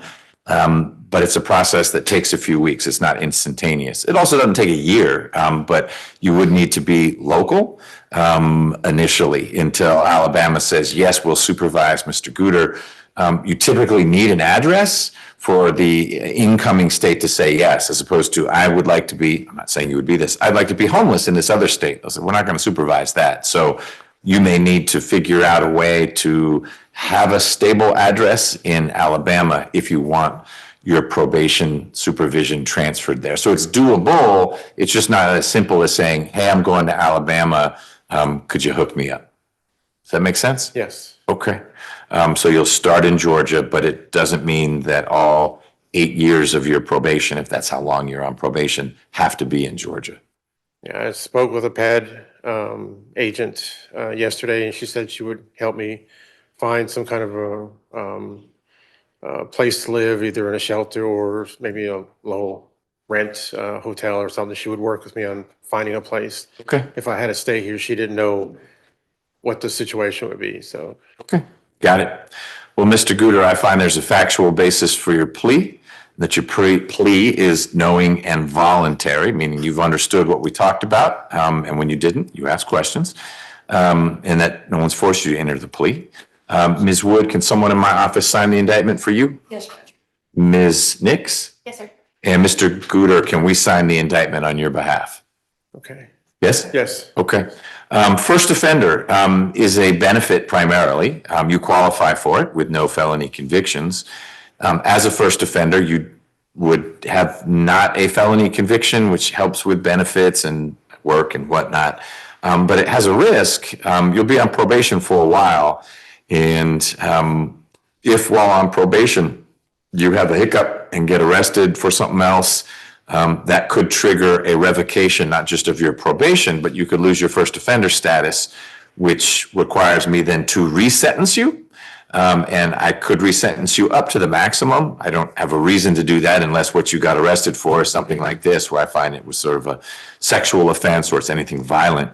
But you just need to understand that it presents a whole lot of exposure without a trial. You'd have a hearing and your lawyer could say, don't take away his first offender status. But if there's a basis to do it, I could and likely would. And then there's a question of, to what do I resentence you? So there is a risk. Do you feel like you understand how first offender works? Would a speeding ticket, something minor like that, cause an issue or? Likely not. 10 speeding tickets might mean we're going to do something. But I'm talking about you being arrested for something where you go to jail. And if we're having to talk about, why are you in a blue jumpsuit again? We might also be talking about, should we take away your first offender status? Yeah, I mean, the last time I had a speeding ticket was probably over 15 years ago at least. So yeah, Okay. I don't foresee a problem.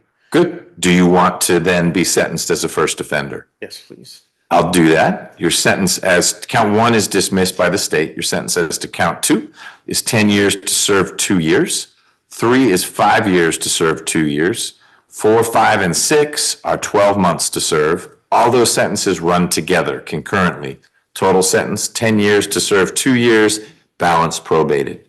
Special condition number 1 is to stay away from the Massage Angels location. I just as soon say stay out of Fulton County, but I don't know, Padme, if they're getting you provisional housing, that might be in Fulton. So I don't want to prevent that. Just so it's easier for you to get a temporary spot if you're really going to Alabama. So stay away from Massage Angels. Obviously no contact with Ms. Yang, who sounds like was a stranger to you, but for this interaction. I will waive your probation supervision fees for the first 2 months. If all goes well with your transfer, you're not going to be here after 2 months. And then I don't know how it works in Alabama, and I can't order Alabama how to do those things anyway. And I'm not going to set a behavioral incentive date. If you're doing well at your age, probation is going to shift to unsupervised pretty early on anyway. But this was serious enough, and I think the state's recommendation is pretty darn reasonable, that I'm going to just leave it with, you got a whole bunch of probation, and you'll shrink it by doing well on probation. I hope so. And I'm sure. I hope so too. Ms. Nix, anything else from the state? No, sir. Okay. Ms. Wood, anything on behalf of Mr. Gooder? No, Your Honor, thank you. Your probation reporting instructions are within 48 hours of your release, whether it's the Fulton County Jail or the Georgia Department of Corrections, because I don't know where you're ending up. You need to report to probation, and their office is about a block from here. I'll get all that information. You will. They don't just say, good luck. It's driven on your county of residence. And if you say, right now I'm unhoused, then it would be, well, where are you planning on being? And the answer would be here, because that's where Pat is. And so you'd report to the office here. Okay, and you're saying concurrent on the charges, you're saying they're running together, not one after another? Correct. Concurrent means at the same time. So your total sentence is 10 years to serve 2 years. So right now, tick, tick, tick, the clock that's running, you've already finished your sentence for the misdemeanors because you've been in for 467 days and I sentenced you to 365 days. Your misdemeanors are extinguished. Your 2 felonies have 2-year sentences followed by some probation. Those 2 years are running at the same time. You've done 467 days of those 2 years. So the time served, that's still up to a different department? That custodian figure that I mentioned. Okay, and when will I know, I guess, their decision or what's going on with that? If you are still in the county jail a month from now, that probably means the rest of your period of incarceration is going to be here in Fulton. If you are on a bus to the Jackson Diagnostic Center in the next couple of weeks, then you have your answer. You're going to go to the Department of Corrections and you can then have an interaction with someone there about what am I looking at? Okay, but there's nobody I can talk to and say, you know, can we discuss this? And, you know, say, hey, have mercy, have leniency or pity on me or anything like that, or? I'm not aware of it working that way. But as I mentioned, I've not been through what you're going through. I've never heard of someone having that opportunity. This was that opportunity and your lawyer did that for you because you got 2 years and not 4 or 5 that might fit something like this. So you're starting out ahead of the curve. So they might consider no criminal record, old and all Yes. that as a positive and. Yes, but we're recycling our conversation now. Okay, I'm just making sure Yep. of all the details here. My answer's not going to change. You go with Deputy Gordon. Okay. So- Okay. Thank you, Your Honor. You're welcome. I think all that's left is Mr. Flagg. Yes, sir. Do you need to chat with him a little bit? I think it's probably gonna be a final finger. Okay. But if price of me when we get out here, then So they can bring him straight out or you need to Yes. chat with him? I told Deputy Gordon to bring him straight. Okay. Mr. Walker, do you have any paperwork? If you give the paperwork to the deputy, she'll give it to me. I'll just eyeball it, but I think I'm gonna tell you to go to either the Atlanta Volunteer Lawyers Foundation, you can stay seated, or come on up, Mr. Flagg, or to Legal Aid. They help people in your situation all the time where it may be that you owe the money. I don't want to give you a false sense of hope, but it may also be they're taking advantage of someone who doesn't understand the legal system. So you got Miss Stubbs Brown card. That's great.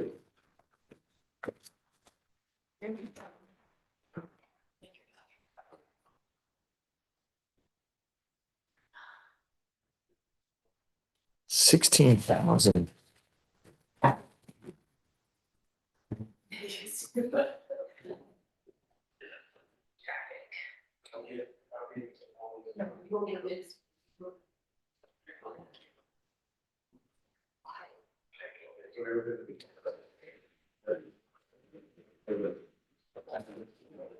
You just signed this thing, huh? Yeah, Why'd you sign it? they were going to suspend my license. Oh, you thought it would keep your license. I think, well, I was trying to put the money. Yeah. You should, but they want more money. Yeah. Yeah, you should go to Legal Aid or the Atlanta Volunteer Lawyers Foundation because they will be able to say, hey, because you signed that, you're stuck, or that was something where you were kind of coerced into doing it. And they may fire a letter back saying, not so fast, okay? Yes, sir. I don't mean to give you the runaround, but it's not something that I'm in a position to address. And I don't want you to hire a lawyer. You should see if AVLF or Legal Aid will do it for you because you qualify for their very good services, okay? Yes, sir. All right. You feel like you can find Legal Aid? Just look them up. I mean, you need to go right now, but just look them up online. Legal Aid is nearby. And you can probably start with a phone consultation. Yes, sir. Okay? Yes, sir. It's good seeing you. Yes. Take care of yourself. Yes, sir. All right. Mr. Flagg, you are our last person of the day. And you have two cases on a final plea calendar. That means that today, either you're going to say, I'm not interested in the state's offer, or let's work it out. If you say you're not interested in the state's offer, then I will see you in a couple weeks for our February trial calendar. And the state will pick one of your two cases, they're both burglary cases, to say, well, we're going to take this one to trial. We'll see how that goes. And then you'll have your second case. First, let's get on the record. It's State versus Derek Dwayne Flagg. Mr. Flagg's in court with Ms. Wood. Ms. Smith is here. Mr. Flagg's two cases are 25 SC 003-801 and 25 SC 005-371, both burglary cases. Ms. Wood, do you feel like you've got all the discovery in the two cases? Yes, Judge. Ms. Smith, if Mr. Flagg wanted to resolve his two cases today, what would the global recommendation from the state be? Yes, Your Honor, the global offer in this case was, or it is 12 years to serve 7 balance probated with the special condition of restitution to be reserved because we have to get the estimate from the victims, to stay away from the victims in the case, complete an anti-theft course, and to be gainfully employed.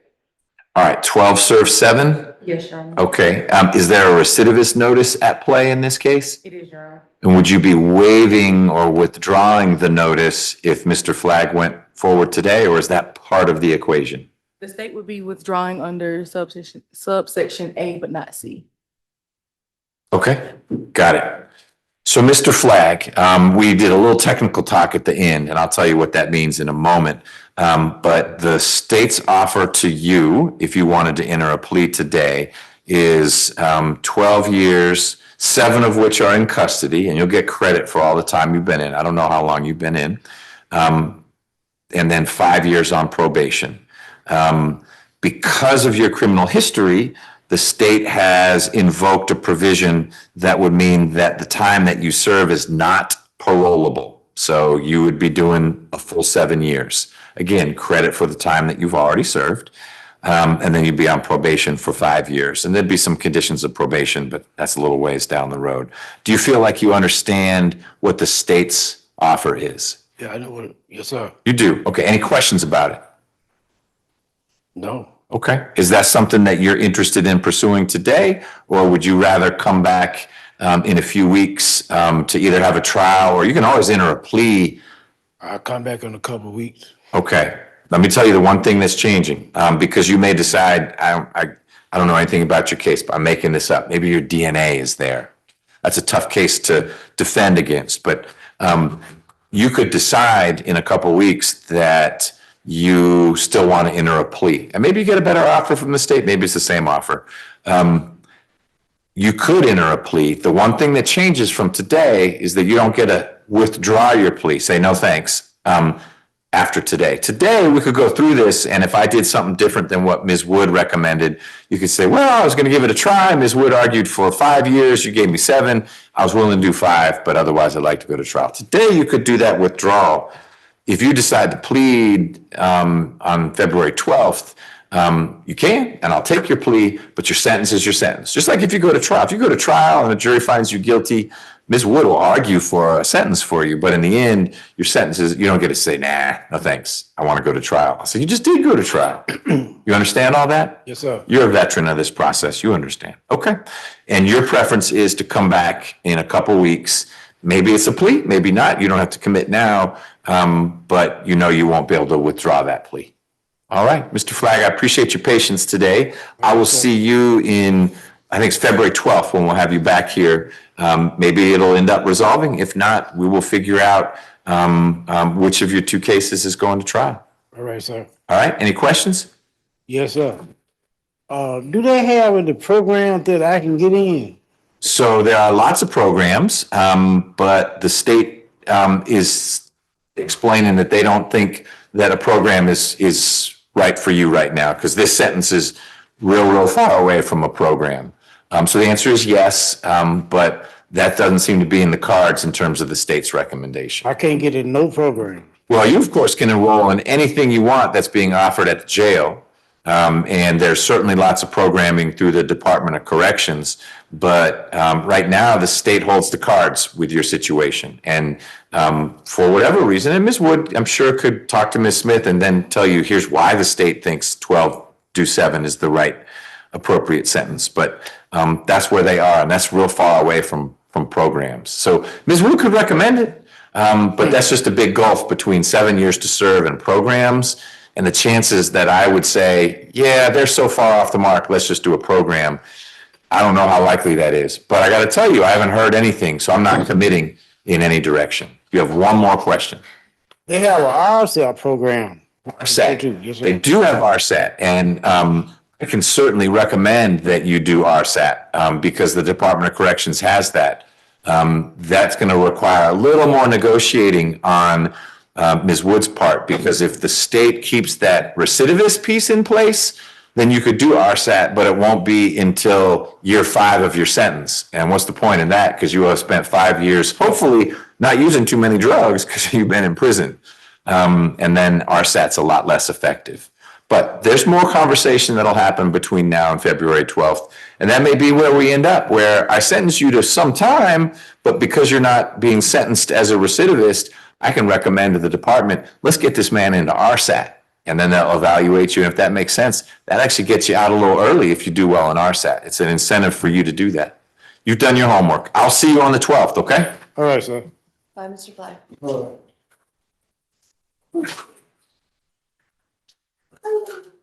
Ms. Smith, it's early for me to ask this, but do you have a sense of which of the two cases you'd go out on, if that's where we got? Or should I ask later? Later. Okay, later it is. All right, I think we did everything. We had a couple shadow calendars like Haynes, but we tackled those. So thanks everyone. Long day. Appreciate everyone's stamina. Tomorrow, Mr. Abadi, we have a motion to suppress in Comer. I have drug court graduation from 1:30. I may be a little late. I think 2:30 was our start time. So just begging your indulgence. I have 4 graduates, but it's usually about an hour. It's only over in Assembly Hall, so I'll come back. But we got that. I think it's just a photo lineup. One person. Okay, we'll work through whatever it is. Excellent. I'll see you then. And next week, you guys, are you vacation? Miss a civil trial calendar. What are you guys going to do? I'll be next door. Okay. Yeah.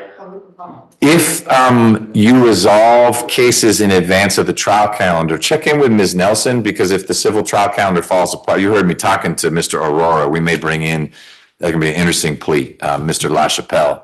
Do you have 2 civil trial calendars in February? I think there's like 2 open weeks for us.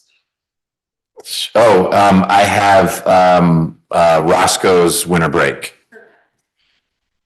Except he made the varsity baseball team, and so we booked, and I spent a whole lot on a ski trip. And now he's like, Dad, I'm the starting third baseman plays basketball, so he can't be there the first month. The backup third baseman, a junior, busted his finger, and so Roscoe is going to play third base for the first few weeks. Like, I'll ski some other year. Oh my gosh, so we're gonna go without him? I'm gonna go without him, so I'm gonna be sad, and his half of the trip's not refundable. So that Friday is open, and we may push stuff on that Friday, but that's why that week is open. Where are you up to? I am going, let me just say thank you to Ms. Rivers. Thank you, Ms. Rivers and Ms. Stallworth. Long day for you guys. Great work. Okay, Judge. Thank you.